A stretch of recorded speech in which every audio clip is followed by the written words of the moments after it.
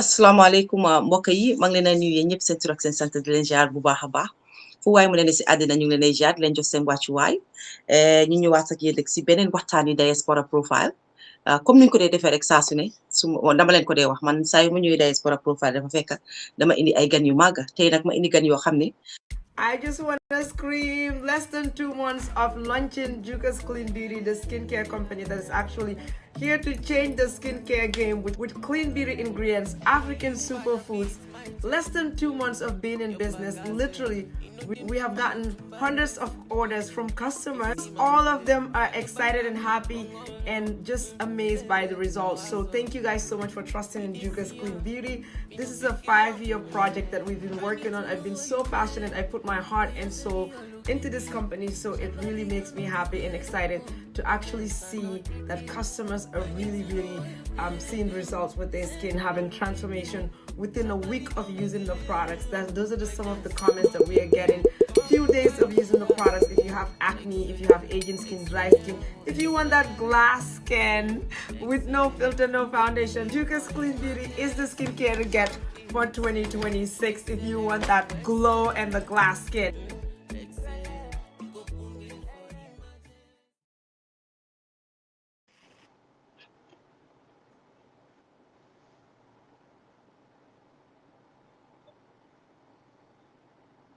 waaye man nag tey nag moom suma lifin bi daal suma boos daal tey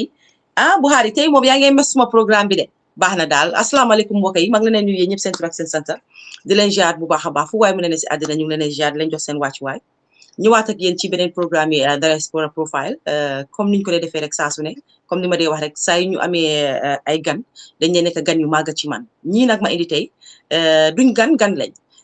parce que am na ñoo xam ne xëy na ñëw nañ on board ñoo xam ne xëy na mu suma leen a indi waaye tey su ma ne gaat xam naa ne ñu bari nañ xam ñoom Seynabou Diop xam ngeen ne tey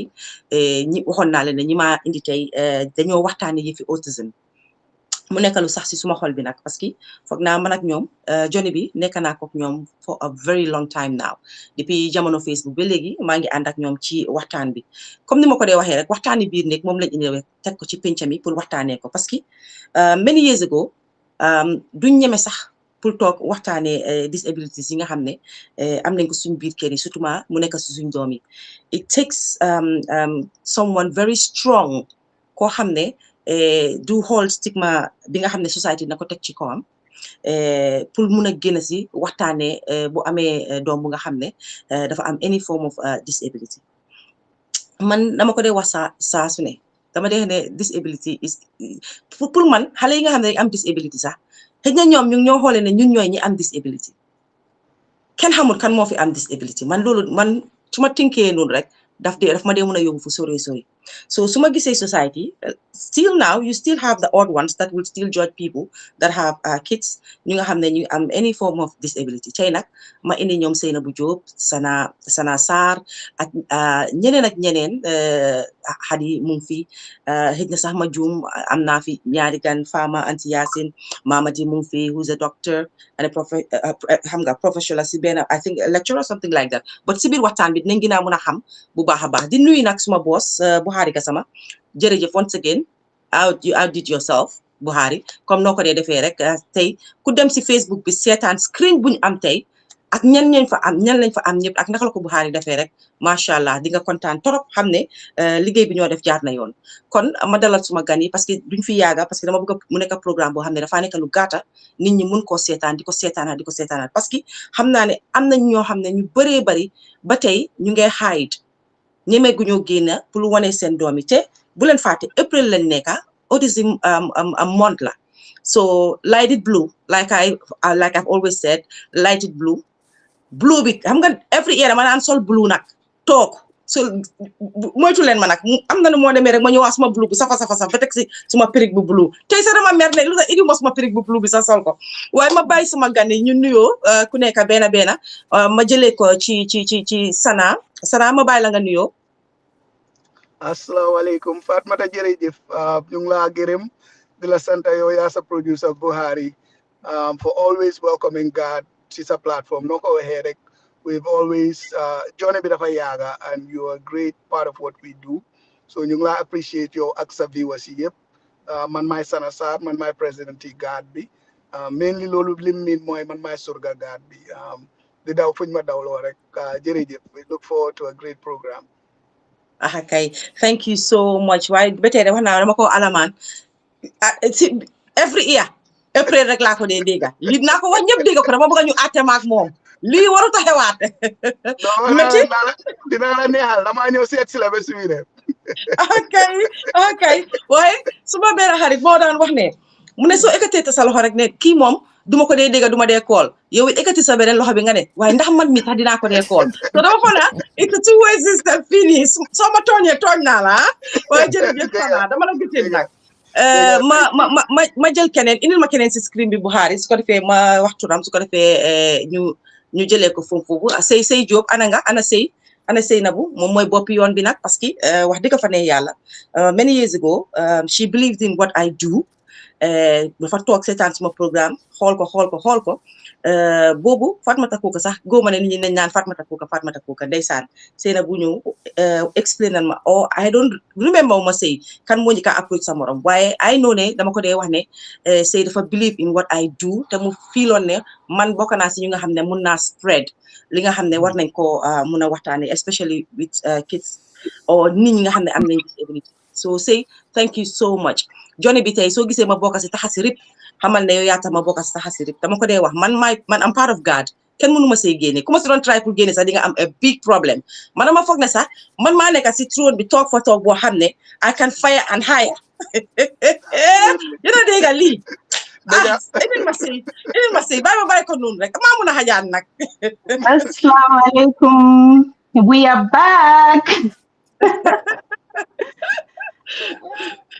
Fatmata yang maa dégga ñu ngi laa dégga bu baax Sey ñu ngi laa dégga nuyu naa la suñ boss suñ sister suñ yëpp yow moom danga yaaga believe in us depuis day one ba nga understand good luy autism sax ñu wax ko yow rek nga soobu si ak boppaak yëpp nag te fi nga jàppa musuloo koo bàyyi you know saa yu ñu la koolee nga pick up luñ bugga nga defal ñu ko so ñu ngi laa sant bu baax a baax di nuyu the entire GAD family suñ support system bi especially those on Facebook tey soo gisee ñu mun a eega fuñ eega nii gannaaw yàlla ñoom la biñ ñëwee di wax waxi autism ñëpp a si jàppa luñ def ñu support luñ laal gaay jàppa si so ñu ngi leen a nuyu xam naa ne nag da ngeen ñu dee gëj a dégga waaye is a lot of work liñ nekk di def si background bi even though we do the annual program every year dañ dee wax ne dinañ start def ko you know more often so hopefully that will be something we can continue to work on but maa ngi nuyu everyone welcome to the program hopefully dinañ fi share information yoo xam ne ñu bari dinañ si mun a jàngee jàppale seen family members ñuy support xale yu am autism or ñu nga xam ne they are caregivers of those that have autism thank you Sey Nabu thank you jërëjëf gis nga nag dama bari ñi nekk fans la bari nag TikTok dégg nga luñ wax ñu ne man sax in fact génne nañ Sana léegi may président bi yéen a mun a tooñ nag non fal nañ ma fal ngeen ma xam ngeen bukki boo leen jox almet ngeen jox bukki almet dinaa taal tan bi yéen mu nekk si TikTok bi yéen a ngi wax ne déggu leen xaw ma mu ngi echo or something like that kan mooy echo man maay echo ndax suma ges yi ñooy echo so meleen ma tuuti rek ma xam ñu mun a lifin TikTok bi because am na ñu ñoo seetaan foofu kan mooy echo man la ndax suma gan yi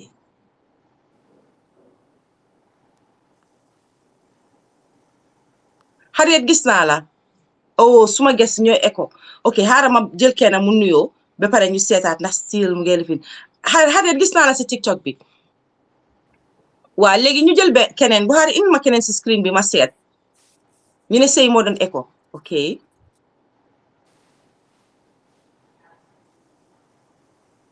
léegi disconnect my earpiece bi kon am I still echoing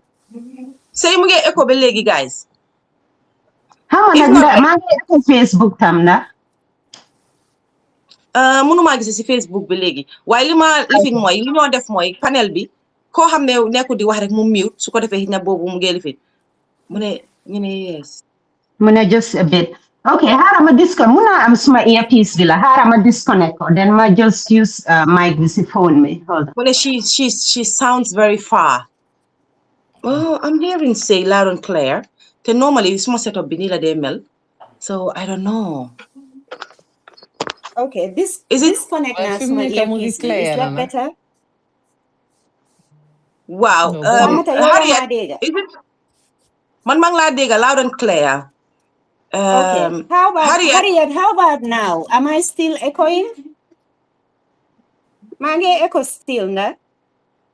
mine is Harriet. No. Gonna yes. Why? How am I yes to what? Is it yes to now or? You know, it's clear now. So It's better. It's much. earpiece with it. Now I'm just on the phone. Mune clear now. Okay, good. Wow, it's much better now. All right. Yes. Okay. All right. Awesome. Okay, di fàttali nit ñi rek yéen ñoo seetaanee ci Racky Media TV ci YouTube bi ba pare yéen ñoo seetaanee ci Fatoumata Rahman Koka Facebook bi ak YouTube tamit ba pare yéen ñoo seetaanee fii ci TikTok bi ci suma page bi so doo leen ko mën a miss foo leen gestu rek di ngeen ñu gis ci plateforme si waaw léegi indil keneen Buhari aha Fama nuyu nañ la bu baax a baax Fama nag moom dama ko bàyyi mu nuyoo waaye gan la ci kër bi dina xëy na wanaguñ ko suma jikko naa defagum nanka ak moom ba dem xam ne boss laa nag aca Fama waa yow dag ma baal rek hello everyone man la Fama maa ngi ñëw fii nii man yàgguma bokk sax na si gaat suma sista ma fa Hadi moom it mu ngi si kaw panel bi fii nii I have a son who is on the spectrum moom it he has autism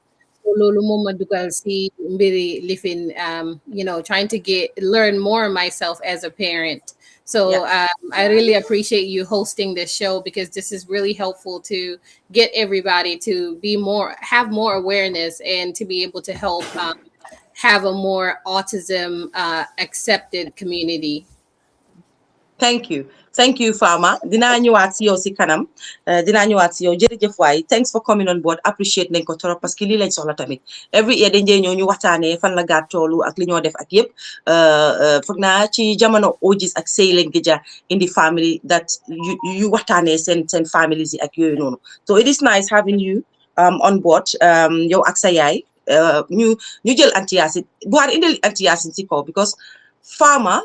ak Hadi ñoom ñoo bokk they are sisters and Hadi has been with us man maa dëgg fit nag ma ne ko with us bi dama ca bokk waaw Hadi dafa nekk ak ñun yàgg na du tey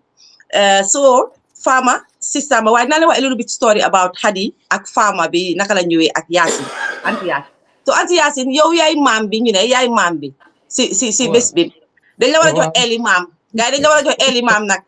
waaw wa asalaamaaleykum Fatma man maa tudda Yassin Diouf Jaw di yaay Hadi ak Fama di maami suma sët bi am autism di try to learn parce que learning process la naka nga accepter because it's not loo xam ne dangaa ñëw rek nga jël ko so ñu ci learning process bi fi mu nekk nii ma am foofu ba ca kanam. All right thank you so much thank you ñu ne maama loo si doon fekkee ma ca boole fekkee boole wala ci biir bi yaa ngi ci benn saf maa ngi ci biir okay léegi ñu indi keneen Buhari I think mun nga maa indil Hadi up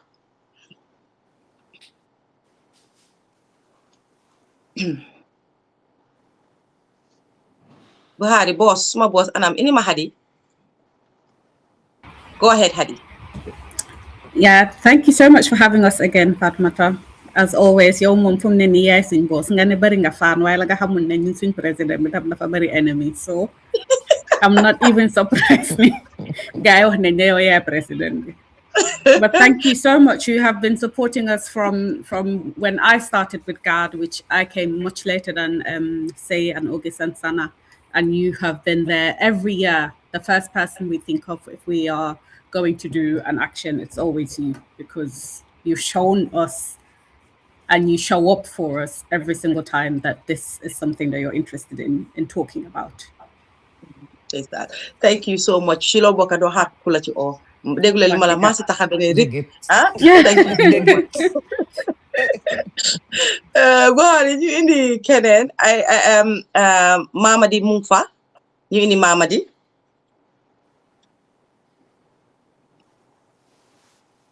All right, welcome Mamadi. I'm sure yow moom yow tamit bi mooy sa first time si suma plateforme bi. So ñu ngi laa nuyu nag dina sargal yow tam bu baax a baax ñu baale yow tamit nga nuyoo ñu ngi laa seetaane TikTok, Facebook ak YouTube. Okay, yéen a ngi maa dégg. Wow. Okay, Actually, no, I take it back. I should say Dr. Mamadi. I should take it back. I should put respect to your name. Man lu ma jot tey. Waa acha. Mamadi is fine. Assalamu alaikum. Team and everyone else, new in Ireland. Thank you, Fatma, to have this program. This is my first time for Meetla. One day, Buhari, I'm not cover. Long time. You know, in Atlanta back in the 80s. But anyway, Mamadi Mangi Fini, Virginia, in the United States, Mamadi Kora. I'm glad to be part of this program. Man, content now to be part of today's panel, especially given the fact that myself, I have a disability, vision disability. So I'm glad to be part of this program. Jerry. Thank you, doctor. Thank you. Appreciate nañ la. Torop yow tamit for coming on board. Xam naa ne si biir waxtaan bi dinañ gën a ñëw ci yow because you're part of, celebrating people with disability and the impact they have in society. Jëluñ seen disability bi rek mu bàyyi leen ñu toog mel ni ne okay, I'm disabled, I'm not gonna be part of society or duma def dara but you're part of game changer. So I'll come back to you later. No, tay na dama bokka ba nga xam ne dama yee affaire si. No, Sana moytuma. I'm coming for your job, Sana. I'm coming for your job. Acha rek. Buhari, I think I was saving for now, Ben, one more lañ am, right? Wow. Mang doon save boobu mang ko doon save parce que xam nga man dama pare pour ñoo jël si kawar beeg mbuba beeg everything. So looloo tax nag. Acha Yacine ñu bàyyi la yow tam nga nuyoo. Assalamualaikum na ngeen def maa ngi tudd Ndeye Yacine Socé volontaire la pour GAT soo gisee tey ma nekk si fii autisme mun naa wax ne GAT moo tax ñoom ma push muy ñoom Seynabou Sana Sarr ak lum lakale yëpp but they've been a pillar for me soo gisee ma toog ba war a dem def suma masters in special needs GAT mun naa wax ne GAT daal bokk na si Fatoumata yow tam ñu ngi laa wax jërëjëf parce que last year ñoo fa nekkoon waaye xam naa ne yàgg nga nekk si lii the first live stream just on Facebook, that was like years ago. How I want someone with autism or someone ham saying this a platform. So you Thank you so much. Thank you. Jërëjëf bu bari bi nag daf maa tax ma feel old. Dafa mel ni man dama bëgg a cere de yaaga naa fi tamit de say lii tamit. Anyways, guys, gis ngeen panel bu dëgër laa am tey ñoo xam ne gis nga is one family. So gisee nuyu wante bi kaf beere bi pour wan leen ne is one family. Ñi def lii ñi nekk ci bopp yoon bi ñoom ñëpp am nañ doom yi nga xam ne ñu ngi am disability waaye taxut tamit jëlut seen life yëpp so ñoom waxtaan bi njee waxtaanee yëpp pour nit ñi nga xam ne ñu ngi toog seen biir kër yi ñu ngi am doom bu am disability wala am nañ mbokk bu am doom bu disability wala am nañ mbokk bu am disability ba pare xamuñ lan la ñoo def so waxtaan bu mel nii ñoom sey moom lañ dee indi di ko teg si table bi su ko defee yow mi nga xam ne da nga ragaloon nga xala ñeme tuuti parce que ñu xam nañ society naka la di defee façon bi waaye nag pour wax dëgg nag mu ngi wàññeeku bu baax a baax people are very aware nowadays so ñu sante ko yàlla waaye soo gisee loolu am nag groupe yu mel ni ñoom GAT ak yeneen moo tax tam lii am léegi waxtaan mënuloo koo def te indiwuloo an update soo déggee booba léegi ñu ngi wax ne yaaga nañ koo def years ago waaye ñoom sey dama leen si fekka ñoom yaaga nañoo def seen programme yaaga nañoo def seen ay affaire many years ago and yesterday I had the opportunity pour gars yi ñu doon am seen meeting mi nga xam ne they have it behind the scene and I was so amazed so it was something else for me because it wasn't a meeting of ne nga dem fekka fa rek sa mbokki Gambie ni kii naan waaw lii si olof wala kii no it is something else I'm sure ne they don't bring it up but liggéey bi ñoo def si suuf moo ëpp man li suma gis-gis démba li ñoo def si kaw and they are very welcoming they have people professionals there that ak ñoo xam ne yaaga nañ fa trop through man li ma doon déglu démba pour mun a dalal ñi nga xam ne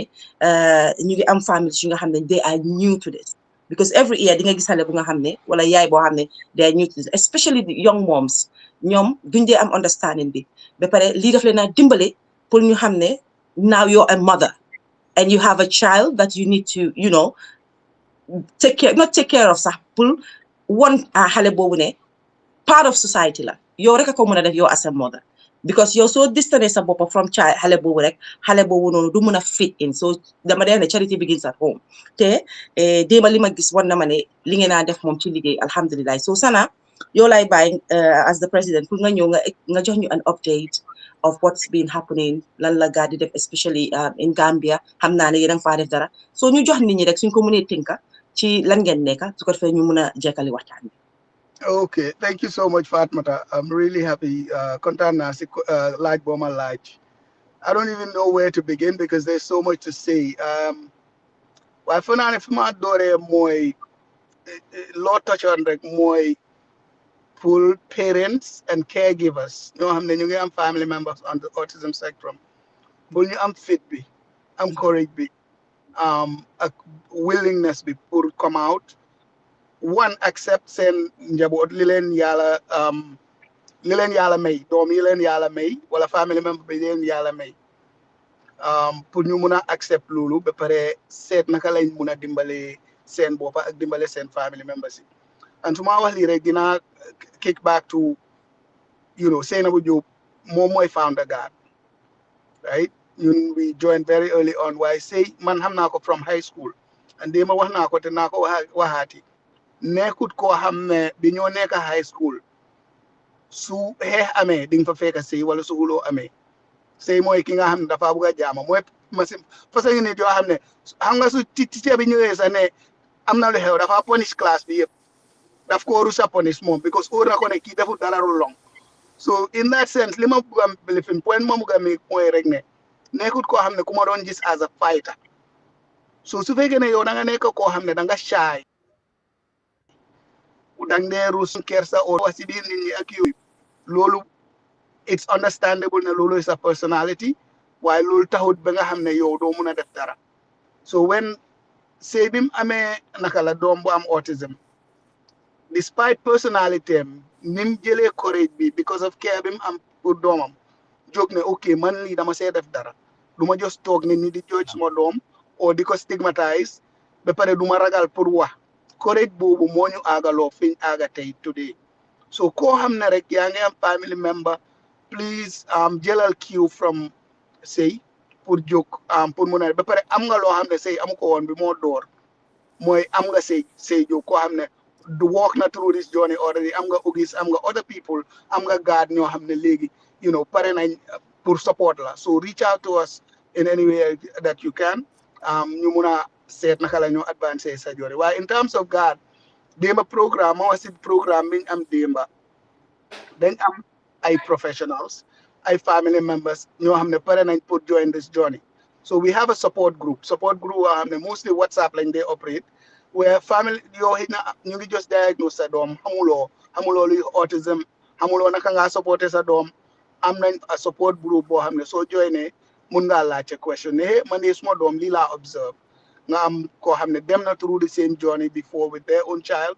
or koo xam ne professional la so démb dañ indi woon a group of professionals led by Gambian bu nekk Michigan mu ngi tudda Mohamed Conte mu indi teamam bi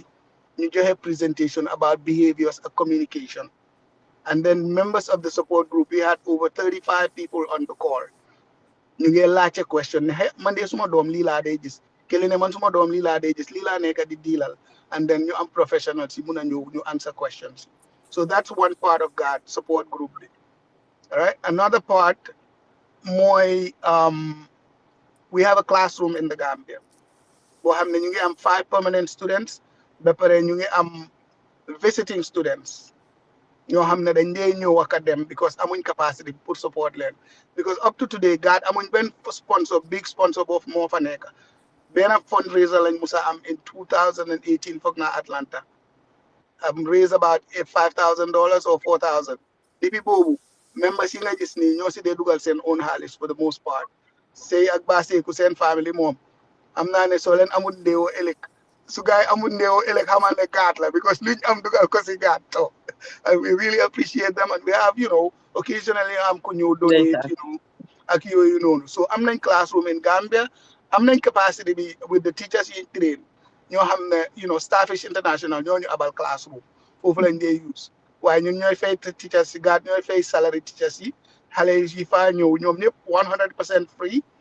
ba pare meal sax li ñoo lekka seen toothbrush ak yëpp si gaat laa jógee so we're hoping ñu ngi bugg a expand classroom bu jël up to 13 more students while loolu it will only happen so they am nañ more support in terms of people so if you can please reach out nga support whether business ga or individual no amount is too small so those are so wax naa affaire yi classroom bi sensitization bi ñoo def next week ñu ngi am programme right there at Starfish International where we'll invite speakers to also talk about GAD ak li ñoo def so a lot is going on in the background ñu ngi also am people ñoo xam ne ñu ngi si community bi dañ they just reach out they need something and they reach out and then li ñoo wada rek anybody can join Ndeye Yacine dafa amoon soose dafa amoon a classroom no a daycare in Gambia that they am students ñëw foofu ñoo xam ne dañ am autism and need support why they're not equipped school and is not equipped to support those people so stobut rek ne man de mënuma si dara xaar ma daaxal leen ak yooyu mu jël initiative bi reach out to God and say look xam naa ne yéen da ngeen di def dara about autism what can I do to help naka la ñu mën a dimbali so every single person kuy seetaan lii you can play a role and so yow tamit same your platform ñu ngi ko kafee naan na nga bokk si kër gi ak yooyu to me it's not a joke because platform bi ñoo jox yaa Buhari it's as important as anything because ñeneen am na a lot of people ñoo xam ne dañoo reach out dañ leen gis si Fatoumatta Rahman Coker programme am dañ leen gis and so muy parent muy anybody that wants to support so very much you are part of the team and we appreciate that and then ñu ngi appreciate the families after say and August ñoo xam ne comme farmer ak family am pour ñëw fii pour wane ne ñun tamit ñu ngi deal ak lii waaye ñu ngi willing to help because ñoom ñu mënoon nañoo toog seen koona rek deal ak seen xalel continuer li ñoo def waaye ñu ngi ñëw bring them put themselves on out there and be willing to help Mamadi yaa ngi ko soog a meet waaye Mamadi has been with us almost since inception ñu bari amuñ loolu so it's a whole team of people and it takes everyone xaarama info man soo ma bàyyee rek dinaa continuer di wax waay lu am solo nga nekk di wax ni even though doylu wuñ sax waaye dinañ ñëwaat ci yow si kanam waaye lu am solo nga nekk di wax ni parce que mënuñoo commencé waxtaan bi te amuñ this kind of like update ak progress ak li nekk di happen underground ak yéen li ngeen nekk di liggéey ak li ngeen nekk di def so thank you so much Sana appreciate nañ loolu bu baax a baax ñu may Ndeye Yacine la buga may tuuti rek because xam nga miinaguñ ko di ko def si TikTok bi bu baax a baax dañ ko yàgga di ko def si naka Facebook bi so pour ñu refresh nit ñi rek seen memory Ndeye Yacine naka nga si ñëwee lan moo la ci boole ak tuuti rek soo ko mënee tënka si benn 3 to 5 minutes xaaral ma seet sa timing tey naka la moo demee man tam moo mi sana laa des ma starté wat ma de mën a stop waaye dina waaye dama la jox time de ne la 3 to 5 minutes xam nga maa la ne man dama dee xaaya di faaya kon xaaral ma gaaw man tamit soo gisee ma dugg si wàllum autisme dama amoon daycare center sa lay wax boo xam ne xale yu fa doon ñëw xaw ma woon lan lañ am mun ma woon a understand so maa ngi fàttaliku ne ma just ubbi suma daycare bi first kids yu ma am they were autistic boys from Sweden seen yaay hopefully mu ngi seetaan as well xama woon dara maa ngi just dooree woon man la woon benn staff ak suma doom bu jigéen ak ñaari boys yooyu noonu so everyday dama di waaj dem nekk online di def research ba waaye tamit nekkutoon loo xam ne man maa ngi ko doon yëgal lu bari so ma ne xam nga lu xew xaaral ma bind on Facebook ma xool nag dinaa am ma tontu lucky for me ma bind on Facebook ne di lekk nag dañ fi am any organization in Gambia and then Sana Sarr mi reply ma ne yes loolu moo ma dugaloo si GAD te loolu moo ma dugaloo tamit si fi wow thank you so gisee ma dugal foofu noonu because xam naa ne you dealt with a lot of kids like having a daycare and everything xale yi dinañ fa ñëw with this kind of disability fi njee ñëwee with and you guys will not even understand ñu bari man gooma dëgg la yéen a ngi def a lot of work ba pare yéen a ngi def loolu leen mun waaye ba tey ñu war a sensitiser suñ nit ñi dafa des not from your part you guys are doing your part dama feeloon ne in Gambia si boppam a bigger platform should have been created for youth people because there are a lot of people there ñu nga xam ne ñu ngi deal with disability and kenn mënut a identify ban façon disability lañ am sax in the first place benn ñaareel bi mooy nit ñi dañoo xool xale rek jàppee ko ne reewaande moo ko téye kii dafa réew yaay ma ko yaaxa papa ma ko yaaxa you know things like that and balaa ñoo xam mu benn sana bu ñëwoon holiday wala benn sëy bu ñëwoon holiday ne defal na ka de xale bi ngaa dóor ni bul ko dóor de ndax mus nañ koo diagnose because yow gis ngeen de signs and yii yëpp am na ñoo xam ne gisuñ ko so dama fa ne lii war nañ koo gën a yaatal lii saa yu ñëwee toog si plateforme bi dama ko dee jooy bi mooy ne radio station should talk about this TV station should talk about this even at schools si dañ ko war di waxtaanee bu xam nga dangaa gis xale yu nga xam ne dañ am Down syndrome sorry to say bi ma demee si suma dëji yaay bi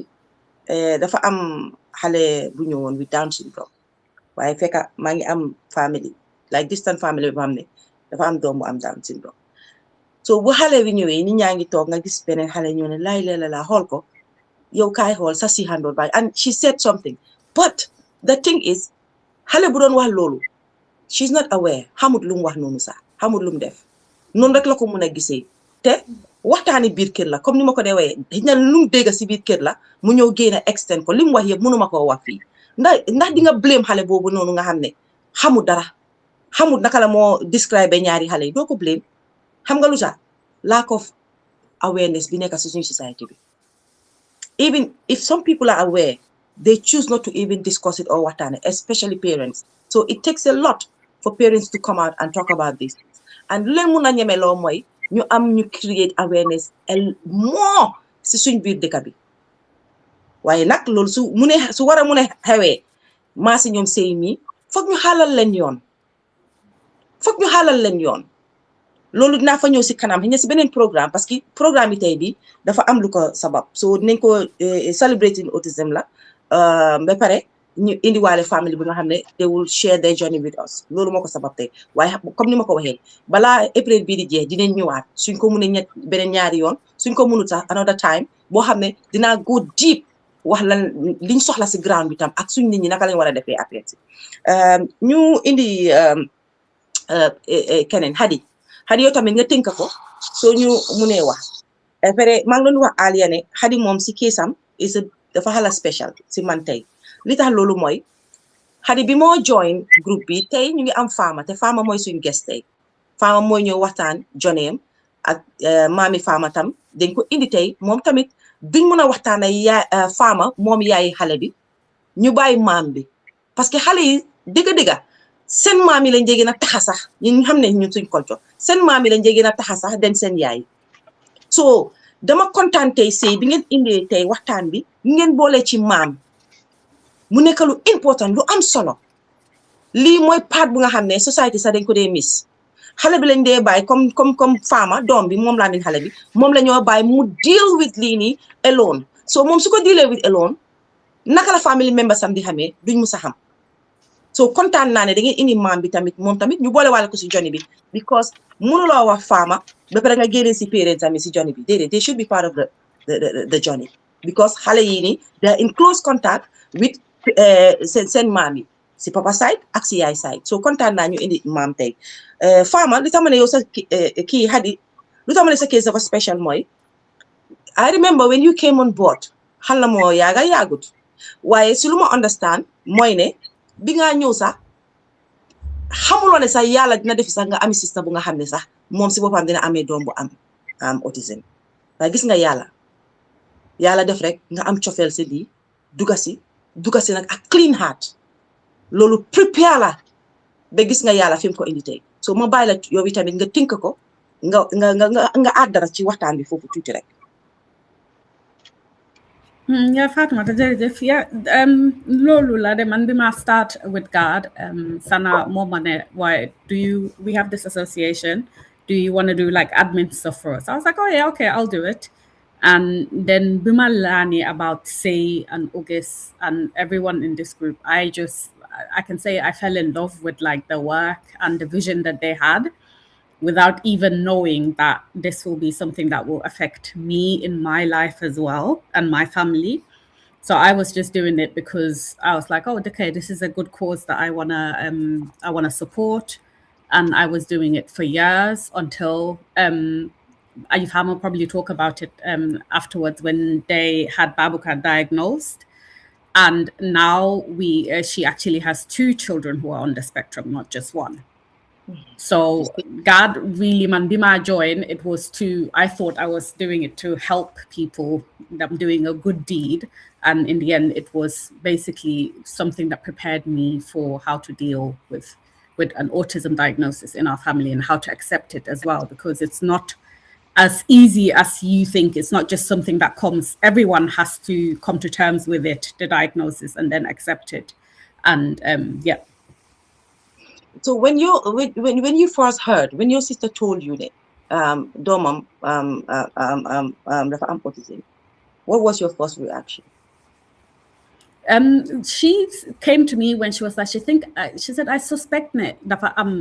there's something he's not hitting his milestones. And I was like, well, if you suspect it's autism, then maybe you should go get him tested. Because one thing I learned from August and Say is early diagnosis, get help as soon as possible. So Babakar was lucky. He got diagnosed at I think 1 year, 7 months, 1 year, 8 months.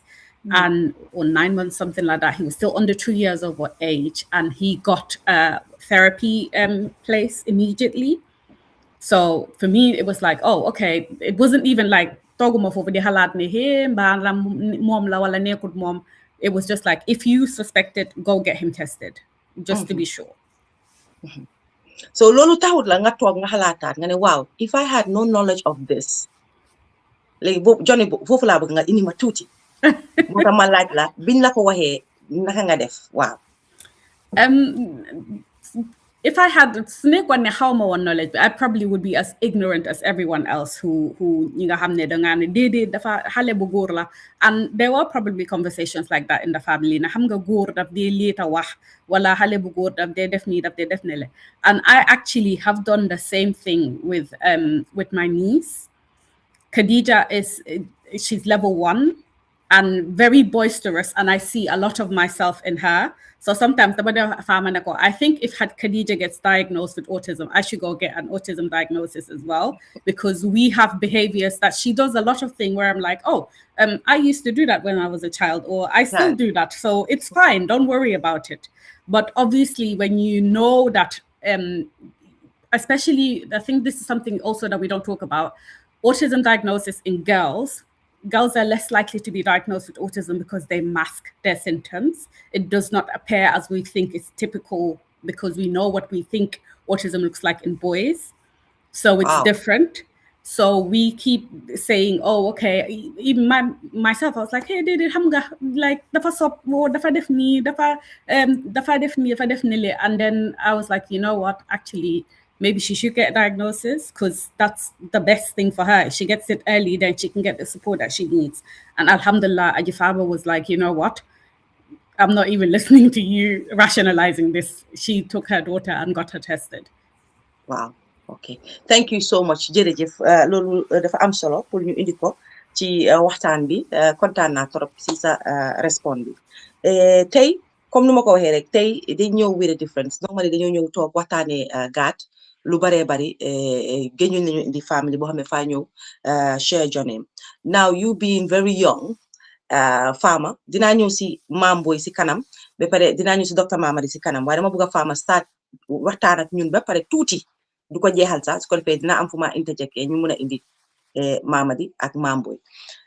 Def naa la fi Maam Baye Force waaye bañal de glamorous maam nga bul nangu benn xale bu la fi oyee Maam Boy bu dul jeex bañal. Fama tey ñu indi la pour ñu waxtaan ak yow about autism. You're young. Bëgg nañoo xam sa journey bi naka la starté. Obviously am nga sa sister as a support system because she had knowledge of it. Waaye yow naka nga starté journey bi and how you dealt with it ak yaa ngi obviously su ma déggee accent bi dafa mel ni yaa ngi bitim réew, so stigma bu mu àndal doo ko dunda noonu, waaye ba tey rek di nga am sa good days and a bad days. So we want to hear from you today. Loo xam ne dina eete te dimbale tamit yaay yi nga xam ne ñu ngi seetaan te ñoom tamit they very young ñu ngi dundal li ñoom xamuñ. Jërëjëf ma ne having a kid or two kids who are on the spectrum nekkut lu yomba. Man bu Babukar bi I had a really rough pregnancy. So bum judo he was very healthy. So alhamdulillah am nga ñu dem bem nekk 4 months. I started noticing ne comme like nu ñoo waxee ne xam nga xale bi su demee ba si kanam dina firi loxoom bi waaye moom mu ngee danka loxoom ba léegi. He kept his he balled his fist all the time. Noonu la njëkk a commencé then ma ne loolu xëy na moom dafa lifin rek loolu rek la bëgg a def so that's fine. Then as time goes on about 6 months ma gis ne fu mu nekk do you roll over or mu ngi commencé dafa teel a waxtu boori 7 months mu ngi commencé di jéem a repeat turam soo ko waxee muy repeat and stuff but then yëpp commencé nag di regress like su getting excited dafa su happy dafa happy ba si kanam di jooy xam nga which is not normal yaa ngi ne okay look at what's happening right now because he was happy 1 second and now he's crying parce que mënut a regulate emotions am wala mu happy di vibrate am na suma benn xarit sax ku fi ñëwoon ne ma ne yow kii foog naa dafa liw de mu ngee lox ma ne ko no loxut sax de dafa just excited he vibrates when he gets excited xam nga little stuff yooyu noonu waaye man pour man waxuma ko woon kenn at that time maa ngi jéem a do research in the background so when everybody is in bed man maa ngi def suma research trying to learn about all the symptoms that I am seeing parce que tamit bëgguma ñëw alert suma family when you know nekkut loolu so ma ne xaaral ma def research in the background ne seet ndax dinaa xam lii lan la nekk nag di research léegi nga gis ñu ne la ne lii is normal xale bi will grow out of it then he stopped eating completely du daan lekk at all meew kese la daan naan the whole day so xam nga it just kept progressing ma yóbbu ko nag si pediatrician am bi ne ko ne xam nga wax ko ne kii lii la dee wane science yi nii la dee wane ñu ne ma kii dara jotu ko xëj na noonu rek la moo communicated but you know as a parent you know when something is not right so I just try to keep advocating ma ne daal ñii lii lañ ma wax wante man I don't trust ne lii it's just normal I have been around kids for a long time and this is not a typical behavior even though ne mu ngi healthy and everything but maa ngi naan daal am na lu xew after loolu den mu commencé su ko lekka laalee si loxo mu mel ni like dafa am luy laka loxoom bi wara lekka yum buggawoon yëpp mu bàyyi ko buggatuta lekka buggatuta def dara ba pare mu ngi show repetitive behavior comme for example dafa bugga seetaan the same thing over and over again or dafa bugga di repeat the same things over and over again then he completely stopped talking what yum nekkoon di wax yëpp mu commencé du ko waxaat dem na be at what age? 1 month. This was at a year old. Roll a good over. Xam nga xale yi ni ñoo toonee di toon moom yooyu yëpp defu ko raam tamit bala moo raam dem na be about 10 months sax di commencé di jéema raam xam nga mu ngi delay daal in a lot of milestones so mane daal xaaral ma push daal na docteur bi daal nañ jéema ut like a specialist ñi nga xam ne ñoom lii la ñoo specialize in pour ñu seet lan moo wrong waaye man nag bi ma commencé di realize ma ne xaaral fu mu nekk nag ma wax ko suma family like tell them you know this is what I think is going on ma wax ko suma yaay mu ne ma xam nga boy si sax nii lañ dee mel boy si dañ dee dili daf dee lifin foguma ne lii la am waaye ma ko waxee xadi mu ne ma man de man nag suspectoon naa ko waaye man it ñemeñu ma la ko woon a wax ma ne ko man suma woppa I didn't want to say anything but xam nga su fekkoon ne ma ni teel naa ko wax it na dina ma doon xelal ne ma ne teel koo yóbbu waaye man yooyu yëpp xalaatuma ko si woon sax suma jëkkër moom it he was a little bit in denial in the very beginning mu ne parce que moom it he traveled a lot for work so nekkutoon di notice all of the things that I was noticing at home because man I work from home so maa ngi moom 24/7 ba pare duy nelaw guddi like suma la ne su tëddee within 2 hours eewu na as a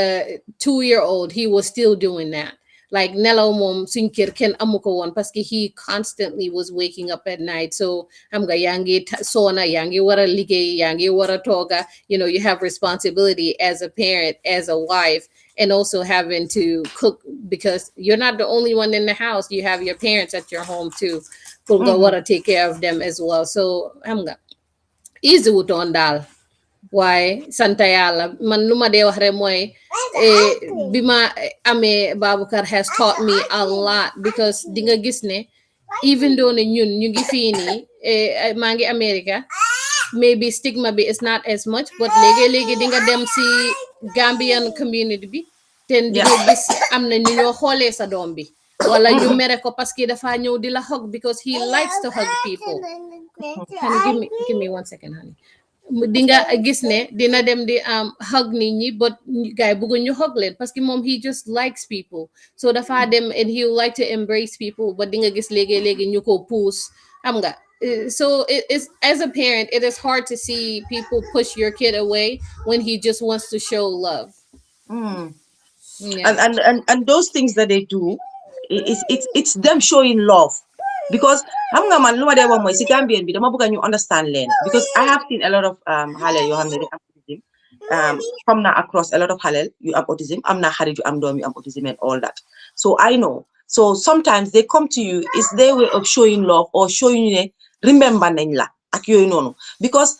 some of xale yi ma dee gis man suma benn xarit am na doom bu am autism as a gan si kër bi du la dee gaaw a approach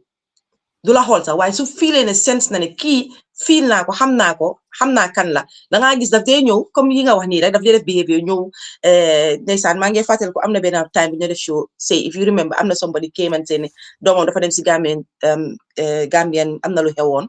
doomam dem di lifin laal nit ñoppati ko something like that. I don't know if you remember, this was many years ago. ñoppati kooku noonu and kooku dafa push doomam bi away. So somebody wrote that in the comment section. They never push down, baby. These things, they do it because that's their way of showing that they are there or mantisuma gis lawa or showing love or recognition mantisuma gis. Why in society, belegi understanding. Nga gis ku gis xale bu demee noonu sa nga naan ne dawal doomam bi de soo gisee doomam bi moom afa am rab wala soo ko gisee dina la dóor dina la maata dina la ñoppati ba léegi suñ society suñ nit ñi ba léegi mënuñoo xam mënuñoo understand even though yéen a ngi koo seetaan yéen a ngi koo gis seen mbokk yaa ngi koo am yéen a people are talking about it si different languages because am na a group in Sarahule am na benn group boo xam ne they do it in Sarahule, you know, they creating awareness in Sarahule, so man mënuma understand but again dinaa ñëwaat si yow Fama ñu ñëw si Anti Yacine yow nga nekk maami Baboucarr nga gis Fama am doom bi ñëw am autisme naka nga ko dundee woon ci commencement bi ba pare tamit bëgg naa ñu waxtaanee of course nekkoon nga Gambia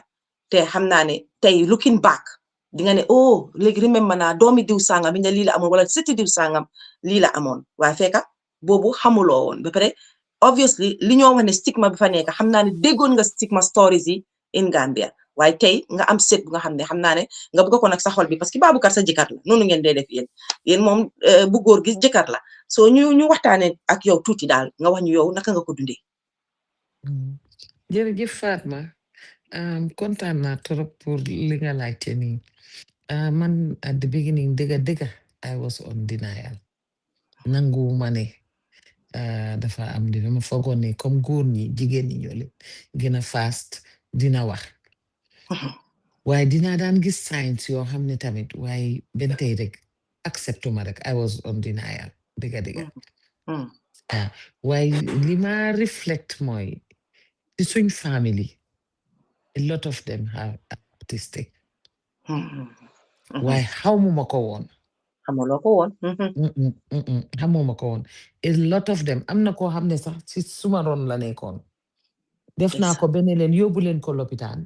dem leen ngeen wax docteur bi mu seet na dina dee dégga ñu yóbbu ko lopitaan docteur bi ne waaw daf dee dégga soo ko oo du la uyu ba bi moo nekk 3 years danga ko oo nii mu toog di ko tap mu du la faale man leen kii suma set la man la dafa tëx xam nga seet ak maam dafa tex seet ak maamam waaw nga seen maama doom yaa bi ko dafa tex waaw soo ko loo ba pare dafa juddu dafa jooy be whole 3 years yëpp daf ko jooy man leen seen doom ji wérul de kii dafa tex dafa dof lu nekk wax naa leen ko waaye ba pare maa ngi seet further up a lot of people in our family they are autistic léegi laa xam loolu ñeneen ñi sax dinañ dee dem ba wax ne dañ manqué noonu la ko Gambie doon gisee waaw dañ manqué nga gis dañ leen dee ree dañ ñëw lifin play about them suñ waxee ba pare te ñooñu maa ngi gis ne ñooñu itam they were very intelligent in some areas yes am na koo xam ne ku juddu ci famille bi sa birthday du ko faate te ñu ne dafa manqué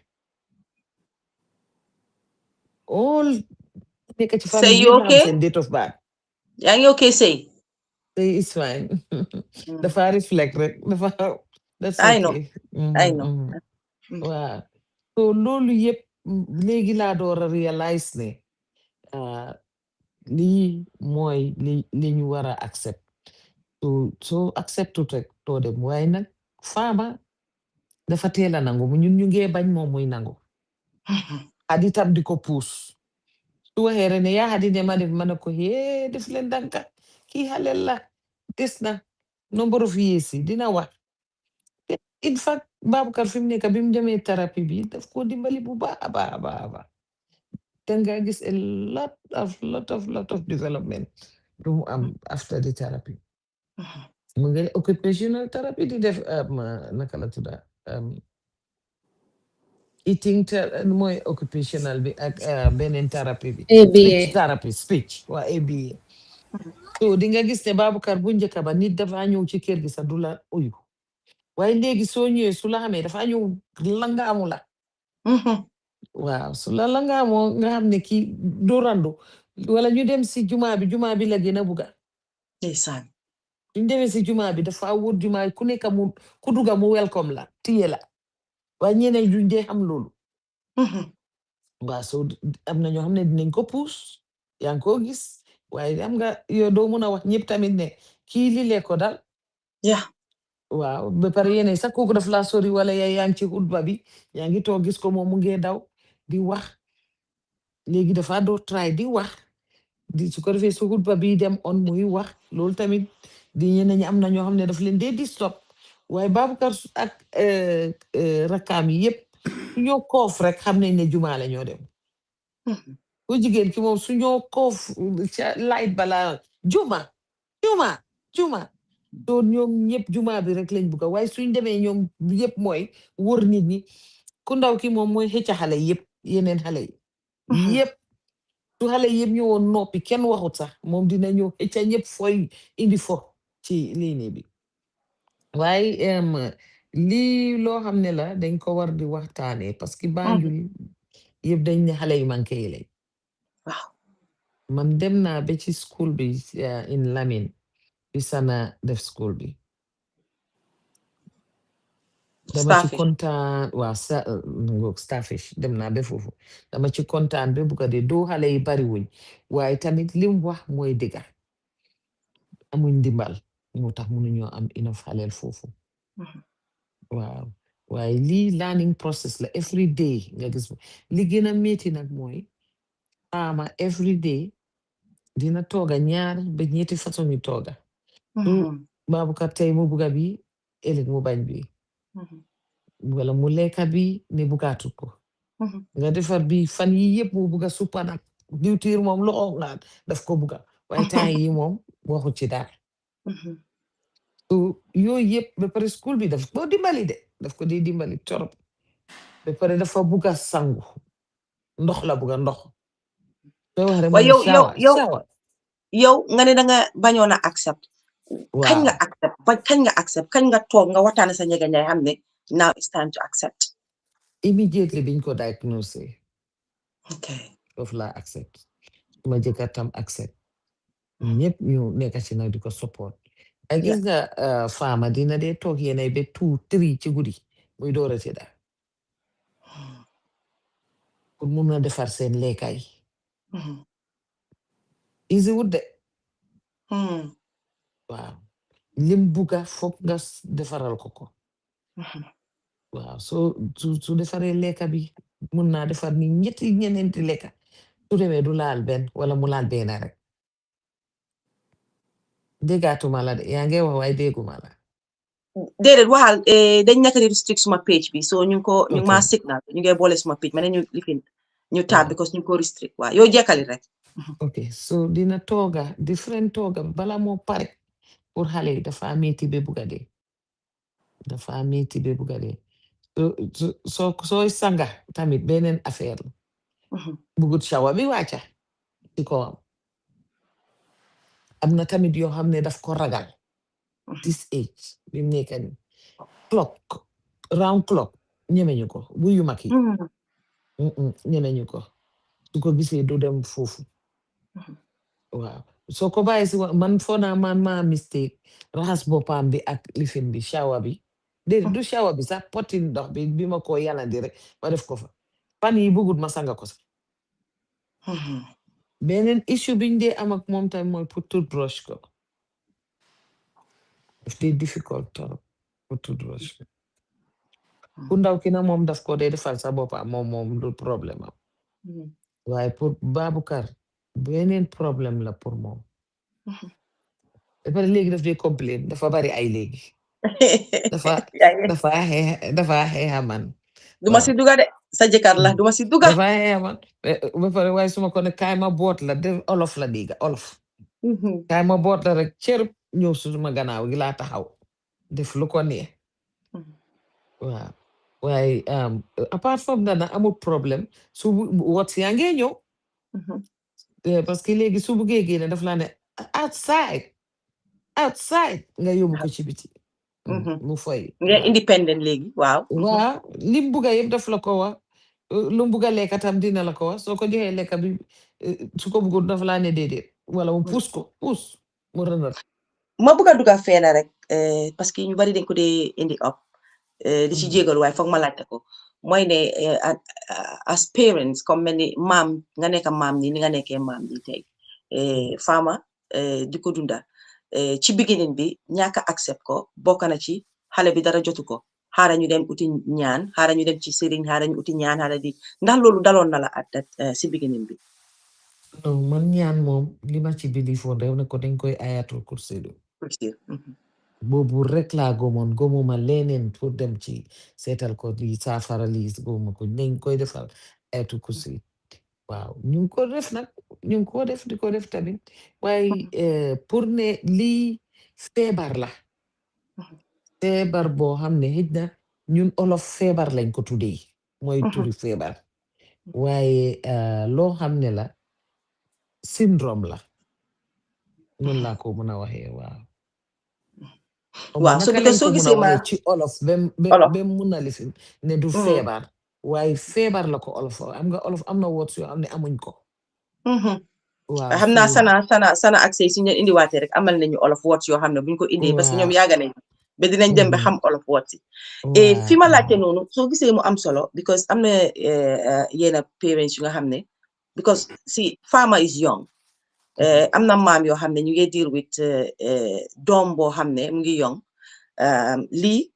ñëw dal ko instead of ñu ut the medical way dañ dee always resort to dañ ko liggéey ak waaw ci sëriñ bi duñ musa accept te fanaa ne loolu moo tax sax xale yu bari ñu leen leen a diagnose man ba pare dama fa woon ne waaw ma ñëw foofu mooy man dama waxoon faama ne ko li ma doon wax rek mooy pour ma yóbbu ko Gambia te faama dafa nanguwut mu ne ko xaaral ma yóbbu ko Gambia su ma ko yóbbu Gambia nekk faama man ma bàyyi la suma doom yaa yow nga yóbbu ko Gambia déedéet fekk yow yaa ngi dawal yërmande foofu pour mu noppaleku waaw ma ne ko suñ demee man ma bàyyi la suma doom duñ nangu nga dem ci xam nga xale yu ndaw yi ñooñu gën a bëgg a doom doom nga dem ci xew yi bàyyi ko fa nii waaw waaye pour ni xalaat pour yëfi sëriñ yàlla xam na ne musta cross suma maay waaw parce que man musuma gom yooyu. Famata, ma wax rek just to give an example of some of the things lu tax duma dee bëgg a yóbbu xale bi Gambia man gis naa suma yi mbokk yi wax ne parce que duy lekk dara xam nga mun nañoo wax naa xale bi dafa réew parce que nekkul di lekk luñ ko jox kii dafa réew wala sax man def naa ba blame suma boppa at some point ne xëj na tamit téere yiñ ma wax ma taka ma bañ koo taka bi ma biiree man xëj na man looloo tax xale bi fu mu nekk lii dal ko xam nga lu nekk xalaat naa ko mais xëj na tamit li ma feebaroon o li ma am surgery bi ma biiree xëj na looloo tax lii yëpp dal ko te fekk du loolu lii ndogal yàlla rek la ba pare tamit Gambia war a yóbbu xale bi Baboucarr daf dee daw comme dafa toog rek daw dem feena daw dem këri jàmbur xam nga loolu yëpp uurut mun na moo dem feneen këri jàmbur te xam nga nit mënuloo trust daal lan la nit di war a def sa doom te fekk xamuñ ne xale bi mënut a wax xam nga so man loolu moo tax mu dem Gambia is very lifit man dama ko ragal fu mu nekk nii pour moom mu dem by himself because a lot of people do not know how to deal with kids who are on the spectrum. Baboucarr ñëw na fii nii sax ibi suma néebo bi bunti këram suma xarit néeboom buntaam bi xaj di ko attaque te moom kii di noo ne xaj baa ko attaque dawut sax xam nga man loolu moom si boppam he was having nightmares about it and you hear them in the background so I apologize. No, it's okay. xam nga yooyu yëpp nga koo dunda démba rek maa ngi in a meeting in that autism meeting buñ doon wax noonu maa ngi si meeting bi génn si loolu fekk flood na suñ waañ bi because dafa ibi pompe bi dem si kaw ibi pompe bi like ba pare you know mu jël he had a bowel movement comme mu puub ba pare génnee puub bi teg ko si kaw palanteer bi smeared all over the carpet xam nga loolu are things that I deal with on the daily basis te doo gis ne keneen ki nga xam ne jurut xale bi pour ndax dinañ ko mun a muñal loolu xam nga loolu yëpp are things that I get scared to send him to somebody else's home so he has never had like sleepovers except from suma anti këram te kooku suma anti sa daf ma dimbale suma yaay system dina ma dimbale yekkal ma tooga pour rek xam na ne ni ma dee soonee waaye Baboucarr can tell dina daf dee mun a teel ne man tooguma ko so du léegi du ko nangoo lekk waaye benn ci ni kooku rek nag la moo lekk nag waaye ñu si de seen benn ci ni xam nga it's hard to send your kid to other people that you don't know that if they're going to be as helpful as you would be with your own child. Okay. Yombut dina ñëw ci ak yow ba tey si patient because nekk xalel ak patient because patient daka mën a doxal lii nii without patient moom lii mënta dem waaye maa ngi nekkoon si junction bu xala am solo boobu general la sax nekkut maam kii anti Yaasin sax moo tax ñu di ko wax dañoo generalize fii nii because waxtaan bi noonu la léegi ñu génn ci ki ñoo waxtaana sax ñu indi lu nga xam ne pour society ñoom tam ñu jëlee foofu noonu comme fi ma doon waxee mooy xam naa ne a lot of xalel tey soo gisee late diagnose bi or diagnose ñu leen sax ba léegi nit ñaa ngi leen a jàppee rek ñu leen bëgg a jàppee ci suñu society bi is because of ñàkk a accept bi because di nga gis tey yaay boo xam ne sa doom ne la ne suma doom de science yi lii ak lii man jaaxle naa because doom bu mu dal te understand loo autism rek loo de ñi ko def rek mooy dangaa jaaxle so as a young person as a young parent dang dee jaaxle am na ñu sëy yu tas loolu dégg nañ ko fi am na xale yoo xam ne sax very first doom yi ñoo am rek sëy bi dafa tas because góor gi moom du musa accept xaste bi tam dina nekk xaste bi fi mu dee njëkk a jógee mooy si biir kër yi so li ma wax ni is general right now this is my moment ma jël general so li dee indi les diagnose bi mooy ñàkk a accept bi ci ñenn parents yi ba pare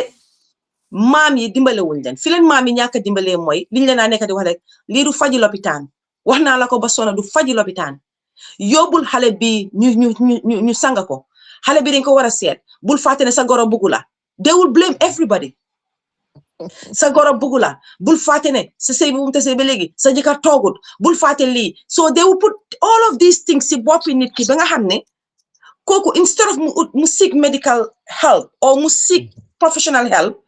always dafa toog di xaar di dundee yaakaar ne sëriñ mun na koo faj ba pare dañ war a xam leena xale yi day am autism they have their moments dem naa ba léegi understand man suma bopp they have their moments they am moment bu nga xam ne they will be okay ba nga ne okay na but their routine is always there liñ dee def lañ dee def always waaye dinañ yee calm ñu okay so di nga foog ne la sëriñ bi joxoon nga koo sangoo o ngay sanga xale bi it's working fekka it's not working nothing is going to change the fact ne xale bi special need xale la dafa am disability loolu su ko suñ society suñ nit ñi suñu sóoraale woon loolu tamit dina dimbale bu baax a baax a baax a baax parce que tey anti Yacine da nga fortunate enough yaa ngi si America imaginal tey boo nekkoon Africa musuloo ñëw ci Europe bi ak yooyu noonu ba léegi soo utut yaa ngi nekk in denial doo accept loolu laay wax gis loo moo tax maa ngi reflect back ci xale bi dangaa nekkoon reflect suma kër yeah waaw ñin nekk because kooku ba pare Gambia xam nga kenn xamut la nay loolu munuñ ko understand amuñ benn docteur boo am ne mun ngaa yóbbu xale bi lopitaan sax mu ne la lii moo ko jot it's new to us yeah waaw so li ñoo def rek mooy ñu door di sensitize nit ñi sensitizing yeah ci language yi si yëpp nag not ne in English rek de language yi si yëpp parce que xeet bu nekk la am xale yi duñ jinne duñ doomi jinne duñ rab te nit ñaa ngi ko binda sax si TikTok bi dangaa gis ku jël xalel di ko tuddee ne kii jinne la wala am na lu faama doon wax fii léegi mu ngi naan mu ngi fogoon ne ñaaka sol téere mi la o ye am na ñoo xam ne dañoo naan ne ngelaw moo la duga soo biiree day sol mbuba soo biiree day muuru ñun gis nañ fi ngeen baal ma si kàddu yi ñun gis nañ fi suñ superstar yi nga xam ne dañu laa ooy suñ American superstar yi ñoom dañoo biir di ko wane jaxarañ seen doom yi ñëw ok so I don't think it's to do with ngelaw or anything xale bu ko am la rek bu ko am la I think ne léegi société dañu war a accept loolu xam ne lii du liggéey ñaanlu du liggéey sëriñ déedéet lii liggéey medical la professionals yi they have to deal they have to allow ñi nga xam ne am nañ ci xam-xam ñu deal with lii ba pare comme it's good ne Fama mu ngi doon di gis science mu ngi understand because she have a sister koo xam ne is aware ba pare am na sister bi am na network boobu ñoom sëy na bu ak ñëpp but am na koo xam ne mun na moo toog rek xool doomam rek dafa am autism you don't do that you cannot diagnose your child yow mënuloo diagnose sa doom ñu baree dañ def mistake boobu noonu man gis naa ñoo xam ne dañ def loolu di ko forcer ba di ko forcer docteur yi sax pour ne lii la sometimes it's true daf dee am nag docteur si nekka ignorant about it duñ lay gaaw a diagnose because ci lu ma understand sax xale yu bari tey surtout ma fii si Europe bi balal lañ laa diagnose ne dañ am fii autism daf dee jël time it's a long journey waaye dangaa gis koo xam ne moom mu ngi forcer loolu te fekk na sa doom moom amul loolu noonu so let's not play with it ku ko am na ko waaye ñu ko amuñ ko because dama dee gis ni joo xam ne they just play with it they say ne lii la te fekk nekkut fa so let's be very careful léegi ñu ñëw si docteur Mamadi balaa ñoo ñëwaat ci Fama dina ñëwaat ci yow si kanam Fama docteur Mamadi ñu lifinde because waxtaan bi yëpp mënuñ koo wax because am na ñoo xam ne sax ñu ngi emotional right now mënuñ koo wax yëpp te duñ celebrate taale because part of the journey is ñu celebrate tamit journey bi am na ñu nga xam ne they have disabilities and it's not stopping them so docteur Mamadi we want you to nga ñëw indi sa story tuuti ak ba pare ak fi nga egga tey te jamono bu démba doon démba fi nga egga tey su fekkoon ne sax yaa ngi Africa ba léegi I don't think fi nga egga tey sax di fa egga so ñu bàyyi la yow tamit nga share sa living story tuuti. Yeah, Pogna, su fekkee ne there's something that I can contribute here mooy ne disability is a difficult situation, but it's not cause for despair, right? So you think about me, bimadan them Kampama Primary, them St. Peter's and Nusra, suma teachers yep, and all of my headmasters would have never thought that that's this guy, Gambian guy, visually impaired, didn't PhD at a major university is America. Sorry. Mudem, not only a major university, I'm PhD degree, I'm legally as a professor for 20 years now, go through all the ranks I don't think Kentin Lagom, that could happen, right? So, the key point here is that disability is definitely a limitation, but things have opened doors, especially technology-wise, make a lot of things possible for people to do. So if I were to advise someone who has a person with disability, if you're a parent or you are a brother or sister or whatever, someone mentioned earlier, you look at disability people, some of them are exceptionally smart. I think the keyword you use, Mune, in some areas, right? So I think it's our duty then, as parents, as brothers, as sisters, to try to figure out what is it that this individual is exceptionally good at and try to help them nurture that so that they can contribute. I certainly wouldn't be teaching graphics, but I certainly can teach sociology, which would I teach at a major university here in North Carolina of 30,000 students in North Carolina, in that university. Te yow yaa ngi blind. Yeah.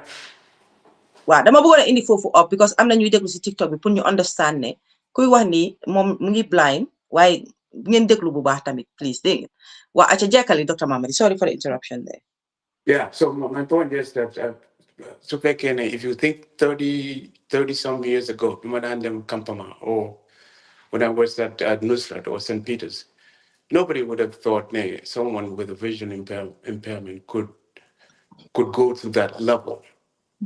So my point is that Nimagise disability, like, it's a difference, right? It's a major difference, and there are limitations. One day you shouldn't take that limitation as an impossibility. It's just like it's a variation, right? Some of you are tall, right? And if you're exceptionally tall, you can be a good basketball player, right? But Kinga Hamne Gatana could do certain things that you cannot do, right? And so the way I see disability, some of them are, of course, there's a degree, right? Some are very different from they're different from one another, right? But we say like disability is just the difference, right? You're good at certain things, and someone else is good at other things. It's a variation in nature, right? There are black people, there are white people, there are tall people, there's short people, and we all have our different abilities, right?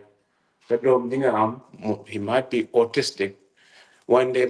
even if I visit some of my friends that have autism, their kids have autism, I realized I'm paying attention, and I realized that this kid is really exceptionally good at something, right? That I'm just observing. If the parents can figure that out and help them nurture that talent, I think they could be very helpful to them, right? I mean, no one will think that man did not start back in Gambia, Banjul, to get this far. In fact, I'm not only working at a university, I'm working at the U.S. National Science Foundation right now. Wow. Right, for the past 3 years. For somebody to go that far, Fognani, the key point is that you cannot be despaired, right? It's a difficult thing, but a lot of the limitations of disability are imposed on people from outside,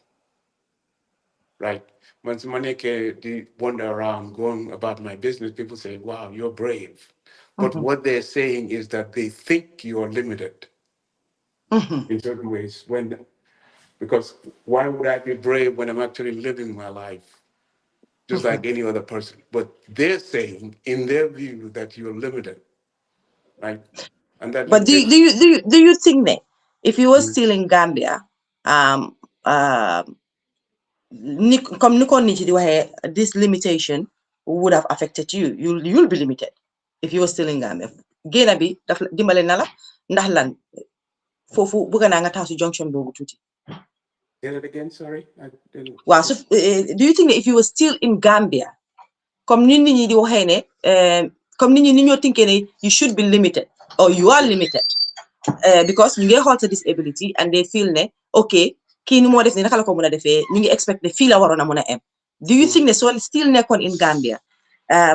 fi nga egga ni tey di nga fa doon di egga No, of course, yeah. No, my father. But I think that's more of a resource limitation of the country. And stigma as well. Yeah, but the stigma is present even here in the US, right? I mean, even here in the US, you run into people all the time that think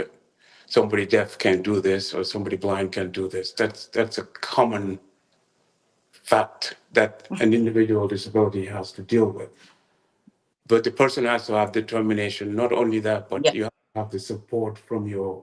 just like this group and your brothers and sisters. Someone Kinga Hamne decides that this person is worthy of working with or assisting. So any words of encouragement to people with disabilities? Yeah, but like I said, the key contribution that I can say is that a lot of the limitations that you have is where that limitation comes from. It's not your ability and what you can do. Clearly, I can't be driving a car, right? That'd be stupid if I or drive a plane. But there are things that I can do exceptionally and contribute to society in a meaningful way, right? Yeah. Society shouldn't say that I can't do nothing when there are lots of things that I can do. Yeah. Thank you. Loolu moom am na solo. I hope ne yéen a ngi doon dégg contribution yi Dr. Mamadi foofu say foofu laa bëggee nga ñëwee in because comme nu ma ko waxee rek bëgg naa yow nga support what he said. So still we're on encouragement and celebrating disability because there shouldn't be any limitation. Kenn waruñoo limit kenn ci dara. Dafa des tamit am na lu mu wax tamit lu am solo ne resources loolu it plays a very huge role. So loolu amut rek si benn dëkka enough I don't think ne system bi dina work so say ñëwal foofu Fatmata jërëjëf lim wax foofu am na solo torop yéen a ngi maa dégg right ñu ngi laa dégg bu baax waaw lim wax foofu am na solo parce que lack of resources earlier Antia sin bi moo wax loolu moo ma get emotional parce que soo gisee many years ago fu mu nekk sax foog naa mu ngi xaw a tane waaye ñun ñëpp growing up am nañ neighbors wala nit yoo xam ne dëkk nañ suñ koñ yi ñu nga xam ne dégg na ñuy wax ne dafa tooy dafa am rab dafa ñoradi dafa nii xam nga te loolu yëpp they were likely on the autism spectrum but because of lack of resources educating the community or the parents pour wax leen ne there is something called autism lii mooy signs ak symptoms yi now xëj na ñi am level 3 bi sax mooy bi gën a serious bi bu nga xam ne xëj na duñ dee wax sax boobu nit ñi dinañ understand ne kii dafa am some kind even though duñ xam lan la but dinañ xam ne dinañ am a little bit more yërmande foog naa but then nga am level 1 ak level 2 bi xam nga boobu noonu mostly ñu nekk on that spectrum dañ dee mun a wax dinañ intelligent waaye ni ñoo interacté ak ni ñoo interprété the world around them is very different so danga gis ne moo dee tax all this labeling xam nga ñeneen di nga dégg ñu ne dafa yarade ko ñeneen ñu ne dafa tooy wala you know any harsh stigma daal si society bi dinañ ko teg ñooñu foog naa loolu yëpp li ko waral mooy lack of resources from health workers to educators you know ñoom si seen boppa amuñ resource bi or educated about it pour mun a educate the parents themselves so lack of resource bi yaa gën a affect li happen Gambia moo taxit even though ñun biñ formé GAD ñu gën a focus pour try help ñi nga xam ne ñoo nekk Gambia is a little bit more challenging than we anticipated. Why anybody that's in a non-profit setting, they understand limitations in their experience, especially in the Gambia. They them accept big ideas, but still understanding the key areas you hamne ñom ñola wara jappalé is not there. Ba paré suñ la buggé jappalé sa amuñ resource bi pour jappalé. So ba légui ñi nekk Gambia ñu ngé dem through some of the difficulties you nekk di happen for many years now. So lack of resources bi mom comme ni ko mama di waxé rek su nekkon Gambia ba légui du doon mëna éga fum éga ni. And then it still affect ñu nga xam ne ñu ngi si autism spectrum bi especially ñi nga xam ne dañ nekk level 1 or level 2 because then they're super smart. Some of them they're so good with numbers xam nga but then when it comes to reading they don't want to read. And then nga am some of them nga xam ne dañ artistic dañ mun a draw. So xoolee si àdduna bi some of the smartest people in the world suñ leen waxee rek di nga dégg ñu ne la ñu ngi woon si spectrum bi. But then, because they had the resources pour mun leen a jàppale ñu develop si area bu nga xam ne fa la leen yàlla jagleel xam nga fa la leen yàlla mayee you know because a lot of the people ñu nekk on the autism spectrum regardless of ban level the main problem mooy ni ñoo interacté ak nit seeboo borom mun a wax borom mun a jàng bu baax a baax waaye soo ko seetloo nu moo interacté with people is a little bit different because dañ dee honest duñ laami dara you know niñ ko gisee noonu lañ ko waxee ba pare there are certain things comme ñun liñ dee wax masla most of them don't understand that you know they just tell you as it is send interaction bi and all that stuff so da nga gis ne am na ñoo xam ne ñu ngi Gambia they probably level 1 but fuñ mënoon a eguñ ko parce que amuñ resources bu leen a dimbale ñu eega foofu the system gave up on them because of yeneen limitation yi ñu am ñu ngi wax feena sëy ñu doon di wax comme mel ni ne dañ jey super intelligent ba ñu xam ne ñu ko boole ak wax ak yëpp so that's man ci lu ma gëm mooy that's where this ne gisuloo xam na li moo def dafa réew rek gisuloo moo defar lii gisuloo moo lii dafa réew rek that's where the realness biñ dee wax ni comes in te loolu moo fi mu dee starté xam nga problème bi yëpp sëy fan la nekk fi mu starté si biir kër yi la soo gisee ñu stigma bi nekk fa pour xale bu am disability ci own yaayam la from Africa la starté sax yaayay tiim doomam nii ne ko du danga tooy danga ñoradi wéruloo danga stupide danga lii nga bañ a wax rek sa morom yëpp a ngee wax sa morom yëpp a ngee def lii xam nga so I don't know Buhari am na lu happen si screen bi de is it me ndax am yéen ngeen a ngee gis ni ma ko gisee si screen bi yeah man suma bopp rek laa gis okay waaw mu ngi def add source right waaw mu ngi show ne everybody's on the bottom yeah Buhari I don't know what's going on so mun nga check screen bi Buhari please so ne defaratal I don't know what's going on but anyways ma continue comme ni ñang ma dégg rek so yaay ci parents la starté da nga gis yaay bu ñëw moom si boppam sax li ma waxagum ci doomam rek mooy tax man mu jógee si mbedd bi damaa ñëw ne waaw xale bi kay wérul li fi da nga gis ñoo xam ne toppatoo bi sax nekkut fa pour seen doom yi not only Africa even here si west bi because lack of acceptance bi sëy da nga gis ku jël doomam tegee side ne doo lifin sax comme gis nga faama nim gaaw a xala xamee ne okay something is not right man foguma sax at 4 months dinaa doon mën a xam ne oh suma doom loxoom bi ibeekuwut wala dara damaa jàpp rek ne so loolu li nga jàngale foofu faama lu very important la foofu damaa jàpp rek ne liir la rek so ñàkk a seetlu bi mu ngi fa ak xool sa doom rek bàyyi ko nii di ko seetaan nii lu mu def rek baax na léegi-léegi xale bi dafa jooy fekk soona nga ne mu ngi jooy rek xaw ma lu moo jooy nga bàyyi ko noonu muy jooy yooyu yëpp mu ngi ci so sëy problème si bari na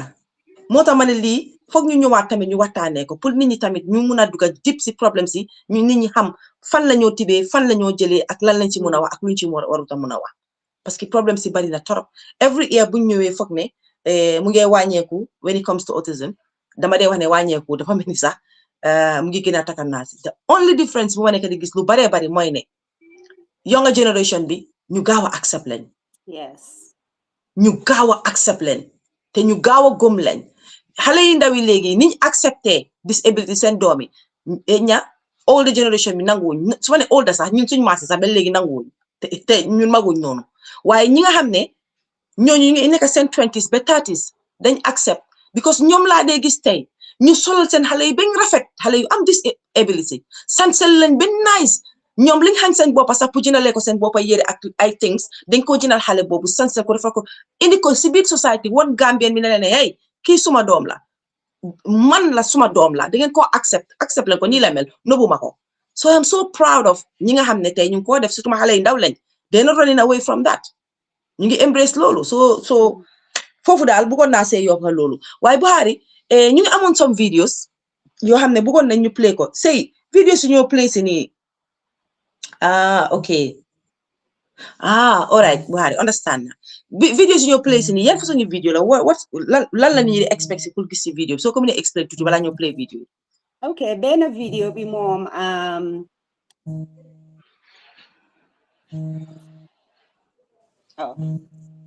benn video bi is about the GAT classroom xam nga classroom bi duñ dee mun a ak programme bi ñoo def duñ dee mun a share a lot of the videos because xale yi ñoo si nekk te dañoo respect seen privacy xam nga privacy wow so why is about the GAT classroom mooy fi xale yi nekk then beneen bi boobu moom woy bu Prince jagleel GAT la ak autism awareness so month of April dañ ko dee share you know just to shine light on autism awareness yeah okay okay Buhari na ma let know su fekkee ne am nañ leen so now we come back to you Fama léegi yow as a young mother and léegi nga am ñaari doom yi nekk si spectrum bi the challenges that you face even though sa yaay wax na si some of them wax na ko already waaye yow nga xam ne yaa ko dunda so mun nga ñoo wax challenges yi naka nga dee tackle challenges yi and bëgg nañ nga dugga tam si support that you are getting the support system ak xale boo xam ne tey mu ngi si sa age mu ngi koo dunda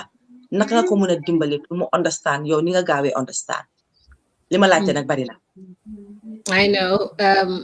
so challenges yi moom it's a everyday thing li ma dee wax mooy man I feel like I'm always on like there's no nga ne xama switch off fu mu nekk nii man relax because with Baboucarr you cannot relax mën ngeen a génn ci biti rek mu génn rek daw fekk moto ngeen ñëw moom he cannot tell if danger is coming suñ nekkee si playground bi tamit yaa ngay nekk di ko bàyyi xel dafa tax ba léegi suma doom bu ndaw bi she feels very responsible for him ne su toogee sa dina toog di naan ma mami Baboucarr is going pour di ko pour mu dellu si waat xam nga it's very hard because saay boo ko yóbbu feena ñun suñoo dem génna dem pati wara ñuy dem seeti keena dama am pour yóbbu suñ own lekka dama am pour yóbbu his special bottle because he doesn't drink from a cup he wouldn't drink from a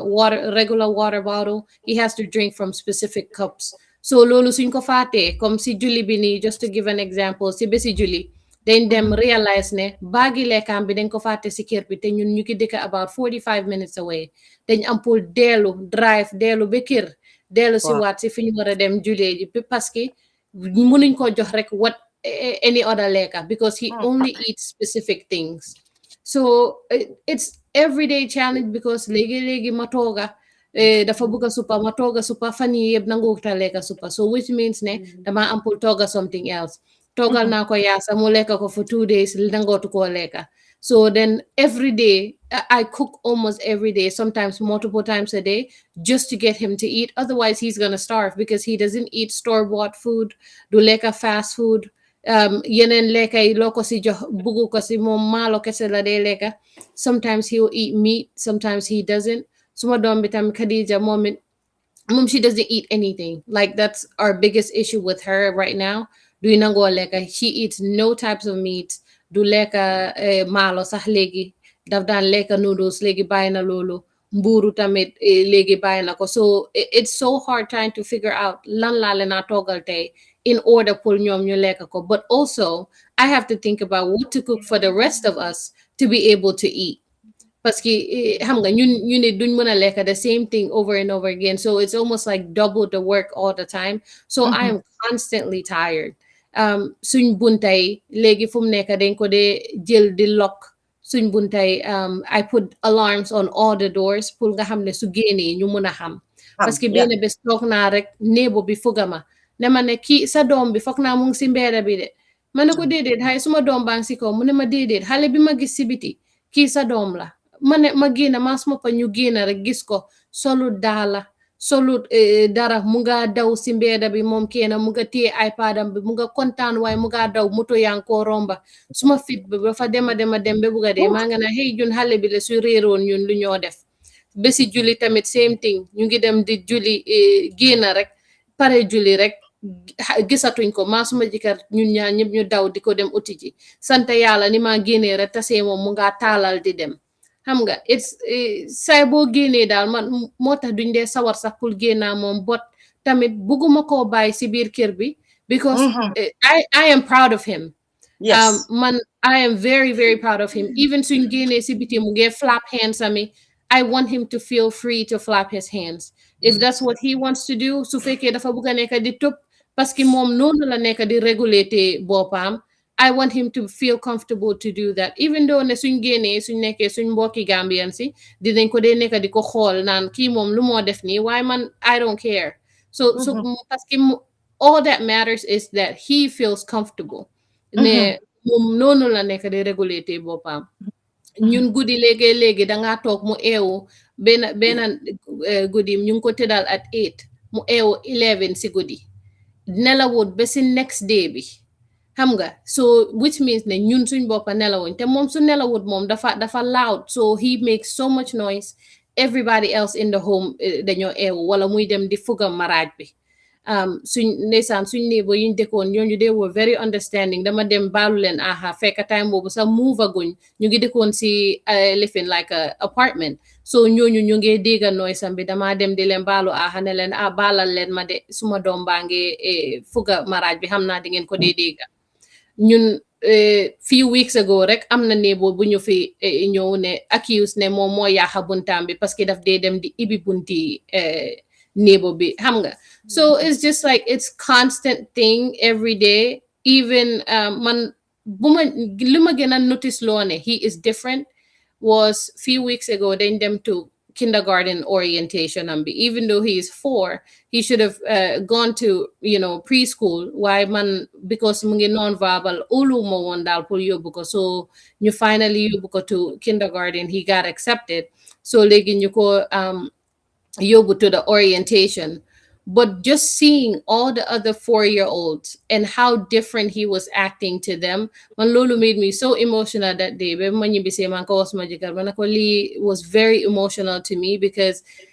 daf dee nekk around other kids, but it's not always kids that are exactly his age. But seeing him being with kids exactly his age, it was very emotional because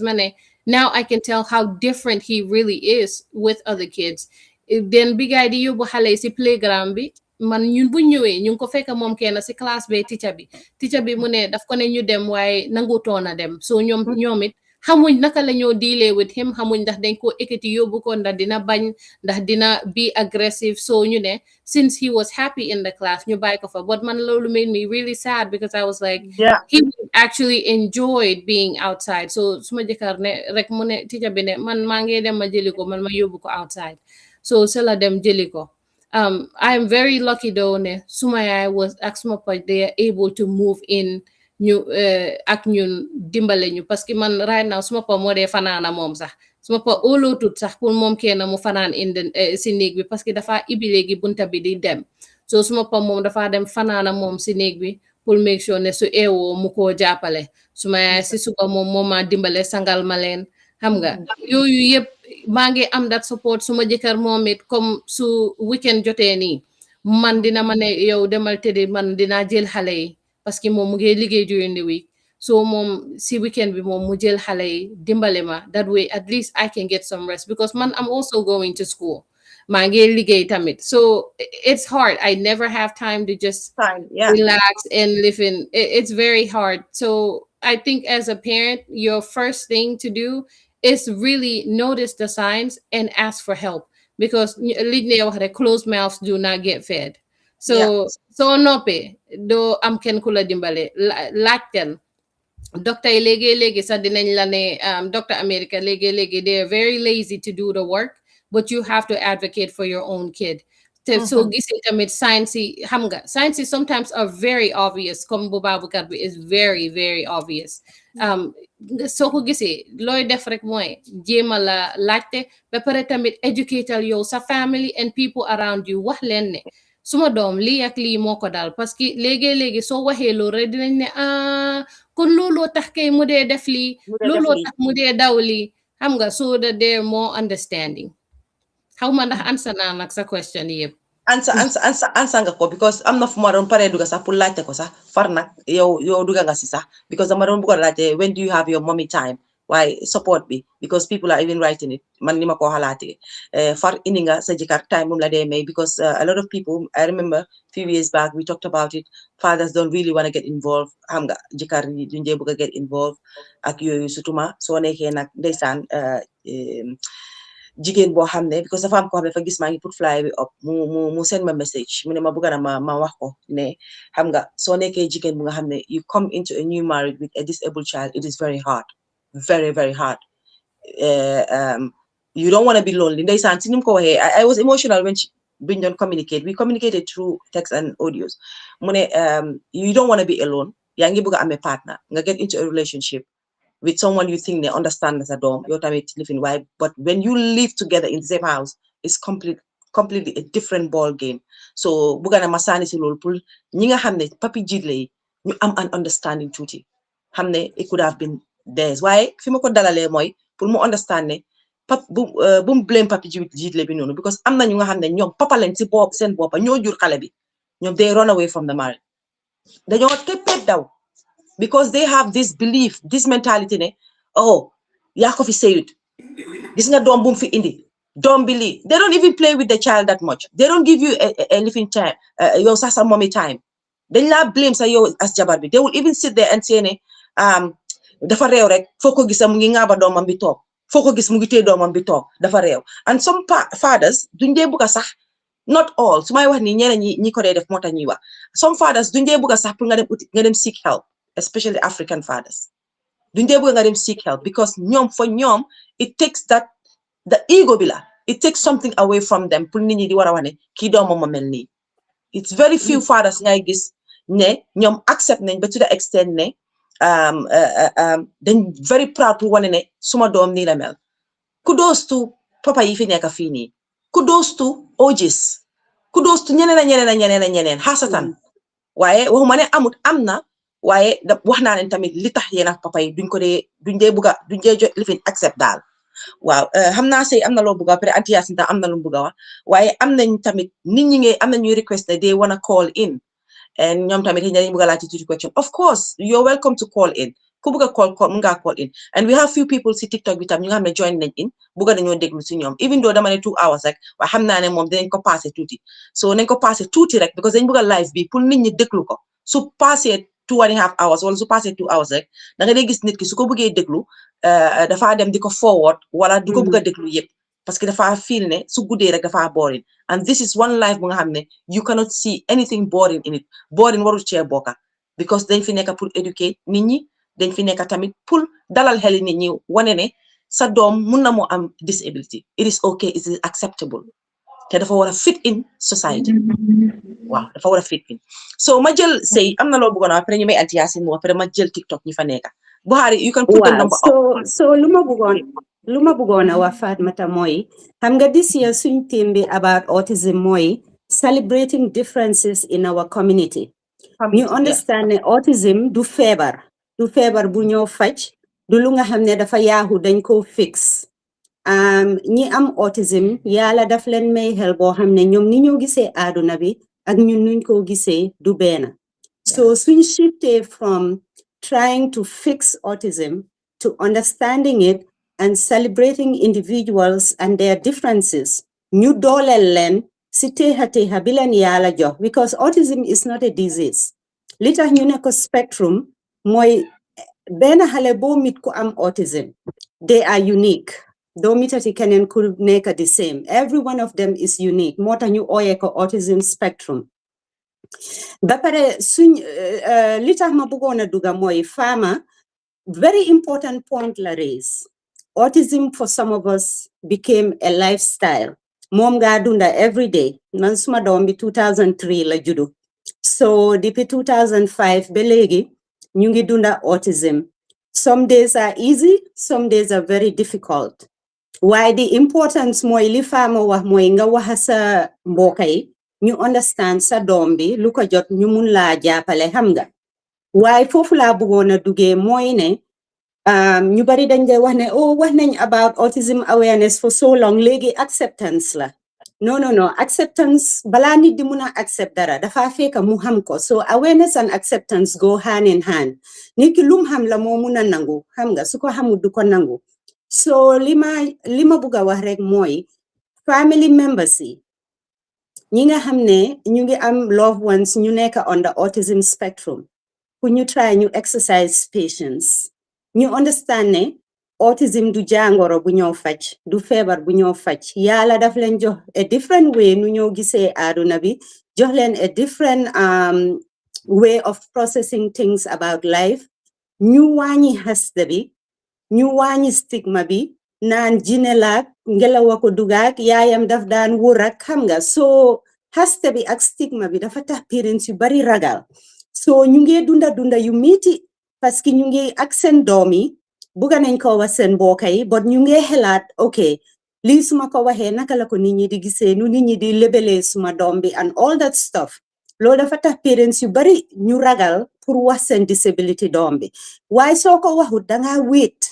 because doo am dimbal bi nga soxla especially xale yu nga autism nekkut a physical disability doo ko xool rek nga xam ne xale bi dafa am disability. So xale yu am autism soo leen gisee ñoo gën a handsome gën a beautiful pour girls yi dañu rafet a rafet ba bugga dee soo suñ leen gisee dañoo ne kii dafa réew yaruñ ko but man li ma ñaxtu rek na nit ñi exercise patience wone understanding loolu dafa tax nit ñi ñemeñ pour wax leen seen disability doom ba pare patience bi tam not only xale bi waaye si parent bi Fama wax na fi lu am solo xale yu am autism yu bari duñ dee nelaw soo laajee seen yaay yu bari ñaaka nelaw man buuba 22 years léegi ba léegi nelaw is a problem dañ ko dee jox melatonin some days dina toog ba 9 si suba mu door a nelaw te su nelawut ñun duñ nelaw parce que mun na moo ibi bunta bi mu génna xam nga. So loolu noonu not only ngay exercise patience si xale bi but si parents ami as well parce que ñoom tam li ñoo dunda dafa metti ñu si ñaaka nelaw bi ñu si di la danga topp sa doom bi fu nekka it's so emotionally and mentally exhausting xam nga. So nañ gën a exercise patience as a community ñu gën a mun a support xale yu nekk on the spectrum ak seen caregivers yi. Thank you jërëjëf jërëjëf Sey jërëjëf loolu am na solo lool thank you so much Aunty Yacine dafa amee ni am na loo si bëggoon a aat foofu de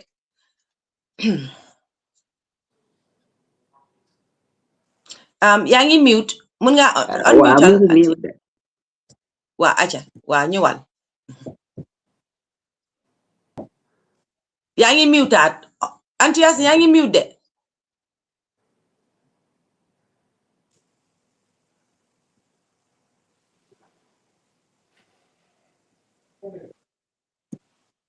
danga seet gis nga si screen bi si suufa suuf xam nga ban téléphone unmute nga ko kon dafa xëy na danga amoon call foog nga génna nga log back in waa xëy na danga amoon call génnal completely nga dugaat back in with the same link buñ la jox dégg nga yaa ngi ñoo dégg ok mu ngi ñoo dégg that's fine Buhari indil suñ number bi up because people am na ñuy laajte number bi if they can call in yes you can call in ma jël few nit rek si TikTok bi force nit ku njëkkoon a egg sax mënuma fàttale ko fana ngaala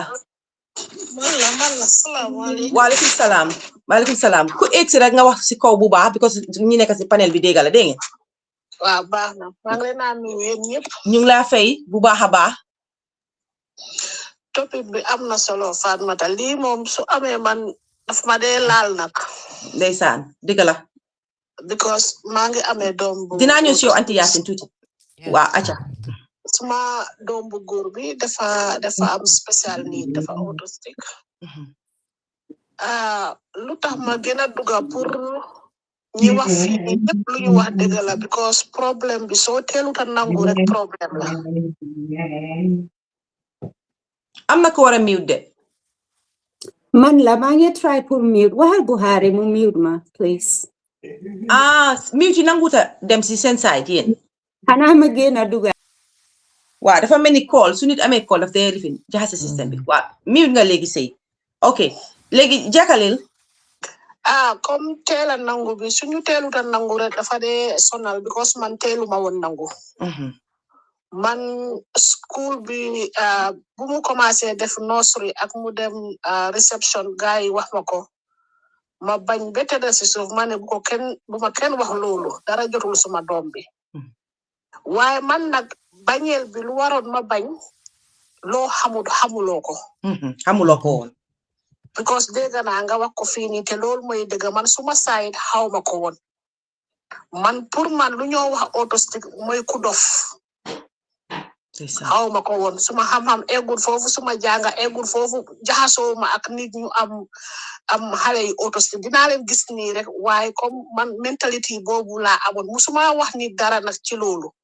mun ngaa yokk sa voice tuuti li nga wax am na solo lool ñu gën laa mën a dégg dégguñ la bu baax mun ngaa yokk voice bi. musuma wax nit loolu waaye suma mentalité moo ma joxoon ne comme ku autistique comme danga dof daal mental nga jégal ma si kàddu bi. it's okay nangu nañ it's normal. so moo tax man buñ ma ko waxee rek ma bañ ba tëdd si suuf nursery ak si reception bi gars yi dañ dee ñëw si kër gi waxaaman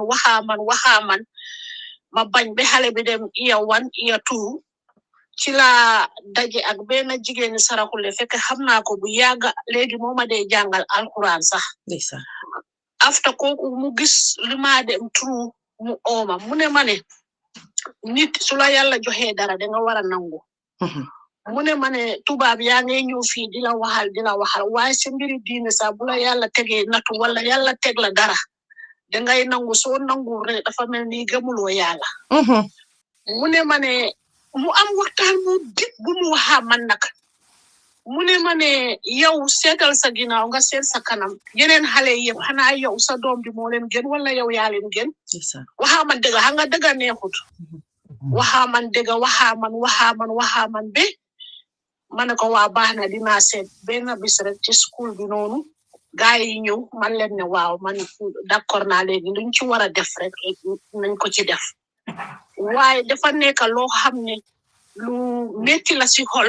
foo nga ànd ak iman ak gëm yàlla ak ñi la wër taxawu la yow kenn mënuloo cee taxaw su ma waxee ñi la wër taxawu la pour buñ la xoolee leneen pour di waxaa yow di la delloosi. nekkul ne dañ laa pour ñu jox la dara wala ñu indil la dara déedéet waxtaan ak yow delloosi la. because man suma bos dafa metti woon. because su passé jigéen boobu ma la wax ak ci school bi man gisuma woon kenn. so ak ñu nekkan noonu nag ñii luñ fi wax yëpp xëy na munoon naa noppi rek waaye sa xol su jógee si dara wala nga dunda dara ñu ne lu mu saf ku ko macca moo ko xam. ñàkk a nelaw bi ci la bokka doo nelaw ak xale bu xam ne dem na ba 6 years ba 7 years mu ngi sol nappi yëpp ci nappi bi la ko def. xam nga loolu dafa metti waaye nag ñu nekk si yàlla léegoolee ma dem si docteur bi man leen ne xanaa kii du dee fil toilette moo tax muy def nappi bi nii rek mu ne ma ne am na xale yoo xam ne suñu demee ba mu am na stage bu ñoo egga ñoom ñoo ko bàyyil seen bopp sax because def naa party training bu nekk def naa ko bu dul jinne def naa ko docteur si wax nañ ma spécialiste yi wax nañ ma defal nii waaye lu nekk laa def benn bis imagine Fatmata benn bis rek moo ñëw fekk ma fu ma toog rek ne ma toilette puupu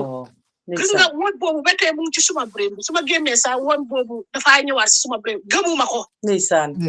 ma yóbbu ko ci toilette bi mu def lu moo def waaye ba tey believe ma defal ko nappi ma gis ne mu jóge su ma ko defalee nappi moom dafaa wane saay ne bugut nappi bi ndeysaan keroog boobu noonu si suba si maa ko yóbbu school fekkee amaagul special school maa ko yóbbu school soo ma gisee sax nga xam ne yaay ji mu ngi kontaan te ca bu ma dajal ku ma dajal ne leen suma doom bi dee démba def ma ne ni dafaa dem toilette lii ak lii xam nga ticca si yëpp kontaan si affaire bi xam nga wax bi tamit du daan wax dafaa dem léegoo su buggee dara yow understand loo ko ci moo dee waral agressif bi to loolu yëpp dañ ci war a dem trou ñu def si am na ñoo xam ne ñu xam alquran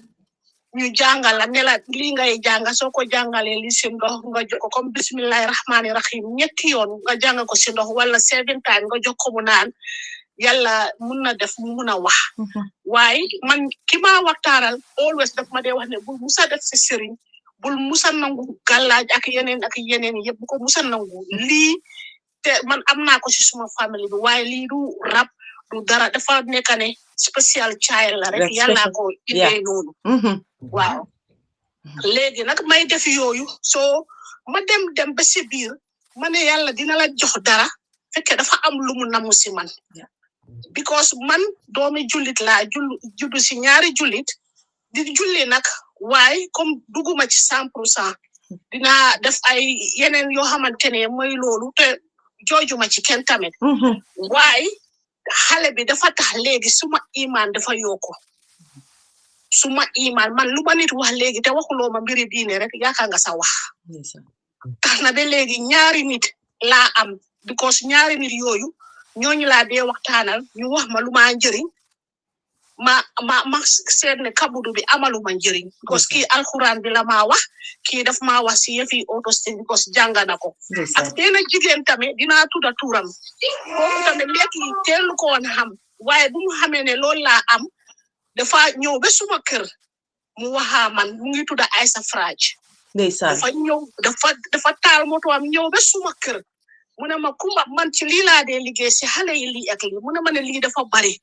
mu ne ma ne waruloo bañ lii kooku tamit waxaa man wax yoo xamante ne daal soo ci gëmul yàlla nanguwuloo yow yaay nekk ki gëmadi yàlla ki daal ba pare dangaa sonal sa doom bi nga sonal sa doom bi waaye léegi alhamdulillahi rabbil alamin suma doom bi nekkatul si nappi macha allah alhamdulilah ba pare léegi lu mu soxla mu ngi koo wax ba pare maa ngay jot ndimbal bi yàgg naa ko jot waaye dafa gën a yokku because last year gars yi dañuy jox ticket comme family funding ni jox ñu ticket ne la seetal foo war a dem ñu dogal la ticket yow ak sa doom bi yow yaay amee sa pocket money waaye yow ak ticket bi ñun ñoo ko fay dem ak ñëw ma dem 6 week holiday si Gambia enjoy ko foofu ak suma doom te musuma ko yóbbu foofu dama daan waxal suma yaay rek waaye bi ma ko yóbboo foofu suma yaay dafa jooya suma yaay saa yi ma ko invité mu ñëw England dafa bañ waaye léegi fii rek la bugg a ñëw because dafa bugg a jege daf ma bugg a jege xale bi te suma yaay léegi suma yaay la waaye comme léegi la wax ay soxla yi ni léegi man maay xalaat dara rek jokko ko because moom pour moom am yërmande yaay ak doom daal kay dugg na foofu ame si man tey moo tax ma ne hasard amul tey bu ma wax ne dimbale ma ngir yàlla rek sooma bi yéen soo leen ñëwul man ma ñëw foofu noonu ma ne ko yow sa jëkkër bi moo tax nga bugg a ñëw waaye yow musuloo nangu ñëw UK because wax naa ko xale bi nu mel waaye musu koo gis face to face waaye last year bi mu ko gisee adunaam ñëpp a tukki ndeysaan waaye nag soo fani moom ak suma doom bi dafa am fu ñu xeex maire bi dem uti lu moo iti ñëw bokk ko si kaalam bi mu ne dafa sanga xale bi par na mu ànda xale bi si toilette bi gars yi xeex foofu ko mu ne ko man duma sangu loolu xale bi pañ ma dégga yuuxu yi nag ma dem si toilette bi ma ne ko bu ko sanga kii bu ut lii suma ko defaral lii yow yaa ngi try lii rek fii mooy ñaari yoon bàyyil mu ne ma ne ko ne xale yii nii kii they are gift from God yaa ngay gis ma ne ko bàyyil kii nii li ñu war a def si moom ñu ngi koo def soo julee daal yow ñaanal rek yàlla musal ñu si problème yi àdduna yeneen ak yeneen yàlla guide ñu daal waaye lii nga bokkani because man bañ naa yaa ngi bokka sa kaala bi naan man dama dëgër boppam xale bi si boppam moo ko dul nangu te far noonu la demee so li nga jaar yëpp doo ko mun a explain waaye dafa nekk loo xamante ne dafa metti yow yaay ji léegoo-lee doo dee mun a am live doo ko mun a am doo mun a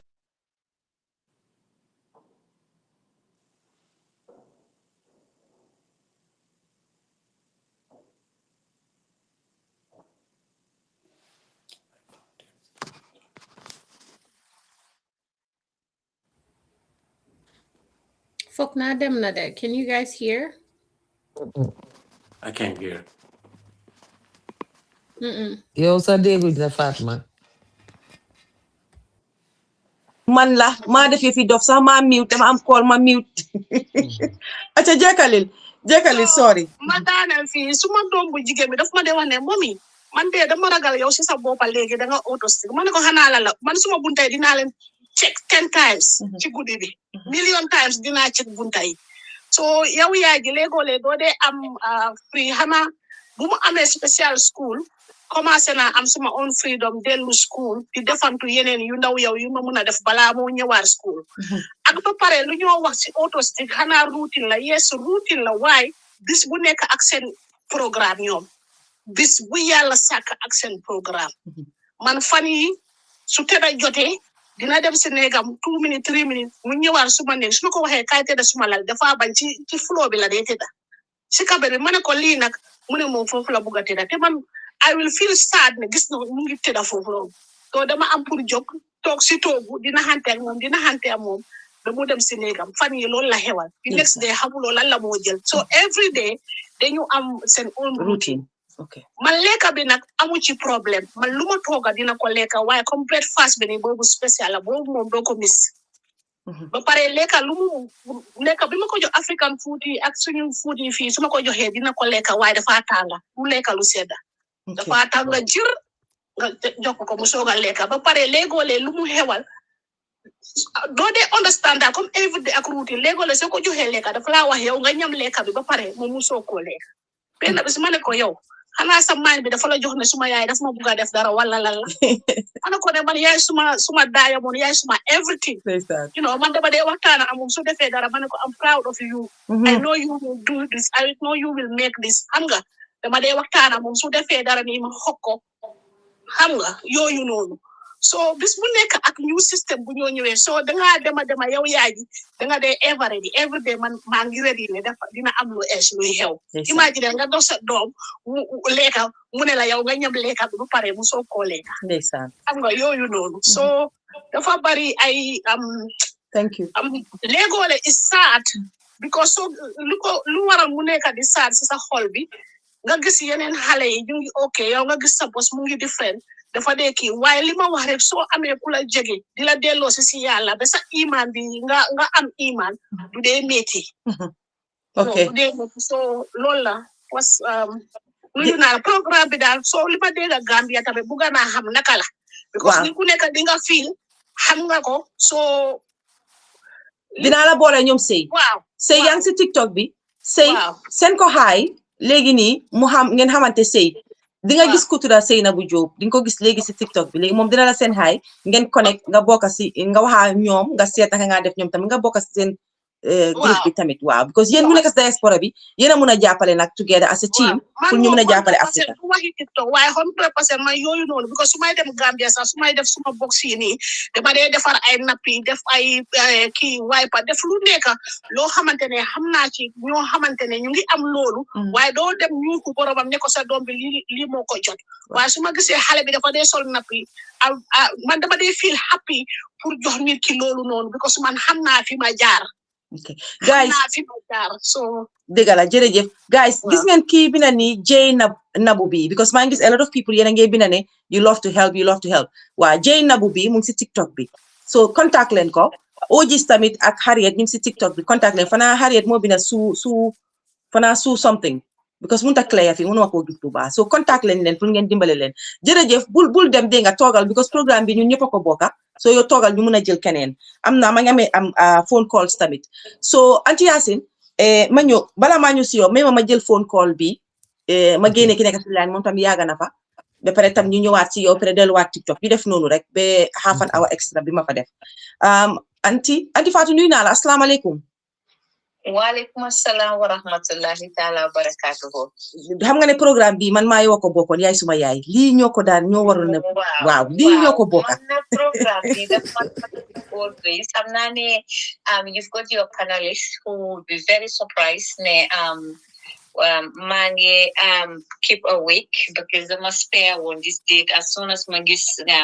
notice bi rek ma set alarm buguma ko miss. Is 2:07 a.m. from my end. Why program bi daf ma ko jaral. Simply for two reasons. Dama am sitam bu góor bu nekk in America bu go through that. Dama am a fabulous mother and a wonderful grandparents. A fabulous mother and a wonderful, fantastic father and a hardworking, wonderful grandparents, both kujigenki and kugur. Why I have to give you credit, Fatma. I'm going to do my credit. Why take knowledge of credit? You've been doing a very wonderful job by being the best. Thank you. Simply because bunjekaba suñ aman njaboot boo xam ne lii dafa am duñ la daan jàppa as a normal person dañ naan dafa tuuy dafa dof mbaa dafa am feebari rab mbaa dafa am feebari jinne o su fekkee ne danga am ñeneen ñoo xam ne sax danga mel ni kii Looli Njaay o Umi Seka Kadar o Fan Njaay ñu ne duma moo ko jàppa o dañ la liggéey which is not the fact. Waaye dangaa gis ne yow li nga def nii li ci nit ñi wax both panelists yi ñu doon contribute is ñu ngi seen awareness. The title awareness, it's definitely hitting. Yes, sir. Because yu bari yaa ngi ko cee jàngee yaa ngi ko xam loo xam ne xamuloo ko woon. Xam nga Fatmata bu njëkk ba soo amaan façon doom yi dañ daan def ñu ne dangaa dem ci si di ñeneen ñi dañ daa dem ci sëriñ ñu jox la sarax ne nga def ko ci cële bee yooyu ci boppi koñ bee yooyu ne doomi jinne la jinne bi dina ko jël see. Waaw noppal ko ñu noppal ko. I remember they said. Waaw xam nga loolu ñàkk xam moo dee def loolu. Waaye nga def noonu like ki génna ki just participate li mu wax dafa wone indirectly man li ma jàngee ci moom ci waxam bi moo di ne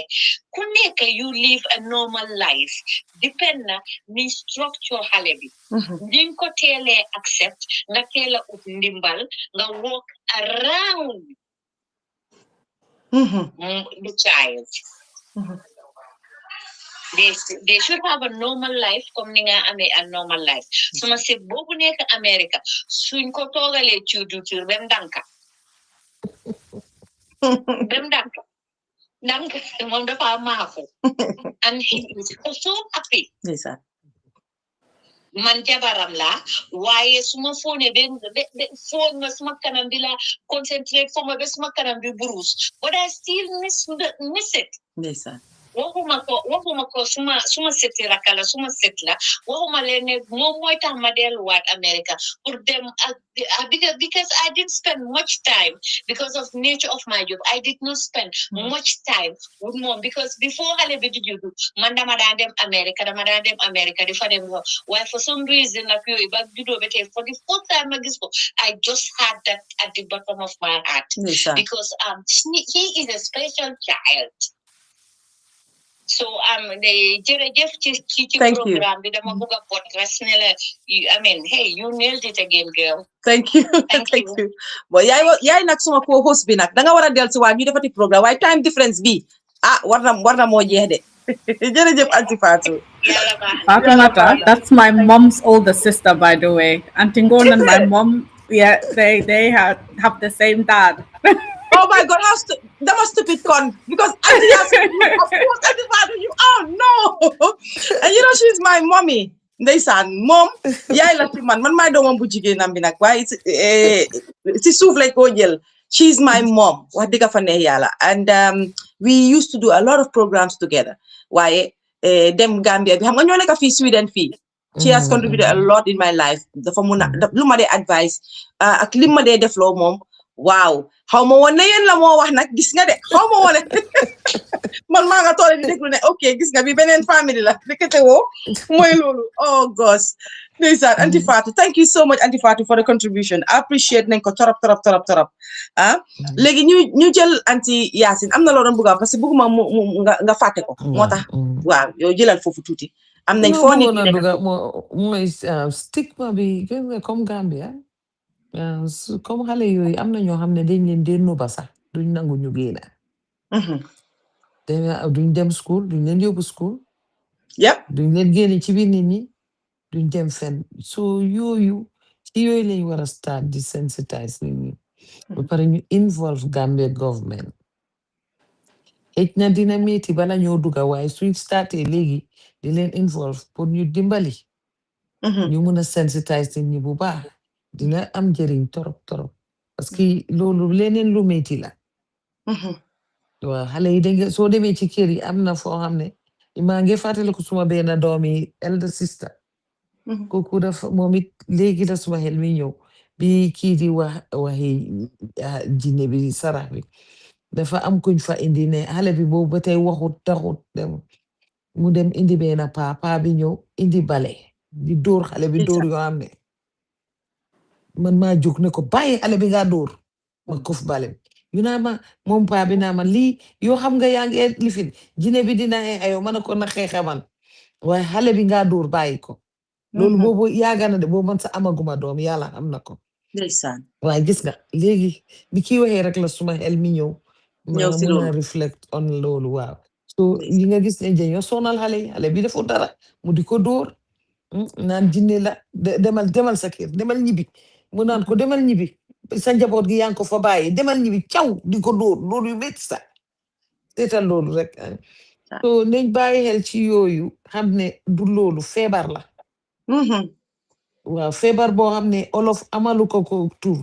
mooy li ma wax sëy xalaat leen ban tur lañ ko jox waaye ci olof feebar la dañ ko ñu xam ooyee naka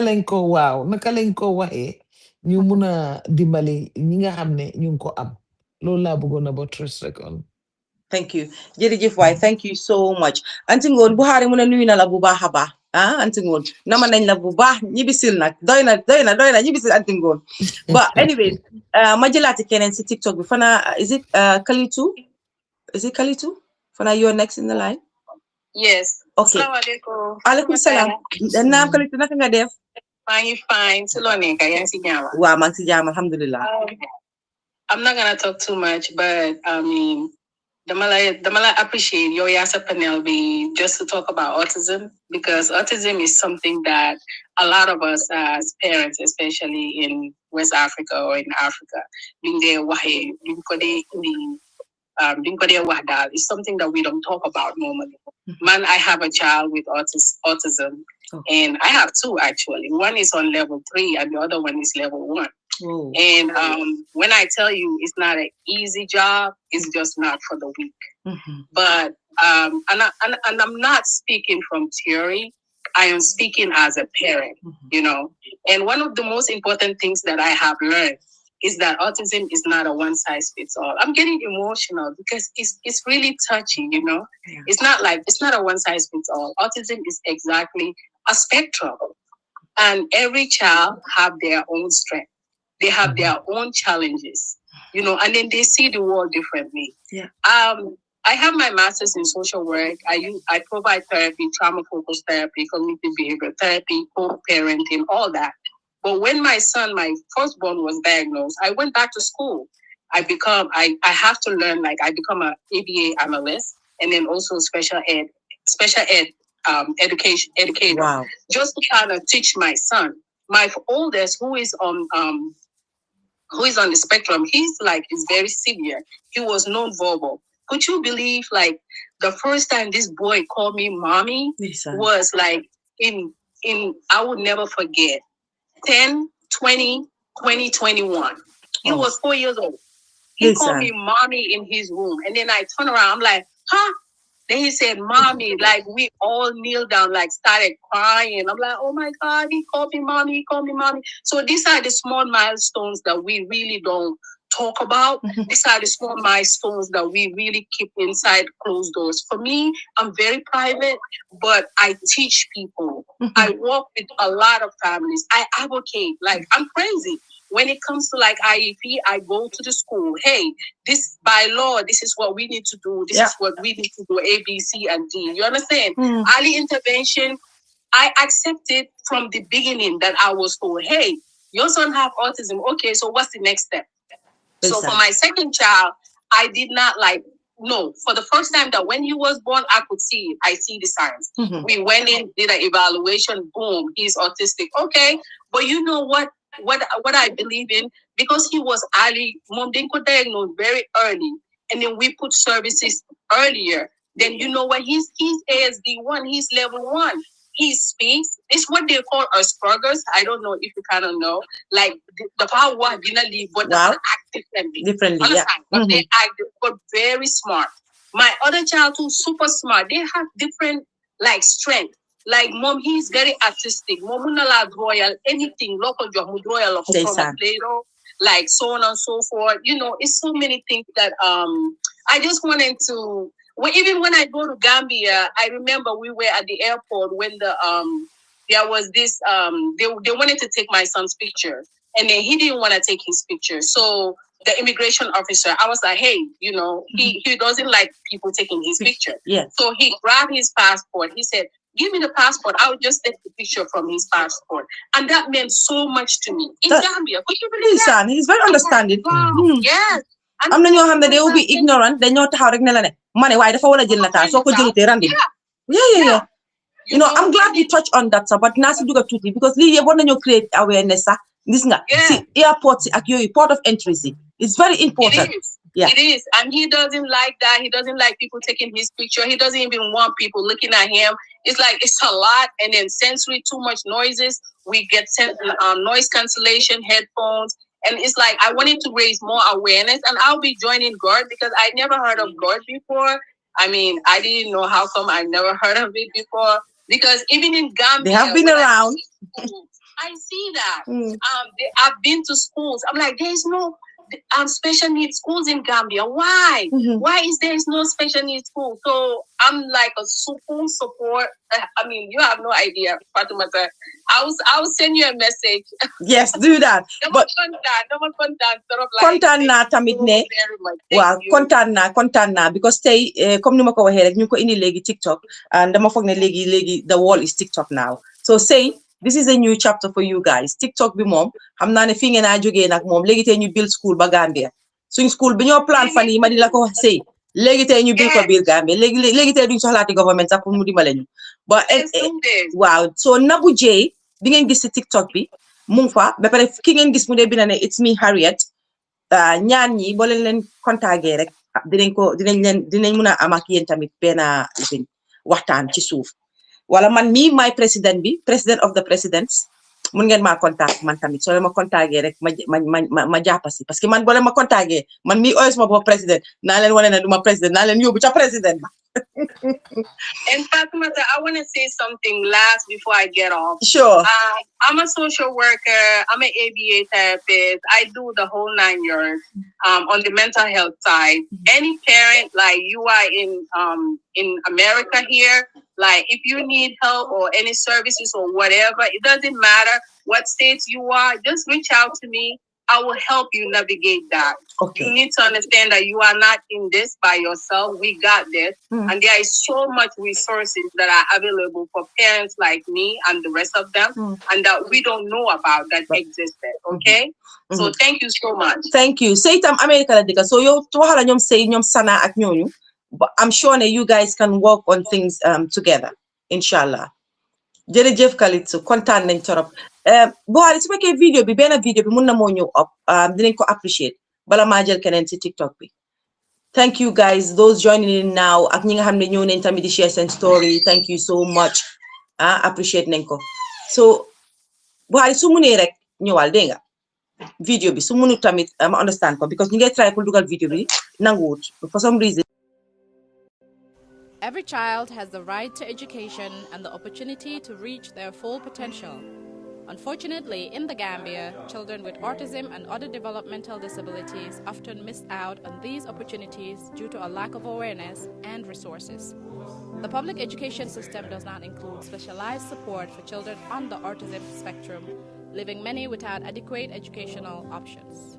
In 2020, the Gambian Association for Autism and Developmental Disabilities, Autism Gambia, established the first autism classroom in the country. Located at Starfish International in Lemon Village. This classroom was created with the help of parents and supporters. It offers individualized education plans that addresses each student's developmental needs, covering basics such as reading, writing, and math, as well as functional skills like personal hygiene. The program also includes weekly social outings for educational and recreational purposes.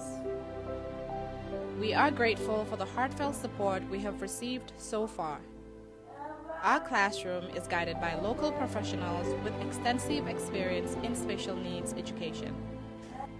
The classroom operates entirely free of charge and relies solely on donations. GAD is seeking further donations from individuals and businesses. Your support means the world to us. For more information about Autism Gambia and how to support our efforts, please contact us via the following.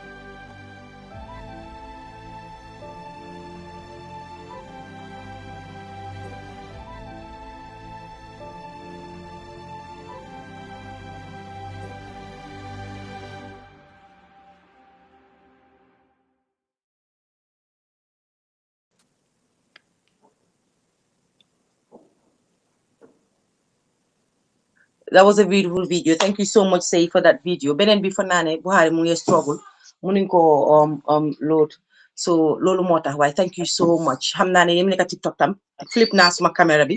even though daf de restrict suñ defee lolu flip naa ko pour ngeen gis tuuti. So tap leen screen bi bala ñu ñëw pour restrict at suma page bi please. Fatmata dama ñëw wàcce jéggal ma waaye Fatmata est-ce que xam nga ne dama daan seetaan sa programme yi te dañu am solo yépp am solo waaye man biscuité Fatmata I love you.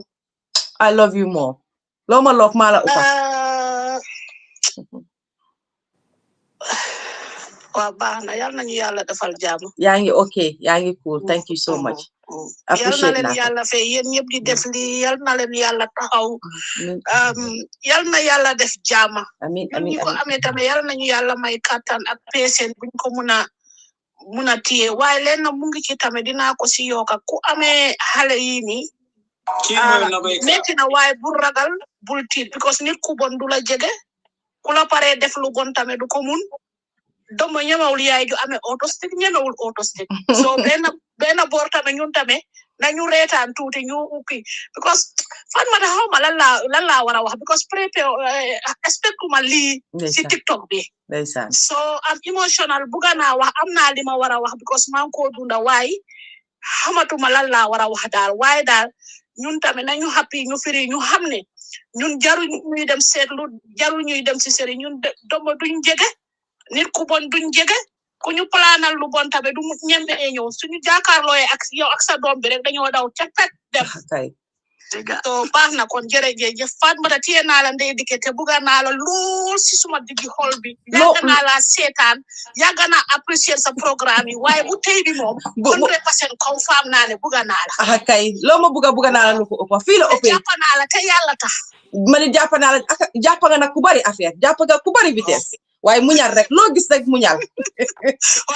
waaye yow jàppal ñoom sëy nag contactal bugga naa nga am contact ak ñoom sëy na bu bugga naa nga def loolu lool dégg nga biti la fanaan dinaa leen xaay TikTok wala su ma gisee seen xaay dinaa leen respond okay thank you so much nabu contactal ñëpp waaw baax na jërëjëf waay thank you so much thank you ñu jël keneen si TikTok bi I think is Pulo Cham asalaamaaleykum aleykum salaam sis nakam waaye ma jox flowers to Mamtu Cham for now. If you remember a few years back Mamtu Cham came to my platform and talked about autism as well so xam naa ne moom du nekkul niti social media nekkul di déglu sax but still dama ne xaaral ma pira ko fii rek so maa ngi ko jox flowers am moom tamit because ñëw na waxtaane na woon story before so love you Mom Tut sis acapulo waa sant naa leen gërëm leen Fatoumata macha allah seen programme bi am na solo ndeysaan ak ñoom sëy yëpp waaw waaye moom bëggoo yokk rek comme sëy yëpp am na maa ngi déggoon sëy di wax ne yenn saa yi Gambie dañ jox ne nit ñi dañoo ne awareness bi doy na next but I think awareness bi still doyut we still need to dañ continue all the time comme li ngeen a def nii lii am na solo trop because suñ society still am na ñoo xam ne amuñ patience yi ñu diile xale yi nii am na ñoo xam ne ba tey xamuñ naka lañu war a diile ak xale yi nii ñun last time rek si beginning of the month ñu amoon awareness at the masjid fi ma nekk nii di nga gis ne buñ paree benn jigéen mu ngi doon waxa man mag la na meer la nii sax mu ne moom musa dégg the word autism man ko really for real afterwards I was like wow so there's still some people xam ne xamuñ about autism because we are doing awareness then after ma doon jóg di wax about suma doom bu jigéen bi then after mu gis ma daf Pakistani la dégg English bu wax waaye mu ne ma dafa am teacher bi la doon bëgg a laaj waaye mu ne ma ay dama gis naa nga doon wax so mu ne ma xanaa lan nag dañ ko doon judduwaale wala lan mu ne ko daf leen dee dab man ko daf leen dee dab so ma ko doon explain just to cut it short like awareness bi du musa doy I don't think dina musa doy ba nit ñi understand ko bu baax nit ñi understand ko bu baax ak li ngeen doon wax si acceptance bi tamit is very important it's very vital all intervention is key moom is lu ñu ko wax doyut and I remember bu ma suma xarit bu waxee dama pul I think dama la bëgg wax dara waaye xaw ma nu ma ko waxee mu ragal ma ko man ko non man amu problème wax ma lan la xanaa mu ne ma I think danga war a dem check out Fatou dafa I think science mu show me is signs of autism man okay no problem so loolu laa jógee nag di xool fekk time dama daan gis ñoom sëy nii sax di post about autism on Facebook and stuff in my mind dama daan wax ne waaw what is autism xaw ma koon but I didn't pay attention to it because daluma comme Gambien comme ñu bari luñu ma rek te loolu mooy problème is ñàkk xam bi moo sonal ñu bari mooy problème bi so you cannot blame lots of people because xamuñ I remember that time I just used to see the word autism I didn't pay attention to it but buñ ko suma doom bi amee nag si la started nag commencé di pay attention to the word autism di look into it bi ma ñëwee fekk ma doon toxu tamit because man sama doom bi buñ ko diagnose fekk maa ngi just nekkoon in the process of divorce so dama boole woon noonu yëpp ma ñëw dan ma dem lijjanti fi diagnosis bi pour am paperwork then all the stuff dama teel a nangu man kii wàcce ni lu rek man tam dama teel a nangu ma lii nii bu ma demee docteur bi ne ma waaw moom la am dëggal sama rongo ñu waaye li ma njëkk a def mooy dama njëkk a dem jàppa julli ñaari raaka suma cause yi ma di ko sax bu si life bi ma dégga julli ñaari raaka ñaan yàlla suñu borom ni ko yow yaa ma teg lii waaye maa ngi laa ñaan nga oyofal ma ko because xam naa ne du yomba ñaan ko jooy ñaan ko ba ni xam ne lu yoon te saa yu métti rek dama dee delluwaat ci yàlla xam ne yàlla moom mu ngi ko teg te pour man dama dee wax ne test la te mu maa xool naka laay nekk di dama naka laay respondre to this test it's not an easy journey it's an everyday challenge comme lu parents wax ni kii wàcce léegi te kalatu bu nga xëy ne doomam bi mu ngi wax moom oh my god suma xawal bu dafa like subhanallah wow I cannot wait for that day dina am like say that word call me mommy like that was very emotional for me I was like wow subhanallah but you see those small milestones could dunda doom bu am autism rek moo dee mën a understand you moo tax ma ne autism soo ko dundutee rek doo xam lu la ko waxee explainer doo xam you cannot understand xanaa nga dikka ku am doom bi wala nga nekka ko wala di ko liggéey or something waaye ku ko dund rek mënuñ la ko explainer da nga understand ko because comme li ngeen wax tamit ku nekk dafa different xale bu nekk dafa different ma sama doom bi bu foo du daan lekka ba léegi she's non-verbal she's not speaking and she's 9 and she's still wearing pull-ups so that's the daily challenge that we go through waaye li ma dee dimbale mooy at least daf dee nelaw guddi bu nekk ba daf daa nekk struggle waaye moom she still hold on to her barrel boo xam ne moom la amee woon bu nekkee xale bu nekkee liir botulam boobu la dee use ba léegi moom lañ ko dee defaraan meew guddi su ko gisee mu jël ko moom alhamdulilah daf dee follow routine su teelee eew dafa teel a tëdd waaye foog mu am botul boobu mooy comfort am daal yes foog mu am ko ba pare understanding tam the child ndax fii nii dafa ñeme crowd wala ñeme ñu crowd loolu yëpp tam lu jar a bàyyi xel la man après am na time dama ko daan génne waaye après ma gis ne génne bi daf ko daan overwhelm génne bi sañu fa dem mool mën a siblings am muy jooy suñ fekk bisu mool dafa busy sax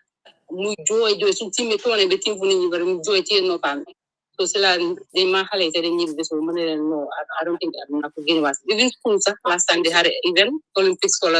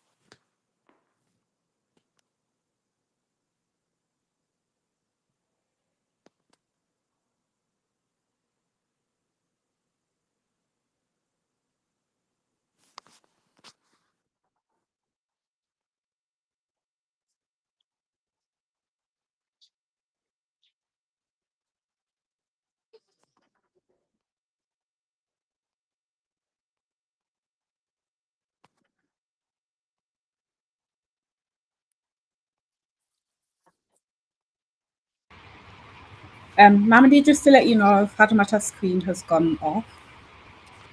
So we're just all waiting, I guess.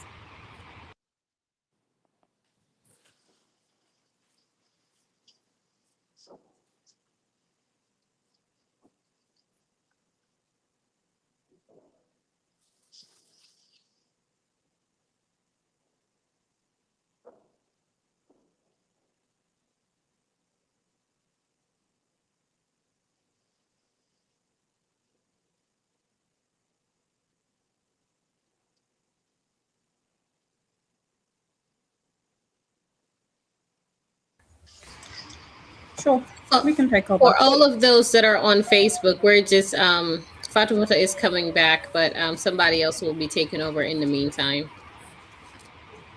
Yasin, you haven't spoken in a while.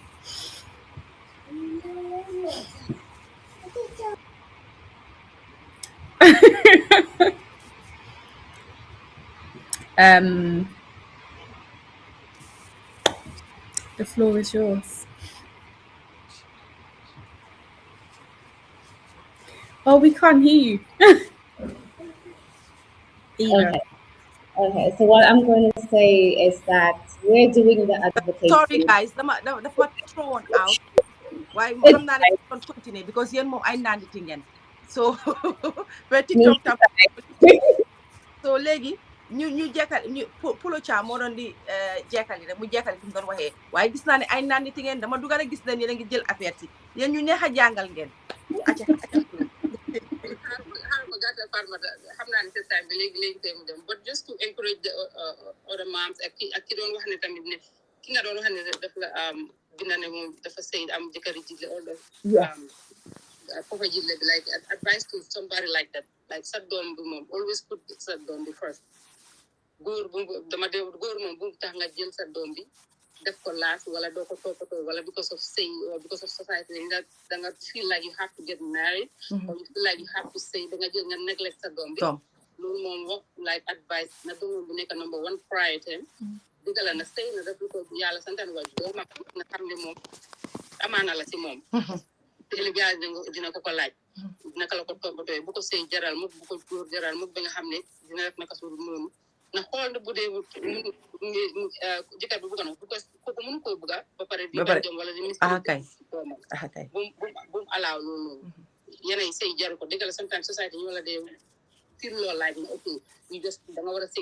sëy but in what condition is it worth it ndax lii yàlla tamit kontaan na parce que yàlla tamit tegu kenn lu mu antal so nga ko mu prioritize doomam bi number one moo gën a important jërëjëf am na solo thank you so much yow tamit contactal ñoom sëy su fekkee ne tamit da nga need a group to talk to mën ngaa contact ñoom sëy ñoom yàgg nañ ci lii yàgg nañ koo def so thank you so much. Yes, I'll contact you. Mu ngoog, that's it. Thank you so much. All right then. Ñu jëlaati keneen Aji Marie, is it Aji Marie or Aji Mariam? Assalamualaikum Fatmata maram la yow bayma. Gis nga. No, yow lu ñu war a wax a bari duma ko mën a jël fii. Li ma gis dafa am lu ma gis loolu dañ ko war a waxtaanee. Masha Allah yàlla baax na alhamdulillah. Ala suma doom bu yabaate bi su fi nekkoon ne ma. Liggéey na maa ngi nuyu ñëpp. Ñu ngi laa fay ba maram. Thank you so much nga egg si tamit. This is a very important topic. Man nag am naa doom. Is 27 years old now, Gorla. Wow. Who was diagnosed at the age of 5. Is very autistic. Why can't Hamuka? Man dama tita musuma ko xam. Yeah, my tawi, my taw. You know, he's 27 years old, and it is a very challenging condition. Do dofna, they need help, acceptance. It helps a lot because man terminal illness. Everyone know that. Yeah. I was accepted by my mom. End of talk fee. So obviously, it gives you strength. I'm on now. Don't go. But mom, up to 2 years. Wow. The madam could school with Domembi. School be accepted, but I accepted very early. Papa was finding it very challenging because obviously they'll take you to a mental hospital and everything, check no pami, and all of that. But I was just going through them lessons just to understand the situation. So the most sad part of it, Moine, yo miko ju so accepting ki dara daf ko jot then din ko muna amal help early, which happened to me. Pepare suma yaay is a teacher, is a child psychologist. Mom bunko hole mune ma ki dafa am learning difficulties. Why yalla bahna? That's why my mom was here a lot of time. Don't understand why lolu mo ko fi dan gina isi because of my dad help siko because I was going my favor man tamit. But hale they just special halal yula yalla jox. And it's like education be more bari would see you bari. Gambian you bari yung coffee ampi, especially England fee. Kerbuneka amga kena. So ko konte, but then wara accept man suma dom duma ko nobada mo ko geni. Everybody knows and they're friendly. They're very friendly kids. Then shop naksun tute mom bosam was mutelutawa. But at the age of 2, 3 sela dortiwa. And then he was very hyper. It was very difficult because in Fogone, man, I know things was wrong. So I started looking for help very early. So at the end of the day, lady, I'm not Jabar. He's going to be 27 next week. Yes, son. If I don't say it, nobody knows. But the lady is challenging. They've got very, very, very difficult. And it was difficult. Vim don't grow up because I was still going on operations over operation, mom's my health. Yeah. And then so I used to have a Ghanaian lady. But in the Wale you were very, very helpful. Imagine nga yobu sa domi yang ko jeli sa kena nyo fane ko kana mom halebi man ko hol sa masona because mom yefi daf ko bole won akaipa to dal dudan muna talk you jige ni nyena ni de quiet, but this one was really, really, really fuck na am energy. And imagine with somebody with a heart condition, I'm going to find difficult. Yeah. But hale yep siblings am yep then ko understand the fire has en bagasi tour bagasi dama take gento tuke fuma dem dama ko yobo America fne ko dam ko de ragala bay gannaaw sax ñu def ko dara because nit ñi duñ ko understand. But all we need to do is you accept correct as a mother. Man joina tejuna defna lu neka man yalla man ma febar wiruma I'm on treatment for life. Pepere ñu joxat ma key. What is this? Xam nga why suma wété rek ma teju julli mu put ma too much na fole ma setlo lisi bari ma dem join daira yi join you was helping because janga dara bitam mun ko don timbale and all of that. But it's difficult and it's the stigma benin ni di plan halebi da padof. So my own brother came here somewhere yen ki weru de do len ko set right understand but most of the time is people you need pour am patient no xale yi ndé gis yépp ñu né dafa sop dafa dëgër bopa du lolu they have learning difficulties man koku I learn a lot from the sick help because I used to understand xale bi so ko né if you don't sit down if I beat you then you be ndekete ñom ñaari line rek ñaari sentence bu gudda duñ ko dey understand you have to shorten it you have to say sit down sit down stop ndanka nga wax ñom lolu rek a dee duga su bare du dee duga why ñu duñ dee understand because we don't seek help ba pare dañ leen dee noba duñ accept ne te yàlla moo dee joxe yàlla du la enteralo antalo man bañ nañ ko be this is personal I don't want to say it here but suma jëkkër take jabar dañ ma defal audio di ma saaga be saagaale xale bi but they didn't know ne xale bi you have a very serious disability ba dama ree rek man dama ree rek ma bàyyi leen you know and these are his own family you know but ñu naan gisuloo dañ feebar am ñu feebar te kii amul benn du feebar medication this is a condition that somebody need to understand and help them wean out of it jangana def na construction mu ngi liggéey but at their moment because it's something that lu dee wér la lu dee wér mun naa eew rek mu ñëw ñib si fii jabaram ñëw fii di ko ut ma ne ko bàyyi ko rek mu nelaw kaay yow tam nga toog dama oo ko ku mu ñëw ñu tëdda fii because jabar bi tam dafa am tuuti condition boobu so bi ñëwee rek gasama ne ma takaleen rek moo gën you know why kenn xamu ko suma waxut kii ne ni lee ko ji because su sansee taaw kenn du xam ne dafa am dara waaye nit lañ yaa leen jur yàlla moo la leen jox jarut nu ba yéena yu bari du haste parce que nattu yàlla ko dee technique soo ko accepté nag sa life di ko dem on you don't have to be ashamed yaa leen jur it's a geño lañ they come from you waaye may tànk rek dama dee duga rek toog du may nangoo eeg xam naa ne xamewuloo ne man maa def but I'm always here type stuff but I'm so proud of you this is something that we all need to know we all need to keep sensitizing everybody te London fii kër goo duga am nañ xale bu feebar maam tuut xam na ma we talk to each other waaye man suma doom bi mag na waaye musuma koo separate musuma koo génne musuma koo noba probably because I have a mom who's got a little bit of education about Lulu and it helped but it was really challenging dama daan jooy rek it was really boo leen ma gis génna doonu sunset pesal musoor fekk maa ngi dee but I just need to free up myself most of the time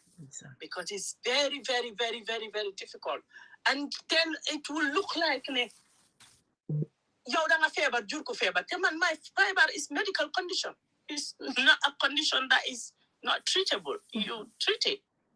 waaye lele amut operation amut garab only put def leen ñu nelaw man tamit suma boss wasn't going to sleep after dañ leen yóbbu si a special school la dem ba jeexal from nursery ba mag he went to a special school waaye kenn xamu ko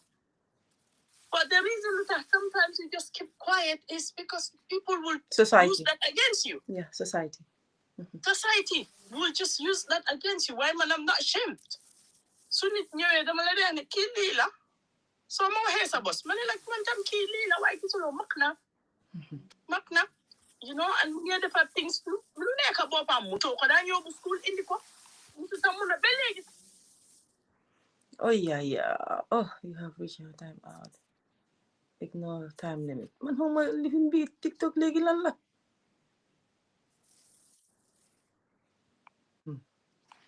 waaw del suwaat naa ji moom ñu ngi laa dégga yaa ngi maa dégga yéen a ngi maa dégga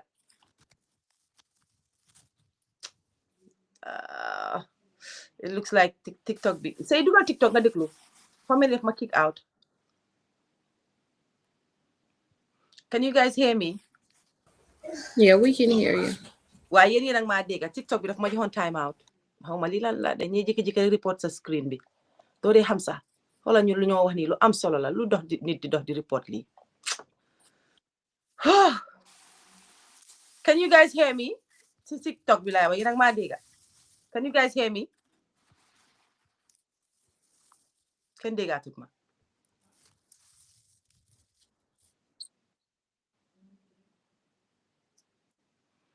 Mute ma walaay loolu la maa def léegi laa unmute naa. Can you guys hear me? Ok ñun jekkale su fanaa suñu programme bi fii parce que time bi sax daanaka daf ñu mujjee xoj sax te xam naa ne Mame Mara mu ngi doon explain lu am solo waaye mënatuñ leen a déggaate ñoom ñu nekk si TikTok bi sax xaw ma lu xew fi mu nekk nii mu ne we can't hear you. All right, let me try one thing. If it doesn't work rek ma fay bu TikTok bi ñu jekkali ndeysaan.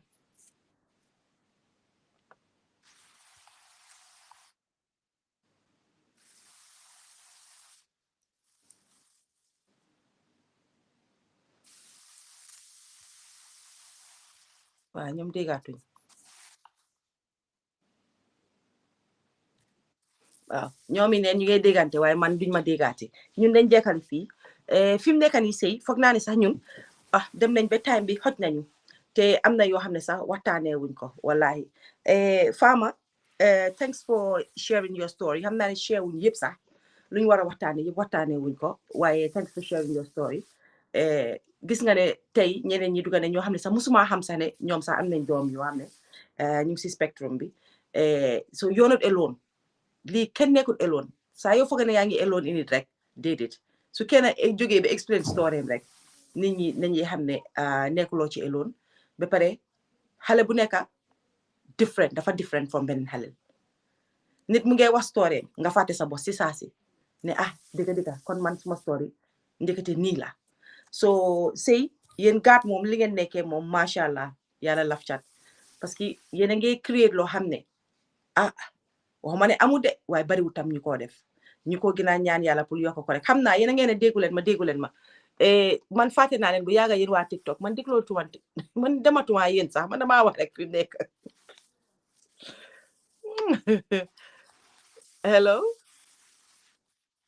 yéen ak maa dégga TikTok léegi ñëwaat naa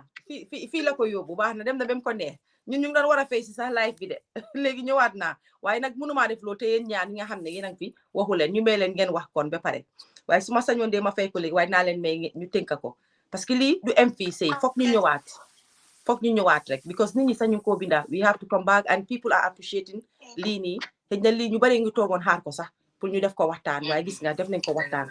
waaw so mënuñ koo stop daal foog ñu ñëwaat ngeen baalal ma yëf si dafa jékki-jékki rek woon dem Mame Maram fi nga doon tàggatoo sax dégguma ko yàlla xam na ne dégguma woon dara sa after man dama xaw a ne dafa am lu ma def dama bëggoon a contribute nga baalal ma maa nga doon kay yaas go on waaw génnoon naa nag nekk dama ne ko amam kool waaw tey dama kontaan man bariwuma lu ma dugal Facebook live dinaa de yundu nag de seetaan de romba dama gisee di si Facebook bi dama si am interest because dama dee liggéey ak xale yu mel nii dama dee follow ñi sa panel si foog na ku ñoo wax yaas muy def liggéey bu am solo di make awareness dama dee def gis mu def si olof def si English may ñaan nal yaay yi nga xam ne yàlla daf leen may xale yu mel nii dara jotul leen they blessings they just unique in their own way nañ jël bàyyi di nuba xale yi ba pare ñuy accept ndogali yàlla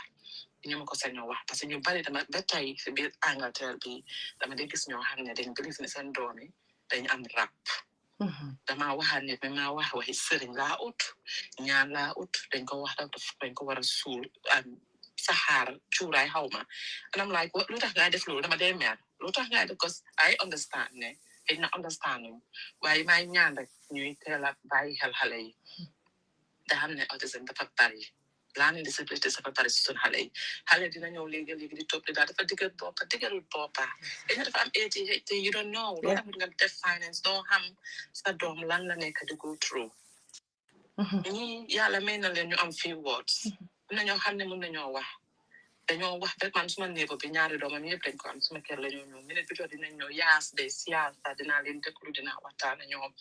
damaa toog di seet seen triggers si naka lañ mën a def lan la ñuy stratégie bi ñuy use pour help leen léegi-léegi gis xale bi am meltdown dina yow understand loo as a parent ba nga gis xale bu non verbal muy joxoñ yow parent bi tam ngay ko joxañal usal words du joxañee biscuit wax ko na biscuit la du yàggee words si dañ nekk seen bopp yi dina ñëw nañ am patience tam tuuti ñu am routine ñun poti train nañ ko am 26-year-old from what mbaay nappi dama dem holiday ma ñëw dafa ñëw def suma noppa yi du wax si kaw yeah it did it ma appreciate li mu def ñun ñëpp ñu nekk di ko celebrate si achievement boobu te loolu daf ko help moom bu mu gis ñu amaat beneen target pour defin moom mun ko achieve xale yi dara jotuñ leen nañ bàyyi xale yi ñoo wax rap man famita dëkk naa Gambia maa ngi remember Gloucester amoon nañ xale bu mel nii dama daan dégg ñu ne dañ am rap dañ leen a delloo bi ma ñëwee fii laa dee laajte ana xale yooyu luñ leen daan def kon dañ leen daan def lii dañ leen daan def leen so loolu daf ma jaaxal ba man am naa family members yu am xale yu am lii but alhamdulillah parents yu am na suñu si teel a nangu man maa ngi remember suma jabari ni jaay bi doom moo ma njëkk a ne suma doom bi man ma mer man ko damay xale bi nga diagnose mu ne ma hey bàyyi ma nangu léegi boppu man dugguma si lii xamuma si dara man tamit waaye maa ngi ko bàyyi sa doom bi nga lekk bul def lii bul def lele waaye gis nga kooku tey lim def tax na tey doomam mu ngi achieve lu bare xale yi dañ dee am da ngaa gis kenn mu am benn sign bi kii am na ñoom ñëpp dañ different ku si nekk ak sa need si boppa ku si nekk ak ni nga ko supporté nañ understand triggers ñu understand luñu amee meltdown naka ñoo di escalate gars yi am na woot yoo xam ne doo ko use ak ñoom dañoo mer da nga am nooy waxee ñoom always amal patient rek man dama di support naa ñu am 50-something-year-old bu am at stake support naa xale bu ko am support dama ko di enjoy it's my passion dama enjoy di liggéey ñoom dama leen di yërëm dañ nga xale yooyu billahi ko am na jigéen bu egg di ko waa dañ di read ak seen emotions duñ xam ne da ngeen a xot normally duñ la dee jege déedéet duñ la jege nii rek xamal ne am na lu tax man bëgg naa boos xale bi di yuuxu bu ñu gis man yaayam man ko bàyyi ko du def dara dafa bëgg a toog mu toog mu liin si suma kaw ma jox ko suma loxo bi tan mu liin fa noonu la kaamee boppam gis na loolu moo ko doon kaam loolu la bëggoon nañ am pour understand xale yi kontaan naa tey torop man bariwuma lu maa dugg si social media dama ko dee def wallahi lazim waaye dama gis lii ma kontaan man job bi maa def jobuma defuma ko pour xaalis dama ko def pour passion jaamu yàlla te ngeen yéen ñu ko yàlla may billahi jaamu leen si yàlla yéen xamu leen sa li na yàlla defal jaamu leen si yàlla xale yi dañ different rek dara jotu leen thank you am na si ñoo xam ne dañoo dem ba mag ñu wax am na si ñoo xam ne dañoo dem ba mag ñu out ku doon lii yëpp autisme amul kio na suñu mbokk yi xam loolu man support naa si ko xam ne daf dee wax te Asian la yaayam nanga uta accept mu maa woon biñ ko force pour mu dem si normal school nim daan frustrated dafa mun a wax man lu nekka dañoo génn a dem for a walk muy maa explain na problème fa du keneen ñëwee di wax mu noppi di la xool dafa make sounds they very loud dafa annoying ñi ekka sax sent rigal am na ñoo xam ne sent dañoo xencu am na xeeti lekka bu moo def rek daf leen a frustrate ñu door di say pour ñu understand suñu xale yi maa ngi leen a ñaanal yéen ñëpp ñu ko yàlla may yàlla leen yàlla may jërëjëf waaye trial xool boo xam ne ni waaye famata xama bàyyi leen waaw jërëjëf waaye trial nga contact say waay parce que foog naa ne mu moo def nabu jee bii nii foog naa ne yow di nga mun a contribute a lot si gaat team bi di nga am loo ci mun a contribute waaw ak Maam Maram loolu waaw jërëjëf kontaan naa yow tamit Maam Maram kontaan dinaa la wàccee ndeysaan xam naa waaw maa ngi ko seetaan dama dee share vidéo sami a lot suma WhatsApp because I believe ne am na ñu am it na suma nomba amuñ TikTok xamuñ dëgg la so daf ko dee def du rafet ndeysaan waaw maa leen a salute yéen ñëpp jërëjëf Famata xanaa ndey Yaasin na xaw ma ok thank you so much jërëjëf waaw thank you so much Maam Maram yow tamit contactal naka sëy bëgg naa Maam Maram tam mu contact la Maam Maram tamit ni nga ko gis nii ku mun a dimbale askan la du ma bëgguma wax ci koore parce que su ma waxee sax du kontaan ci man suma sista bu baax la ku mun a dimbale askan la ku mun a jàppale askan bi la so mamaram bëgg naa nga bokk ci gaat nga seet yow tamit loo mën a dimbalee rek nga jàpp foofu dégg nga TikTok moom yaakaar naa ne nu ñëwee nii ci TikTok bi indi ko fi ñëpp ngi appreciate suñu waxtaan bi foog naa ne fii la ñoo jógee rek xëj na ñu gis gaat ci beneen level because gis nga ñi dañ ko def rek ngir yàlla tax dugal ci nag alal bu baree bari te duñ nangu kenn ku mu sa wax amante xaalis bi faa dugal seen dooma ko am su leen neexoon tey mënoon nañoo seen dooma ko am is their business they take care of their business and their own liñ am sax xëj na du leen doy waaye dañoo jël liñ am yëpp dugal ko ci lii pour ñi nga xam ne ñu ngi Gambia xale yooyu amuñ support système bi nga xam ne ñi nekk fii ñu ko am so ñu jàppale ñoom sëy miin na ne ñu ngi jàppale suñu boppa parce que man tey kenn mënut a wax ne suma mbokka amu ko rek so man amuma ko bul wax loolu de yaa ngi am mbokka boo xam ne xamuloo sax sa mbokka la nit a ngay duga si fii wax wala mu binda ni ñoo waxee nii am na ku ma seen message mbokka axan si man maa ngi doog a yëg tey ne ndeke moom sa doom dafa am autisme moo tax ku mun a dimbaleel yaa ngi dimbale ba dimbale sa mbokka te doo xam ne dimbale nga sa mbokka walaay la zi so nañ leen dimbale rek te yàlla tax waaye loolu yëpp dinañ ñëwaat fii nañ ko ginnaaw te nañ ko yaatal parce que man waxtaan naa ko ak sëy ndimbal buñ bugg a ut buñ ko def ndimbalantu nii rek dañ bugg a ñëw ibi plateforme boo xam ne dañoo ut ndimbal dëgga ba nga xam ne dina takku sax ba ñu mën a bilal xale yi something school or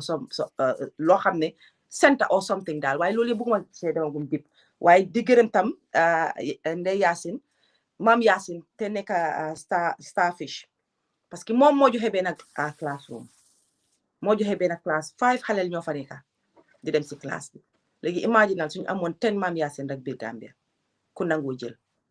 kon di ñaax rek képp koo xam ne rek mun nga cee def dara rek jàppaleel waa gaat doo ko rëccu at all ma jëlaati keneen si TikTok bi foog naa ne am na kan mooy woon next fanaa princess la princess ibil sa mic bi please. Assalamualaikum. Alaikum salam princess. Maa ngi rafetlu programme bi. Dama dee seetaan sa programme bi they're really interesting. Dama si dee jàngee lu bari. Thank you. Dama la admire like bokk si ñi nga xam ne like si TikTok bi ñu ma dee déglu ba pare ma fa dee jëlee lu bari waaye tey moom dama super excited parce que tey moom da nga ñëw suñ boor rek macha allah suma doom bu góor bi he's 7 he's diagnosed with autism suma doom bu jigéen bi tamit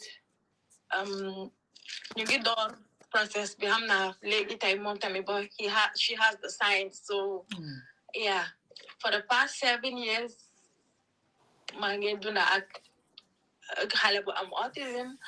It started way back in Gambia maa ngi nuyu ñoom Sey ñoom Sana ñëpp ñi fa nekka maa ngi si gaat groupe bi so dama gis si groupe bi ñu ne tey yaa ngi lii ma dem Facebook dem ma gisaat link bi TikTok ma ne xaaral ma ñëw ma dugal si TikTok di rafetlu lii rafetlu naa ko torop jërëjëf thank you so much and I'm pleading please su fekkee ne di nga mun a di def programme bi ni su dee every month bala every 2 months nga ko mun a host di ko def TikTok dina baax torop parce que gis naa yeneen dëkk yëpp dañ like am na autism networks yoo xam ne dañ ñu si biir TikTok bi so man dama de mun a dem foofu noonu sax joxe suma contribution suma xelaat bu tuuti foofu noonu di ko rafetlu waaye ñun suñ ko amee li Gambia lu important la si ñun parce que awareness bi is very very low ñu bari xamuñ yëfi autism tuuti ñi ko xam tamit support bi nekkut fa te foog naa niñ ko gën a fisalee si la ñoo gën a mun a doole lante mun a gën a jàppalante lu am solo la God is doing a great work. God ñu ngi try ñu ngi def seen kéemtalaay kàttan te almost every week dinañ am ku bokk si groupe bi ku nekk su ñëwee explain ñu dalalante xel waxante ku nekk li nga xam lu tuuti li nga xam ne work na pour share sa idea tuuti luñ kenn ñëpp leen jël rek boole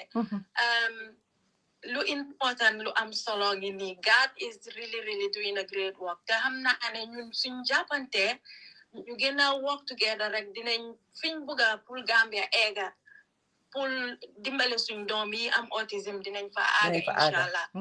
te I think that it's high time you involve government bi Ministry of Gender, Children and Social Welfare nañ dem si ñoom parce que ñoom ñoo amee fi xale ñu seet naka la ñoo def eega si ñoom ñoom ñu mun a wax ak Ministry of Education, Basic Education parce que am nañ unit boo xam ne am nañ unity special needs unit foofu noonu waaye xëj na téyewuñ ko ne comme ne problème bii nii dafa rëy ba pare xale yi nga xam ne ñu ngi am ñu bari ñu ngi si kër yi demuñ school soo xamuñ magnitude bi naka la am foog naa ne is very very important léegi pour ñu génn ñu dem si ñoom joytu ñu mun a raise problème yii nii si cabinet bi waa dinañ joxe update because comme time bi moo ñu tënkoon moo tax waxuñ ko waaye man ak Sey wax nañ ko si suuf so dinañ joxe update I think they have done something like that before waaye dinañ joxe update xëy na next time suñ indee panel dafa am ñu bëgg a wax fii oh sorry waaw dinañ indi dinañ joxe update fan la gaay dem fan lañ jaar ak fan lañ ci toolu ak yëpp Sey next time su ñëwee dinañ dugg foofu noonu ñu gën koo mën a waxtaane gën koo mën a yaatal waaye definitely government moom daf ci war a mën a bokk because ñoom suñ ci bokkut rek level buñ bëgg a lii eega du fa mën a aaga because we need them to be on board waaye balaa loolu am tamit private sector bi mooy ñun suñ waala ñun lan mooy suñ waala li nga wax am na solo ñun ñëpp nii tey suñ jàppee nii xam nga neex na nit yi ñu ne waaw Fatoumatta day indi programme bi dinañ ko mun di indi contribution bi ñaar la benn jàppa ci ñoom gaat ñaareel bi mooy Fatoumatta taal live fam nit ñi share ko because di moo ñu share ko tamit di moo nit ñi di ko dégga di moo nit ñi di ñëw di sawar si programme bi ñëw di ko seetaan waaye xam nga soo taalee sa live tamit nit ñi ñëwuñ seetaan nuñ ko déglu wuñ ko share wuñ ko defuñ dara tamit parce que ñu ngi shy sax pour share ko sax dafaa nekk problème xam nga boobu tam beneen affaire la so façon yu mel nii man buñ ma share leneen waaye anything lu nga xam ne am na pour def ak disability wala ñu ko def si charity wala yeneen bugga naa loolu nit ñi di ko share man nekkuma façon boo xam ne maa ñëw fi ne share leen tapateel man loolu awma énergie boobu sax wax dëgg ne yàlla waaye tamit nañ leen gëstuwaat foofu ñu bàyyi si xel soo tey su ma fi oote woon tey ne dama am panel boo xam ne 10 nit a fa nekk ñëpp ku nekk kaala ku nekk da ñëwoon ñoom seen ñi ñëpp da ñëwoon tey pour ku nekk kaasa jika wallahi naa am million ñu maa seetaan tey te lii dafa am solo parce que lii suñ ko poussé tey mun naa am yow ministre bi nga wax ni sax mu jot si di ko seetaan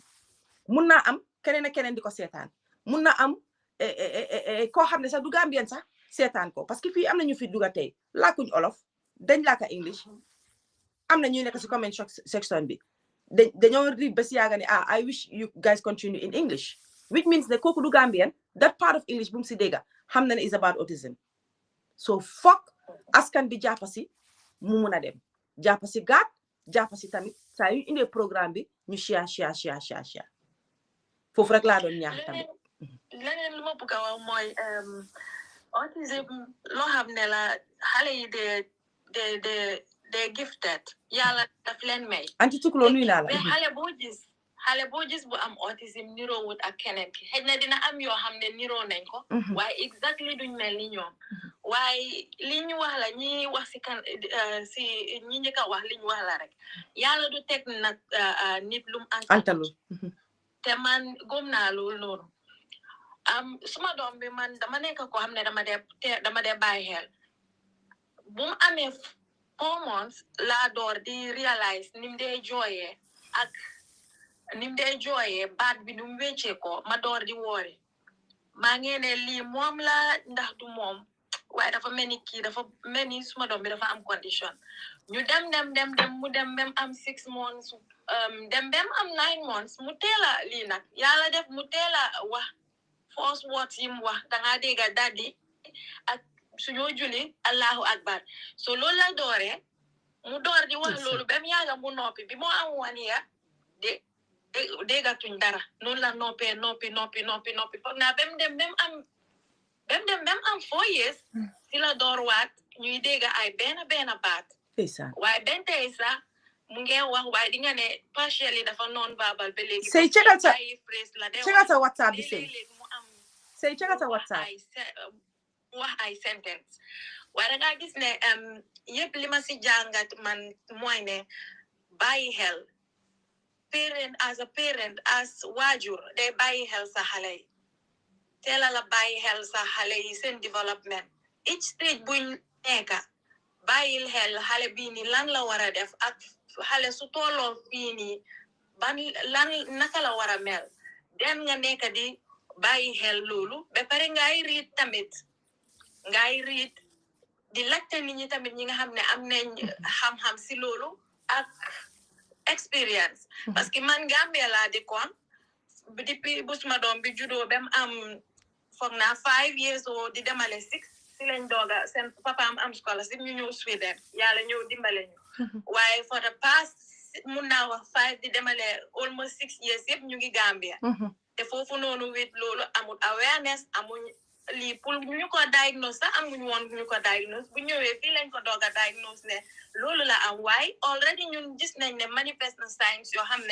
xam nañ ne kii xam naa within spectrum bi daal moom mu ngi fa papa am try ñu mu yóbbu ko Germany ñu xool noppam bi parce que moom sax dafa woori woon mu ne xëj na tamit dafa tex wala waa mu yóbbu ko foofu doonu ñu xool ko ñu ne ko ne noppam bi dara jotu ko so mu ñëw dellu si waat léegi luñ doon def mooy riit laa nekkee dama daan riit ba pare ma xam ne toog analyse situation bi ma ne fii amul benn help boo xam ne mun naa ko amuñ structure si institution bi nekku fa so man suma boppa maa taka suma ndiga bi man mi nga xam ne maa yaay bi maa gën a spend time ak moom taka suma ndiga bi di ko dimbale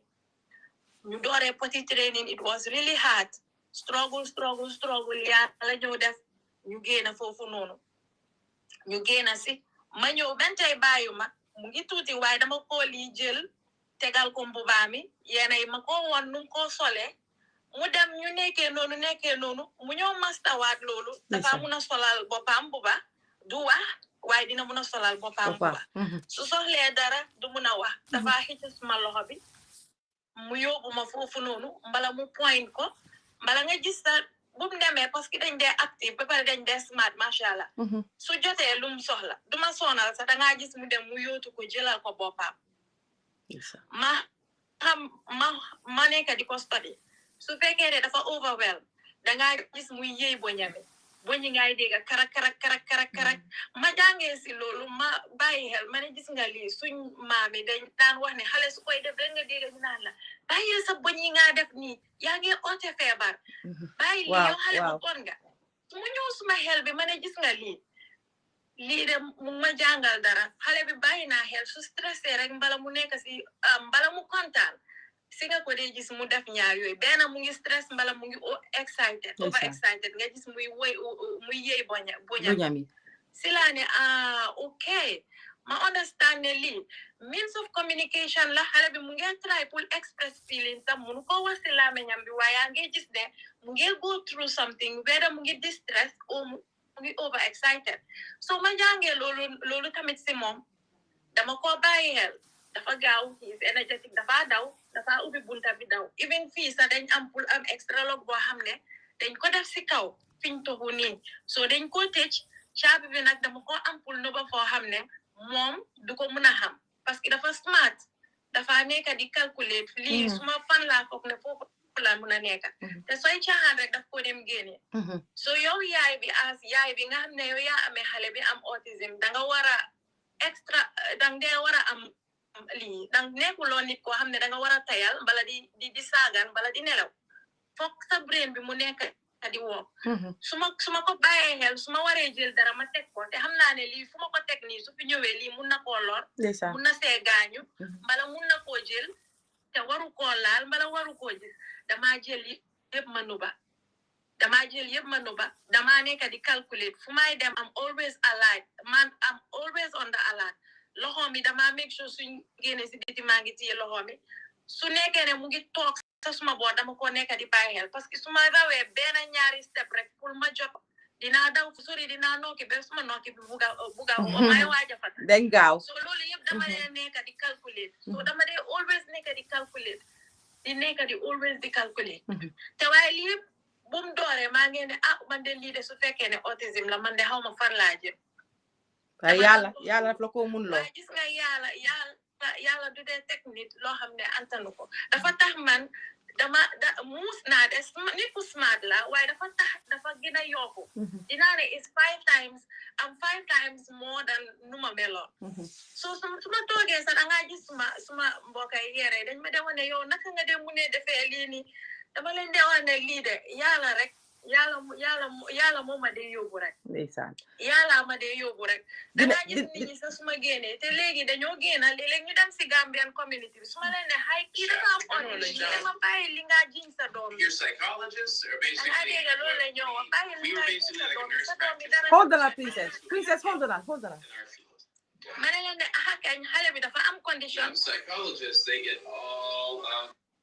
ma ne leen ne xale bi dafa am condition nekkut ne dama ko nekk di jiñ waaye loolu mooy réalité bi xale bi dafa am condition so bañ nañ ko comme suñu ñëpp a xam nekkut ñëpp a xam condition yi autism ñeneen understand nañ waaye xamuñ to that level ne xale bi su nekkee si biti muy daw dafa énergie boobu noonu dafa bokk si ñoom nit ñi understand uñ loolu man nag duma ko dee bàyyi si kër bi ndig ne dama ko nekk di nuba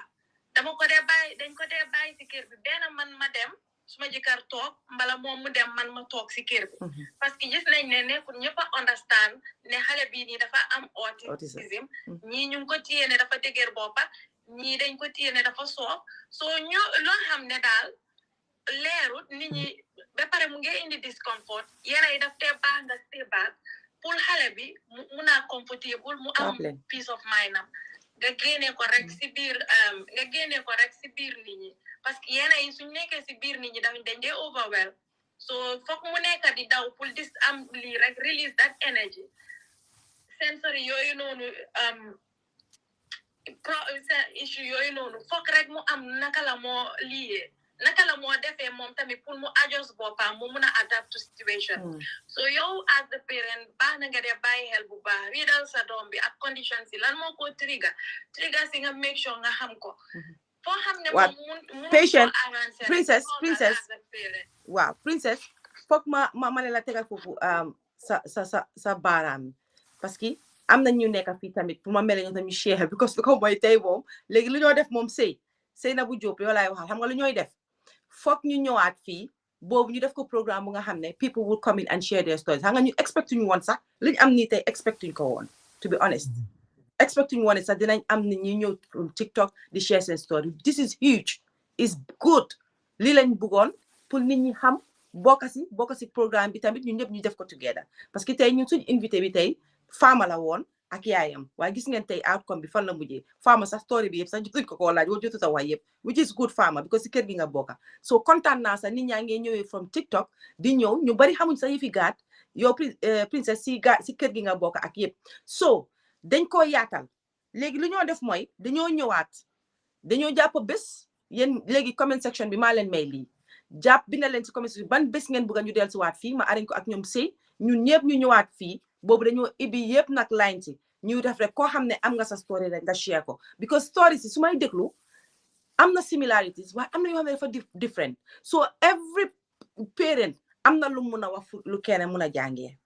so maa ngi jégalu foofu doguma la pour leneen de dama dog foofu rek pour nga teg fa sa baaraam rek ma jël ñeneen ñi fa nekk tamit ñoom it ñu share dara tuuti su ko defee next time ñu ñëw nag gën koy yaatal I hope you understand nga foofu duma dee bëgg a jog nit sax su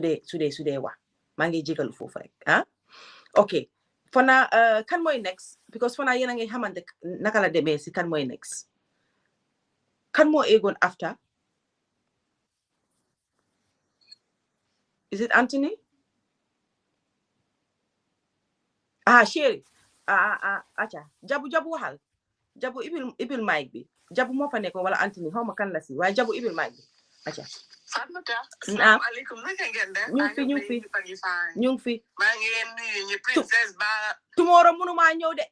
tomorrow moom bokkut yaa bintu bu ñu yàq princesse baalal ma maa ngi laa tooñ ne la princesse yow tamit nga may ñu tamit ñu laal tuuti si affaire bi kay waaw waaye nii la tamit lii baax na trop Fatmata man dama wax as an autistic mom dama am doom bu góor suma last doom bi moo autistic Why mooy the apple of our eyes ñun ñëpp ci kër bi parce que dafa fekk man ma am suma doom yëpp a ngi mag suma first doom bi am na 23 years suma second doom bi am 18 kii ñëw moom mu léegi 10 years moom la am August inshallah. Oh ndeysaan mu ñëw mu autistic waaye dañ dee waxtaan ne life xamuñ naka laaw doon mel without moom si kër gi parce que ñoom ñu ngi mag ñu ngi boring ku nekkaa ngi nekk si sa life waaye moom moo ñu dee keep together. kay ndeysaan. So dafa mel ni moom dafa ñëw pour def suñ famille bi pour ñun ñëpp ñu nekk benn. So dama dee wax ne what would life lan la naka laa doon war a mel su ma amutoon suma doom bii nii. So dama dee xam ne I am the chosen one. ndeysaan. Jur Omar and I am very proud man duma ko dee ooyee disability sax dama dee feel ne dafa am si ways autistic ñu am autism they are different in such a way foog nga am pour understand leen waaye bala nga leen a mun a understand as a parent foog da nga war a accept. Yeah. So accept doo mun a jël sa doom bi ba pare dañ leen war dee yar comme ni ñoo yaree suñu yeneen doom ñu bàyyi di wax ne dañ am disability waaye man suma doom bi suma ko xoolee but xam na lu ma miin. Parce que dama ko dee treat as ba pare su defee lu ndaw sax dama ko dee praise comme mel nii dafa lu nekk la ba pare dama mun a dee dem ak ñoo xam ne dañ positif parce que fan ma yow already yaa ngi am doom boo xam ne need help so suma saakul dama ko def any negativity dama ko génne si suma boppa parce que dama feel ne dama war a positif pour mun a dimbale suma doom bi suma doom bi dafa jël time pour mu bàyyi nappi faale wuma pour ku ko ñëw suma kër fekk muy nappi as long as jëndal loo ma nappi xewuma yow lan nga foog man loo xam ne luy help suma doom bi rek man loolu laa afta ñu nekk di dem si loolu ba fii nga nekk si aw bi nga nekk yaa ngi nekk Angleterre da nga am help pour anything loo bugga so dama feel ne dañ ñi platforms yu mel nii pour ñu make awareness parce que ay Gambian Week yi dafa xew or anything programmes yi dafa xew si dëkk bi da nga gis xale yi man fan ma tax xale bu ma gis dama dee gis mun naa gis suma doomi mbokk wala suma doomi friend dama laa gis rek fan ma tax ma xam ne digga kii suma morom la doomam bi lii moo ko jur waaye doo mun a approach nit ki pour wax ko nii waaye dangaa toog rek di ko seet ndanka dinañu waaye yow yaa ngi open to moom pour explain ko ne ko man de lii moo dal suma doom bi waaye ñoom yaa ngi gis ne ñu ngi nekk in denial so da nga leen a bàyyi rek doo mun a dem si doomi nit as Gambien di ko ne ko sa doom bi lii nii la lii understand nga maa ngi so da ngaa bàyyi rek waaye dama foog ne plateformes yu mel nii lañ nii pour ñu make awareness pour nit ñi xam ñun parents yi ñu fan te léegi ñaanaluma ko kenn kër boo dem si Gambien lii moom fa ma duma ko feebar sax parce que lii du feebar lii it's just a condition waaye ñu nañ fàtte affaire yi sëriñ yi fàtte affaire yi joxal sa doom bi lii mu naan jox ko garab bi jox ko li garab mënut a faj lii sëriñ mënut a faj lii luñ nit moo nekk love kese moom lañ nit danga leen am pour shower with love buga leen wan leen ne danga leen buga di teg leen de wax a ñoom comme ni nga tegee sa yeneen doom yi wax a ñoom waaye dañ ñi plateforme yu mel nii pour ñun ñëpp ñu nekk as benn dimbalante xam nga ba ñun ñëpp lii mun nañ see lii nii helpante ba ku nekk di nga ne lii laay def lii kële lii laay def ñu ngi ñaan yàlla mu sutural ñu waaye su fekkoon ne tànga fi ici maam Ndiaye Savon mama vulgaire ni ko dee nga ay million waaw gis nga yii doo fi gis ñoom Kofi gis nga Kofi Annan gis nga Kofi Annan bi ñëw si yii de kaay Sénégal ba yaa ngi tooñ jërëjëf Jabu kontaan naa waaw thank you so much Jabu kontaan naa amin waaw ñu gërëmee ko sëy rek man ba tey rek li ma dee wax rek nañ leen ko gërëmee Seynabou Diop parce que suñu toon Seynabou Diop man tamit sax du ma nekk di nekk si programme bi soo ku fi ñëw rek gërëm boo ma gërëm ak ñaan boo ma ñaanal rek xamal ne bokk naa ko ak waa gaat parce que without gaat man góoma ne sax dinaa doon xalaat pour def lii because yes over the years defoon naa fi tamit ay xam nga time breast cancer ak yeneen indi naa ko fi di ko waxtaanee waaye consistency bi ma am ci yëfi gaat moom fanaa gaat moom suma xol bi dañ ko jël rek moomale ko seen boppa man it moom seen bos rek wax digga ne yàlla so kuy gërëm ak kuy ñaan rek ñaanal leen Seynabou Diop mi nga xam ne moom mooy the founder of GAD ak teamam bi ñi nekk ak moom kuy ñaan rek ñaanal leen ko du man wax dëgg ne yàlla man taal laa mun rek li maa wax ni yëpp man xaw ma maa ngi jàngee ci yéen li maa wax ni yëpp ak li maa def yëpp maa ngi jàngee ci yéen man ci askan bi saytam rek laa mun a waxee ak li nga xam ne ñu ngi ko dunda in society waaye lépp ñoom la waa GAD si jiitali Seynabou Diop soo ñu ko wax sëy xaasatan jërëjëf su du toon yow moom foog naa ne kenn du fi toog sax ne Fatoumatta Kuka like naa sa programme de waaye bii macha allah waaye dinañ ñëwaat def beneen ba tey rek am nañ keneen ku fi nekk ñu jël ko ñaan ñi rek laay jël su ko fee ma delluwaat ci suma panel bi su ko fee ñoom ñu tàggatoo ñu dal di close nangul naa leen ko 2 weeks time incha allahu rabbi because April lañ nekk te April bi monti autism la so foog ñu light ko blue so foog ñu dellu si waat fii in 2 weeks time even though dinañ nekk si biir mai bi sax waaye dinañ ko jël ne nangu rek ne ñu ci biir April bi waaye dinaa wax a sëy daal suñ ko mënee si biir April balaa moo jeex dinañ ko def su fekkee mun nañ ko tamit si mai tam dinañ ko def man moom boppa ba dem na waaye léegi ñu jël Anthony ibil sax lifin bi mic bi hello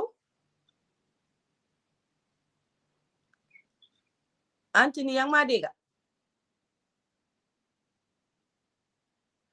gis naa ne ibi nga mic bi waaye dégguñ sa voice na danga egg by mistake ok xaaral ma wàccee ko soo bëggee eggaat rek send ma message bin is it bin too wala bin yeah bin waa bin naka nga def acca ni rek nga def alhamdulillah aha kay yëpp benn la nit nañ ko sax si soose go ahead all right that's fine that's fine defana mu autistic mom la di na 9-year-old daughter who is autistic non-verbal kabra be 2 years let's say 1 year 6 months na realize ko see big delay that's what the main thing because man any time jala when she was a baby found out 1 year 6 months and she start akambe call tena fama ntola but nataje ay tanku dole ta tengo batala don all stop abka ntola jeroto stop ta abka mo kumandi stop ta abka eye contact everything went down for the whole family and 2 years later na sama nursery the 15 hours but the young man in the nursery la wala maybe I big delay photo but they say I understand but she could not cope in a nursery. It was very difficult. I dropped the nursery and not a young colleague on a common settle since I dropped that. At the end, I feel like not drop at the child mind. It's better for me to not drop nursery. So now I moved to special school. After 4 years, yeah, diagnosed. She's 9 now, but still now she's non-verbal. I might easier hard tell.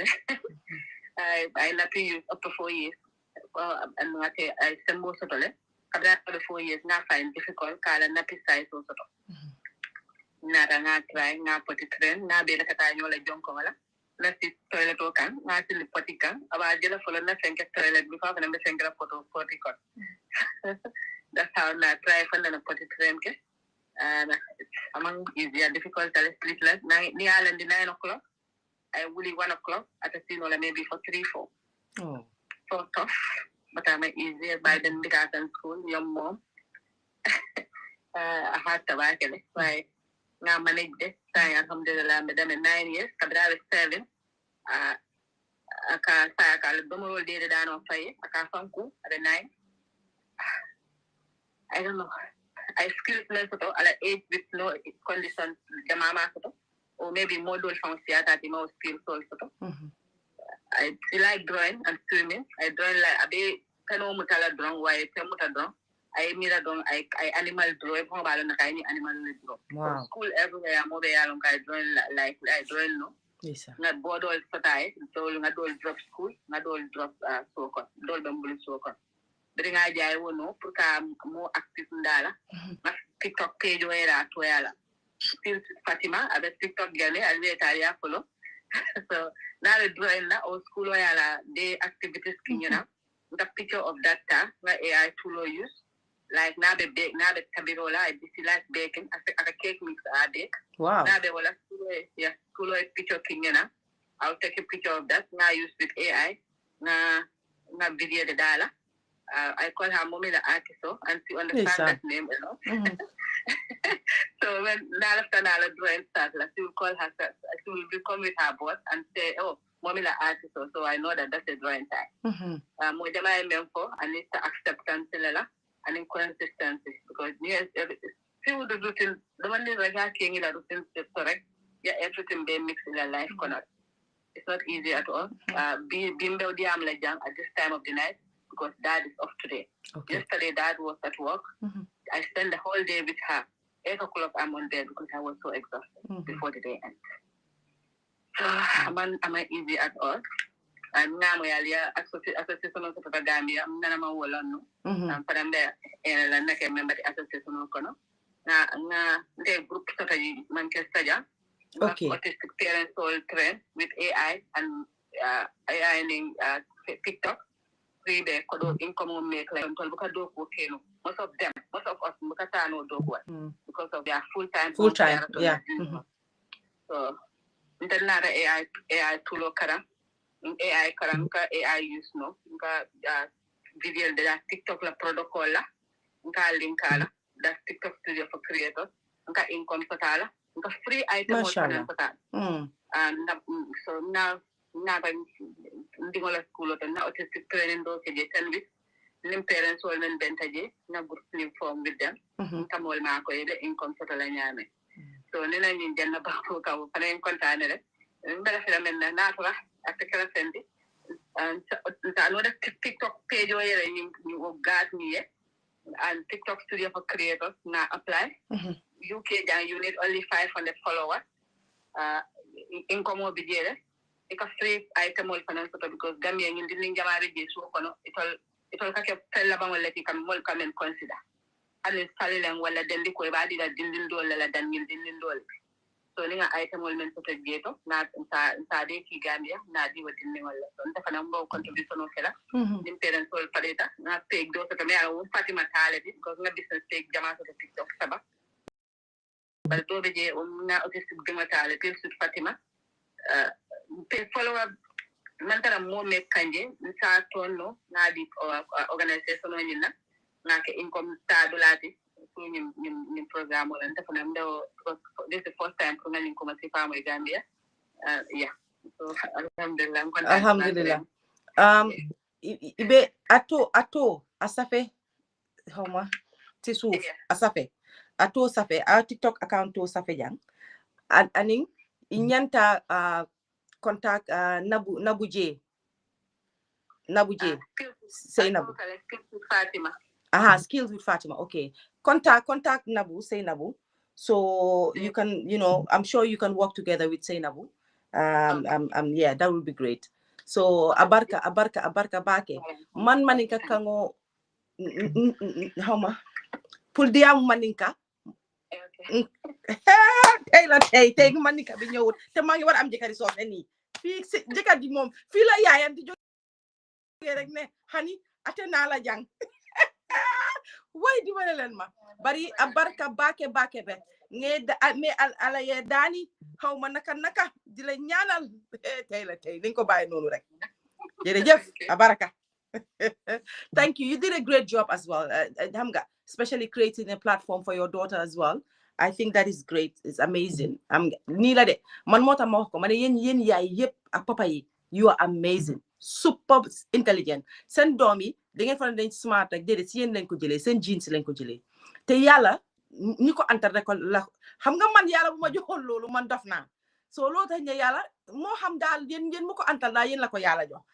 ma jël suma benn sister mu ngi si line bi dafa bëgg a participer. She's not someone who is always on social media. So suma ko gisee mo bëgg ma nangu ko. Hello sis Adam nakam nuyu nañ la. Jërëjëf sister Fatima. Maa ngi la delloo nuyoo bi di nuyu sa gan yi yëpp. I hope yéen a ngi maa dégg. Ñëpp a ngi laa dégg loud and clear. Thank you so much. Wow, for joining me. To be honest, nekkuma koo xam ne daal mun naa wax social media like that. Waaye tey topic bi ngeen a wax ni daf ma amal ite bu baax a baax. Ma dinaa introduce suma bopp rek parce que man maa nekk the president and founder of FESGAM, Foundation for Epilepsy and Stigma Support in the Gambia. Wow. So tey su ma gisee ngeen def programme yi autism ñu bari ñi nga xam ne dañ am epilepsy dañ dee am they are in the spectrum as well. As well, yeah. So waaw startuma nag pour déglu programme bi waaye di jaajëfal sa ges yi yëpp te leen wax ne lu ñooy def nii dañ ko soxla ndaxte ñi nga xam ne man suma brother dafa am epilepsy ba pare dafa am autism waaye musuñ ko properly diagnose moom mu ngi am léegi 52 years. Waaw so moom bu moo commencé mun naa defal boppam lu bari waaye later stage bi like mënatul a def lu bari pour boppam waaye da nga gis ne parents they have a very big role to play. So tey ñu fi taxaw yëpp maa ngi naa jaajëfal ne ñoom ñu ngi nit ñi sharing a platform like this. Everybody ko xam ne mu ngi dunda façon bi dina si jàngee lu bare so di moom Pamata yow moom yàlla dina la fayal boppam nga isi topic bi. Waaw so lu ma su de ñi déglu daal lu ma bëgg a wax rek mooy as carers or caregivers xale yi nekkuñ xale yoo xam ne dañ leen a noba ngeen baalal ma su dee repeat na anything loo xam ne wax nañ ko fi already. It's okay. Why parents they have a very big role to play parce que man dama dee liggéey ak nit ñi nga xam ne sëñ na seen doom yaa ngi am epilepsy su ma leen waxee dem leen si lopitaan bi dañ maa déglu yëpp ba pare suñ pare xam nga lu may wax lii du feebari lopitaan te similar to autism loolu bari na Gambia xëy na si soo nekkee si urban area bi di nga am options waaye can you imagine ñaata xale ñoo nekk si provinces yi so God moom su dee demaagu leen si provinces yi maybe that's something that you should try and do because ñun dem nañ fa not as much as we would love to do parce que liggéey bi tam du dee nekk loo xam ne daf dee yomb parce que yéen daal yéen ay dajale seen own funds am seen own projects ngeen def li ngeen bëgga waaye caregivers yi comme parents yi they have a big role to play suñ jógee si parents yi ñu ñëw si teachers yi Ministry of Education they really need to come up with naka la ñoo supporté xale yi si school as you know it's a spectrum same as epilepsy am na ñoo xam ne dinañ am epilepsy dinañ mën a dem school nekk ay docteur nekk ni ñoo xam ne mën nañoo jëriñ seen boppa same as autism waaye léegi nga gis ñoo xam ne xëy na suñu amoon that little bit of support rek dinañ ok da nga gis ñu bari dañoo dem school ba si yaaga because school bi ñu ngeen nekk di daanu foofu wala nit ñu understand ñu leen dañoo mujjee ñu génnee leen school so lii moom awareness bu mag nga naa def nii so bu ma ko gisee rek ma ne lii opportunity la pour man tam ma ñëw def si lu ndaw di wax waa gaat di leen jaajëfal di leen wax tamit ne ñu gën a yokk liggéey bi ñun moom waa FESGAM we are always happy to collaborate comme ni ma ko waxee most of ñi dee am epilepsy dañ dee also am autism so liggéey bi daal ñoo ko bokka waaw loolu laa amoon rek ne xaaral ma contribuer a little bit parce que lii moom I am very passionate about it because benn xale warta nekk ci kaw àdduna bi yàlla bindal na la ni nga war a ni mu la war a bindee ba pare nga nekk di coono because of lan your society are not educated si yow li nga amee loolu moom fu mu nekk war nañ koo passé social media moom have a very big role to play so maa lay jaajëfal yow Fatoumata for hosting this program ak sa guest yi nga am foofu noonu yëpp di leen wax ne liggéey bi yombut waaye as much as you do a lot there is also a lot that needs to be done waaw jërëjëf Adam kontaan nañ torop comme ni ma ko waxee rek yow nekkuloo nit ci social media pour gis la sax nga ne da nga bëgg a contribute I was so shocked but thank you so much appreciate nañ ko torop kontaan naa waaye dinaa la call ñu gën a waxtaan jërëjëf waay thank you okay Seynabou Diop lii yow rek ko mun si man ma ñëwee 2 hours fole ji ba neeli 4 hours lii foog ngeen déglu ko par force su ma paree damaa jël live bi di ko share nit ñi par force ngeen déglu ko par force te da ngeen ko déglu start to end parce que xam-xam rek a fi wàcca tey ndeysaan ñëpp wax nañ yaay yi ñi war a wax yëpp wax nañ soo kontaan naa lii foog ñu ñëwaat yéen fi mu nekk nii suma panel bi sax a ngeen nelaw ñëpp a ngaa nelaw xam nga TikTok nag lii tax man seen yëf neexuma ni ku leen jox almet rek da ngeen dee taal tan bi yéen seen programme du dee jeex dangaa wax ba waa Europe nelaw waa Amérique ne kaay leen ñu ngi nii fii la moo em nag duma ko jekkali moom may anti tukulóor ak nee ne suma favorite yi suma love si ma may leen ñuy wax tuuti ba pare ñoom tamit su ko fee ma del siwaat si panel bi ñu daal di tëj anti tukulóor vas-y nama naa la anti tukulóor foo nekkoon Can I come before my internet goes off? Yow yaa dëkk Africa wax nañ la taxul nga bañ toogal. Because for the longest time I've been trying to come on. Mangi wants to on the Munuma the network be back. I'm surprised Nessa 8-9 and it's not misbehaving. But first of all, to appreciate you, Fatmata. Dunya bullet di ñew di waxtane lo xamne lu itel askan bi la lu indi jëm kanam ak yokkute ci sa kaddu ni koy waxe rek ci jangale kay bi pour jangat and nit ñi gëna seen xel yi gëna yaa ci yo xamne dafa important. Being a mom and having kids that are normal, it's a very difficult job. So you can imagine if you have a child with a special needs. It's the most difficult thing you can ever have to deal with. Yeah. Okay? And I'm not being a caller bu fi wàccoon jàppuma tuwam waaye mu ngi wax ne comme ne amut garab amut ne amut dem sëriñ amut anything else. All these kids need is love. You know why I want to emphasize on that and concur 100%. I'm not going to say the number of kids I have, but one of them has a special need, and both epilepsy and autism la am. So both of you la nekk di deal with. Right now, mungi am si 15 years October bi la mo am 15 years. Why so ko hole da nga fokk ne ko am maybe 10 or 11, right? But then I remember 7 years ago when I took this boy. I'm going to because environment bo xamne Gambia we don't know these things. Be pare dañ jappone xale bi dafa digër bop. So dañ ko daan nekk di ko dur. Mom tamit dama feeloon ne daf daan resist. To seek for attention dafa yaha. You know, yaha mu fekk paane ndox bu taaje mu tour ko ci neeg bi. Xam nga lolu dina take the attention of the people in the house. Because imagine ku tour paane ndox sa saal bi. O nga fekk diwlin mu taaje nga tour ko o diwi jambo. So basically yoy la daan way sa yum ko defé dañ ko dura. You know what I mean? But then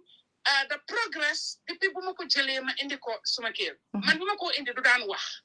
Action rek la daan def. Du daan wax at all. Du respond amul benn word bu mo nekk di wax. Yëngal boppa la xool la yaa nga door ko mu jooy mu noppi. Loolu la daan def waaye du ma ko indee right now dafa have a conversation. We am a full conversation. But the challenge is ne pour school. I remember first we don't do school. Dama don't insist because man tamit I'm not used to these things. Yeah. I do a lot of research online. I was in denial ne. Wow, so change environment in a normal child, so what in a normal school. Why? Because of delay in speech, we understanding the mungi autistic, mungi epilepsy, legally episodes of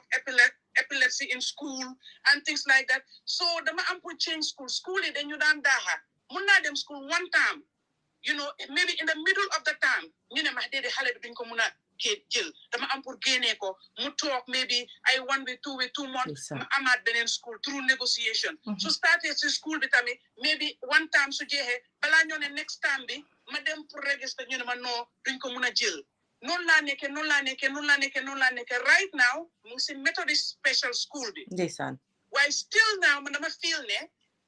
I'm not a huge progress bi nga xamne mën na dem to a different school you understand pour mu mëna nekk at par with you know yenen xalé because lolu tam daf leen dé dimbalé. But we know in the Gambia it's difficult to get a normal school pour def ko fofu nonu. Why lima bëgg emphasize moy the love and bring in a community bo xamne mo yenen xalé they share the same thing. They wear the same thing, they eat the same thing, they go the same places. He is not discriminated, and nobody is looking at him like they put a full-fledged, you know, halal come here. And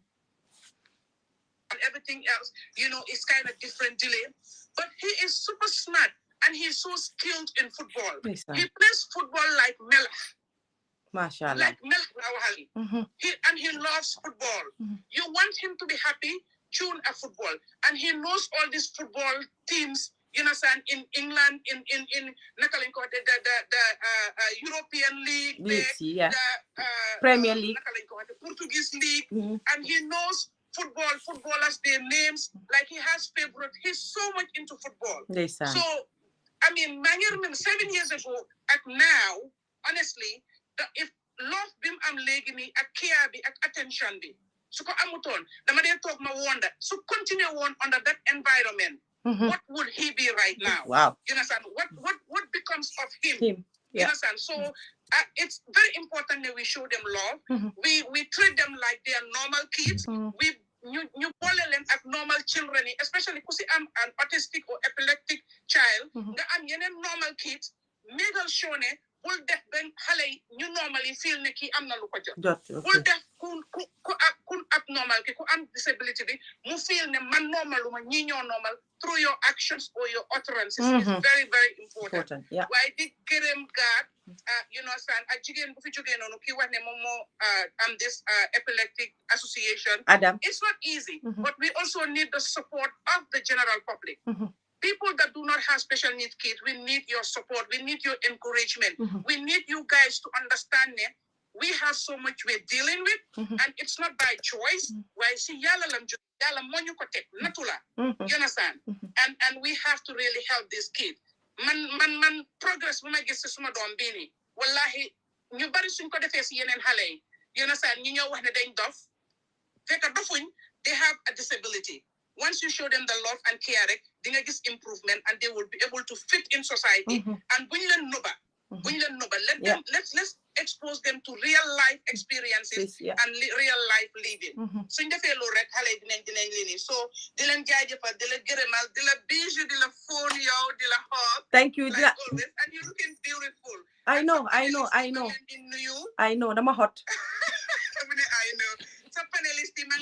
for being so bold and always coming out to sensitize. The little time bima duga si janga na lu bari lo xamne dina ci baye xel man tamit because mangi am halal and dina ko apply pour make life more better and more livable and you understand and more enjoyable as well. So kontagal Sey Diop mo def nabu jebi kontagal Sey Diop nga muna bokka yoy tamit ca gaat legi man may recruital gaat. In fact nene wana la my president gaat. Did I tell you I am the president of GAT? Let me tell you now. Jerejef nene. Thank you. Thanks for sharing your story. Jerejef way. Anti tukulor. Acha bok. Nene na la jël ci suuf after. Nama na la. Suma nene tuti gis nga Fatmata li nga wax ne autism kids yalla daf leen dee denk ñu baax. Nene just proved it. Say joke mom xam nga ko mom ko Ken waxati ko. Come to find out say joke knows my family in Birkama very well. Why legi gis nga diga nek di support autism bi ni. Man dama ci duga because suma dena cousin bu nek Florida dafa am doom bu autistic. Non verbal. So lolu mo gëna li fi suma interest. Why ma ñoo xam ñom say bu mom amul ben jabar gannaaw man. So why recently, you know, somebody that's also like a granddaughter to me. So mota adina bi person you assume I'm able to talk ngane it's not going to be in my backyard. Yeah. Ke lo ci mun rek disability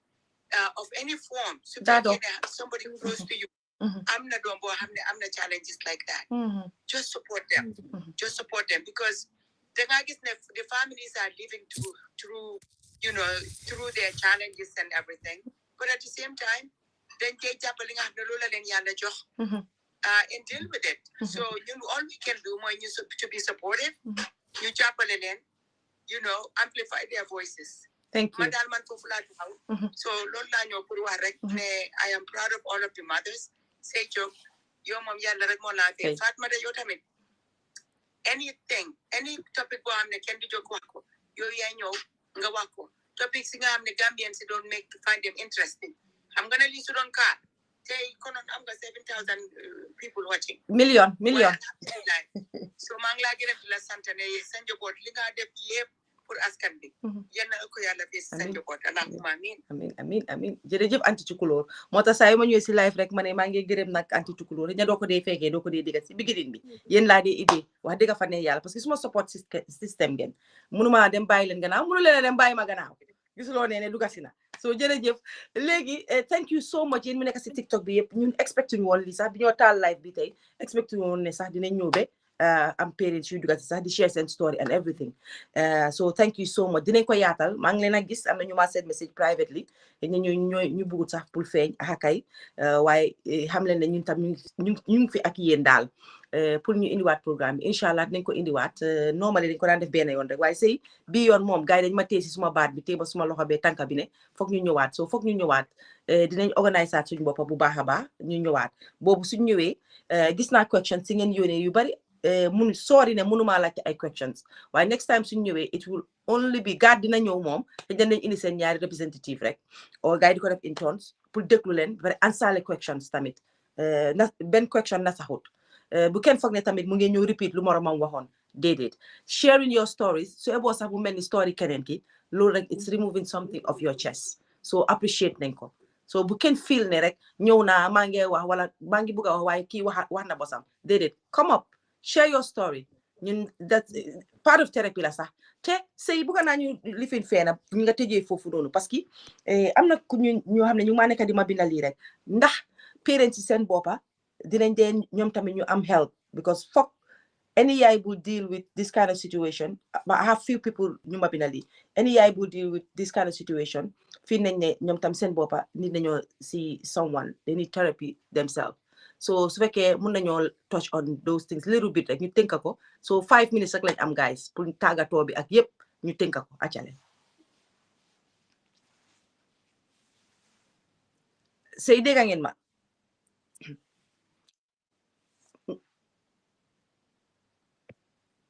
panel bi ndax dégga ngeen ma waaw ñu laa dégga kay aha so nañ leen ko jëlee foofu nañ leen ko defi ne benn 10 minutes rek ñu randok ko foofu ñu waxtaan foofu tuuti rek ba pare tam ku nekk tàggatoo waaw yeah so loolu moo nekk suñ purpose support group bi because the first time bi ñëwee woon sa show bi we realized that everyone feels like they're going through this journey on their own looloo taxoon ñu create support group bi nga gis ne parents yi seen boppa dinañ mun a ñëw everyone like gars dañ dee binda si group bi ne oh I'm dealing with this and this at the moment su ko defee keneen ne oh man tam dealoon naa with loolu waaye this is the tip that I can give you parce que loolu ma doon help and yesterday as well the thing we had like it was like a question and answer session you say what behavioral problems you're having with your child and then we had an expert Mohamed Conte who was giving tips on how to actually deal with that, like step-by-step guides, what the behavior means and how you can help maybe redirect the behavior. So yeah, definitely that's the whole point why we have the support group so that parents can parents can support each other. And we have so many experts in that group. I'm sure we have someone who maybe can help with mental health issues as well if people are having it, because I think it's the whole idea is just to say you're not alone. You're not on it. Yeah. On your own. Yeah. Okay. Thank you. Loolu foog naa ne ñi seen loolu noonu dégg nañ ko Buhari foog naa dafa am ñu mute te yaa leen mute su fekkee mu nga leen on mute ñoom sëy ak ñooñu sëy waxal ma dégga yéen a ngi maa dégga ñu ngi laa dégga ok alright man ma mujjee ndax ma dem yow mujjeyal nañ may Fama waaw Fama mu lifin foofu noonu because fa naa ne Fama moom war naa jóg moom tamit sax ndeysaan toppatoo ji waaye bul wori maam yaa ngi fa aca Fama ñëwal tuuti ma ne li ma wax kay mooy ne pour lean on to your support group for everybody that's going through it. Lean on to your support group ba pare bul ragal a wax sa family or your friends. Sometimes na léegi your friends might not be as helpful, or some of your family members, but ñi nga xam ne ñu ngi laa dimbale, lean onto them a lot, because you are going to need it, and realize that you're not alone, and it'll end. It might take a while. It might be something that is going to continue for the rest of your life, but things will get better. So loolu rek laa bëggoon a add ba pare tamit remind nit ñi am na ñu ma gis ñuy binda di laajte yëfi donate, ñu ngi defoon email bi si screen bi, so email leen gaat rek pour ngeen mën a donate, because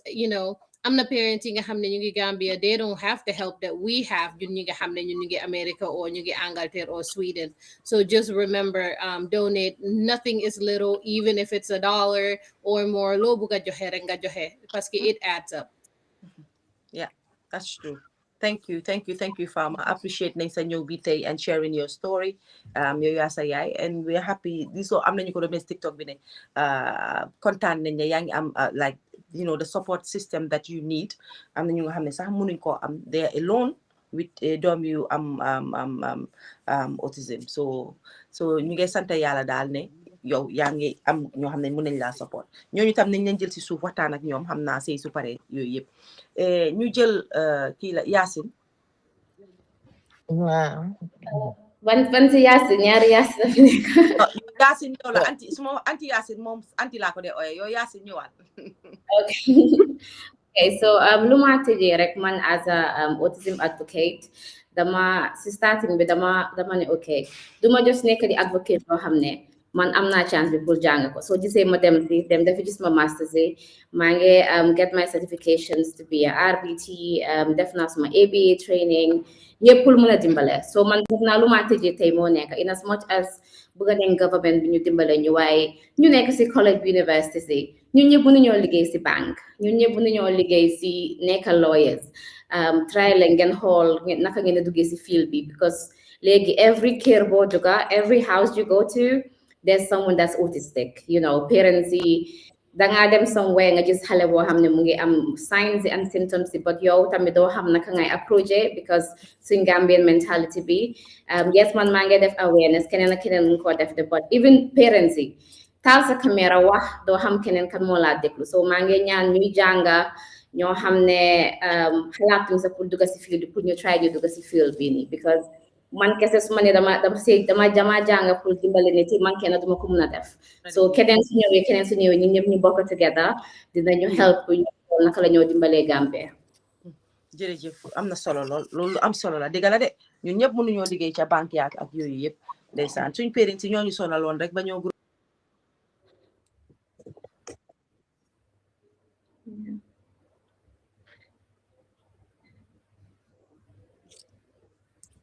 te lii ñun ñëpp ay docteur lawyer ak ñi def lañ ci ko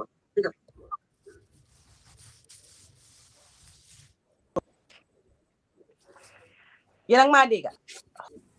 waa ñu ngi lay dégg léegi yéen ak maa dégg aha okay suma door bi is connected to my phone so loolu tax I have a guest who just arrived so mu ngi si living bi Venus Chamsu ibil bunta bi you have a guest ibil bunta bi léegi sorry de am na ku ma doon wax de kaaw moo fi ñëw léegi is it kaaw o kaay o mu ngi si TikTok bi ñu may ko tuuti parce que yàgg na moo woon a bugg a egg si pour wax waaye mënutoon a wax so ñu may ko tuuti rek sëy mu am lum si add parce que gis naa ne mu ngi ne in UK comment bi dem na so ibi sa mic bi share sa fi tuuti rek Fatimata jërëjëf xam naa ñoom sëy fu naa démba sax maa ngi am gazette plateforme bi gars liggéey bu ñoo def liggéey bu baax la somebody said so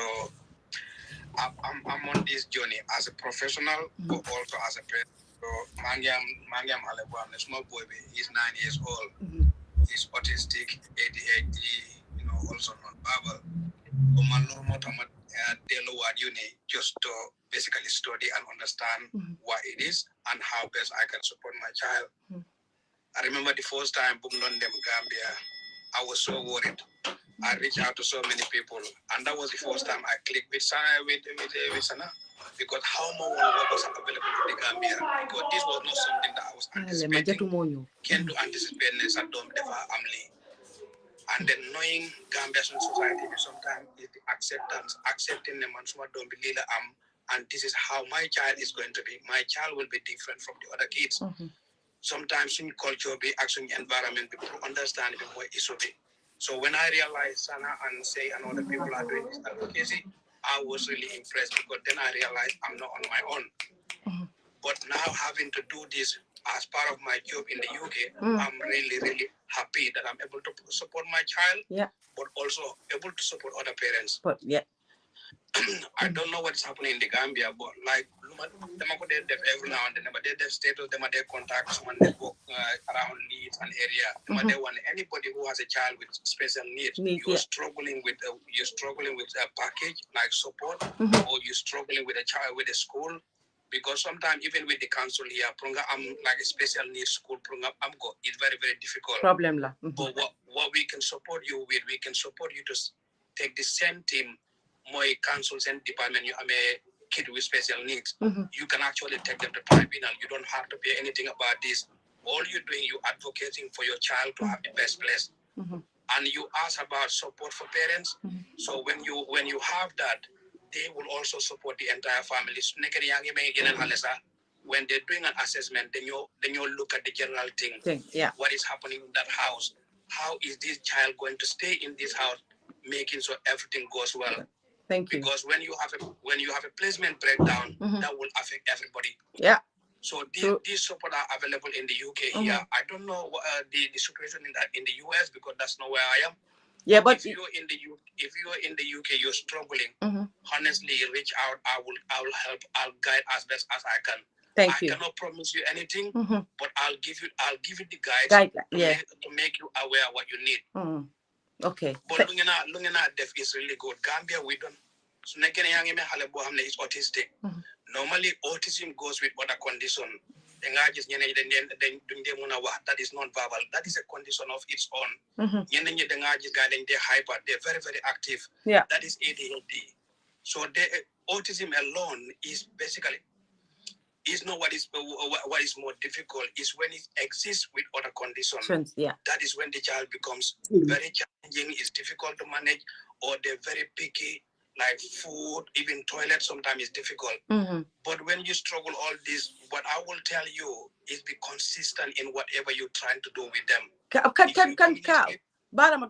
But can I invite you in a special program? Because you being a guy, te xam naa ne guys suñu daan dégga moo nekk ñoom Ogis ak ñoom Sana ak yooyu. So yow mun nañ laa invite yow tamit as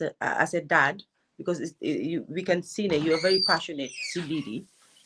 dégga la sa dooma ko am ak yëpp su la neexoon nga nekk comme yena papa yi rek toog foofu ne I'm not getting involved nga blame ko yëpp on yaay bi, or you're not even active on it. So I will want to invite you yow tamit nga ñëw nga share sa story bi bu baax properly, ñu jël la time boo xam ne dinañ la mën a déglu bu baax a baax, because right now dañ exhaust suñ time bi 2 hours ago. So dama la égal nii because ma gisee sa comment bi rek si laa ne okay, let me bring you up pour yow tam nga share a little bit, dégg nga. Fatimata Jerejef. Thank you. I've been following you guys on the Facebook page. But Jerejef, if you want to reach out to me, just ask Nyom Sana. I will. Let me follow you now, and then we will connect. Yeah. No problem. All right. Thank you. Seynabou Diop ananga. maa ngi nii. Lu tax gisatuma video yi lu xew man rek may suma bopp laay gis. Is it me? Parce que ñun ñu ngi gis. waa ñun ñu ngi gisante. Man gisatuma kenn. Xawma luy dem on, but anyways lu important mooy voice bi. Buhari seetal ñu foofu man video yi yëpp dafa dem because gisuma kenn waaye ñu may Anti Yacine mu ñëw ba pare say yow nga mujjee Anti Yacine. ñu bàyyi la foofu nga. waaw li ma tàggatoo rek mooy nañ jàppalante rek dimbalante saka especially ñi nekk Gambia parce que fii am nañ help dinañ la wax lan nga war a def jëndi waaye ñële xamuñ li xew. So ñooñu ñoo ko gën a nit mi ki ñi si fii tamit support bi mooy family support boobu rek lañ soxla. Baboucarr comme ku mel ni Baboucarr moom dafa bëgg lu safkaan. Am na xale dafa safkaani bi pare diwtiir am na xale yoo xam ne na duñ bëgg sax laal lu mel noonu. So yooyu yëpp nit ñi ñu ko observe di seet lan la xale bi bëgg ñu ko ci jàppale ci li ba pare buñ koy forcé di ko jox seen lekka bi lu mu bëgg rek ciiñal rek. Loolu laa ci bëggoon a yokk jërë ngeen jëf. Jërëjëf programme bi am na njëriñ torop. jërëjëf fekkee la jërëjëf Anti Yacine. bul nangu kenn la def maam glam maam. di jaama def maam ba pare. nanguma Tooma jërë ngeen jëf. Okay Seynabou Diop. Yes Fatmata. man de war naa gis sa kanam bi de pour ñu en ko fii. aw ma lu xew de kanam ba de bañ na dem na waaye ñi muñ rek xam ne yàlla li la dogal cat la cat. Well, no, why didn't you what? We will plan another one for more just more interactive for your watane instead of hunger. You can call it watanda. Why balama teach mawa nyip jirijif. Team God, they are too humble. Then ma more credit than I deserve. God from egate, teamwork la, team effort la. It's very crucial ne. Am nañ team members yoo xam ne amuñ xale yu nekk on the spectrum because sometimes life happens yenn saa sometimes soo leen bàyyi xel dama dee géej Facebook life happens I tune out completely wante people like Sana, Hadi, Ogis and the rest of the team they make sure ne the work continues program be continues ñu ngi launch GAD pilot class bi léegi is a full functional classroom even though we have 5 permanent students. Hamga Hats House, the owner, boom there, some of their students, then they know GAD. So on a weekly basis, then they're gonna support up to 23 students because guide and know they demandors and field trips. See, they come to GAD once a week and do activities with GAD. August Moisun Education Director, Momo Neka run this program, DP 2003. So it's been 3 years, Mungia function. From the TikTok, a lot of Gambians ñoo xam ne ñu ngi si field bii nii, they are educators, they are therapists, they are social workers. Bugga ne ñu dinañ reach out to them. We may miss some. Why autismgambia@gmail.com. Di ngeen ñu mun a reach. Su ko defee ñun ñëpp ñu work together. Lee is a collective effort. You know, it's not about say, it's not about God. Ñun ñëpp ñu ñëw together, ñu dimbale Gambia. That's the goal. We work with different groups. Sire,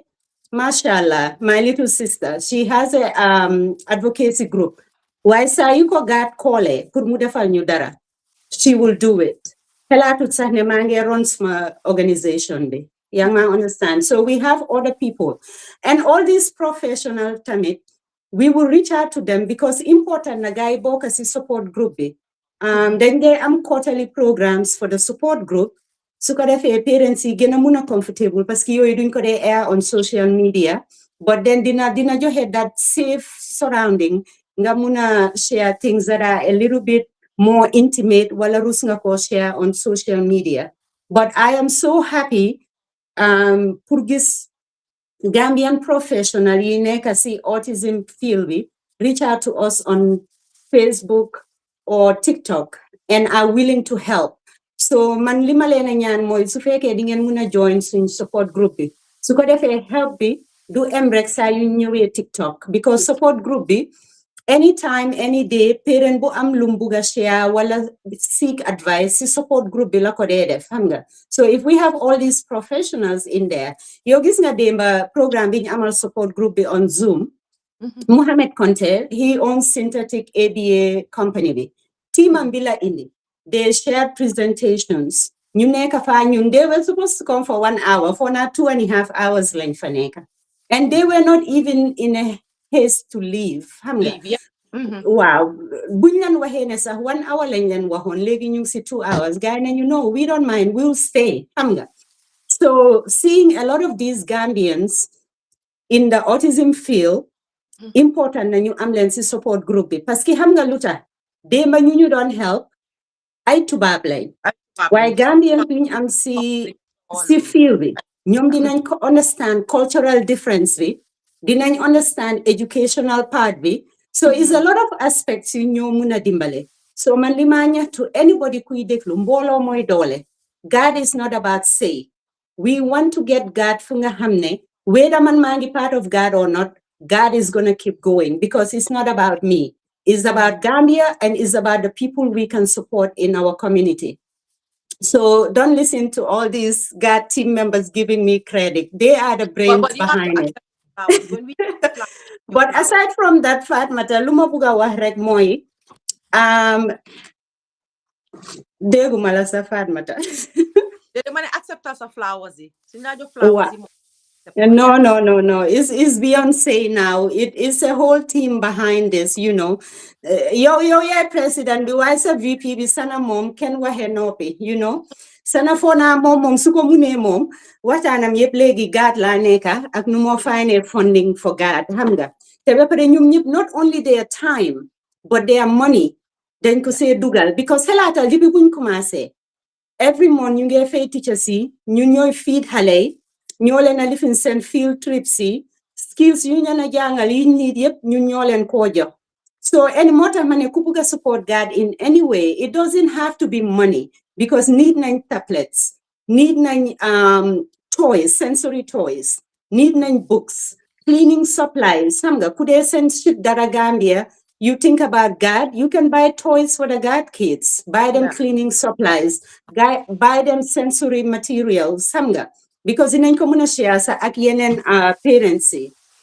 And finally, luma close rek moy this month suñ team B is like celebrating differences in our community. Hamga. Te lolu dama buga buñ ko faté.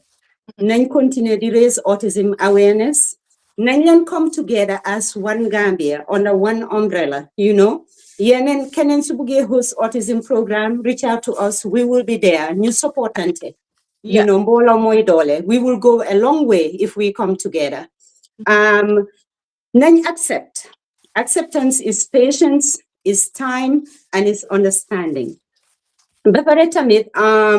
The impact bumo amoy so when a parents families raise autism kids ne accept nga what autism is daf leen dee dooleel ba pare daf dee yombalal affaire si ñoom parce que tamit seen xel dina dal ñoom tamit every person dafa deserve respect regardless of nu ko yàlla bindee xam nga sometimes dañ dee bulli wante nag indirectly sa boppa bu réy bi sa noppa bu réy bi yow danga dof nii naa ne le xam nga but all jokes aside nañ leen respectante regardless of what the disability is nañ leen respectante ba pare you know suñ célébratante fonka suñ dooleel suñ differences yi nu ko Alaaji Ibrahim Ñas waxee penca mi dafa gën a yaatu te dina gën a dëgër xam naa ne nag nit nañ good Olof speaker mu wax ñu naka la ñoo waxee disability si Olof parce que xam nga autism du jàngoro so duy waale xam naa ne waxoon nañu ne one time waxoon nañu ne teexa am nañu ko dee ooyee gàllankoor but I don't know so ku dégga Olof bu baax daal nañu wax lan mooy disability you know in Wolof yes why nañ celebrate ante rek understand ante suñ difference yi ñu doolelante ñu gën a jëm kanam daal ba pare maa ngi wax everybody thank you amuleen morom yal na leen yàlla fay Fatmata yow moom yow yaay suñ président yow saa yoo paree ooñu ñu ñëw so buggee sa ñu def once a month we will come inshallah rabbi akay yéen dama leen a oo rek ngeen exi xam naa loolu akay waaye kontaan nañ tey we have another successful show saa yu ñëwee nag indi waxtaan bi wax dëgg ne yàlla musuta borin su ñuy ñëw dañ dee ñëwee ne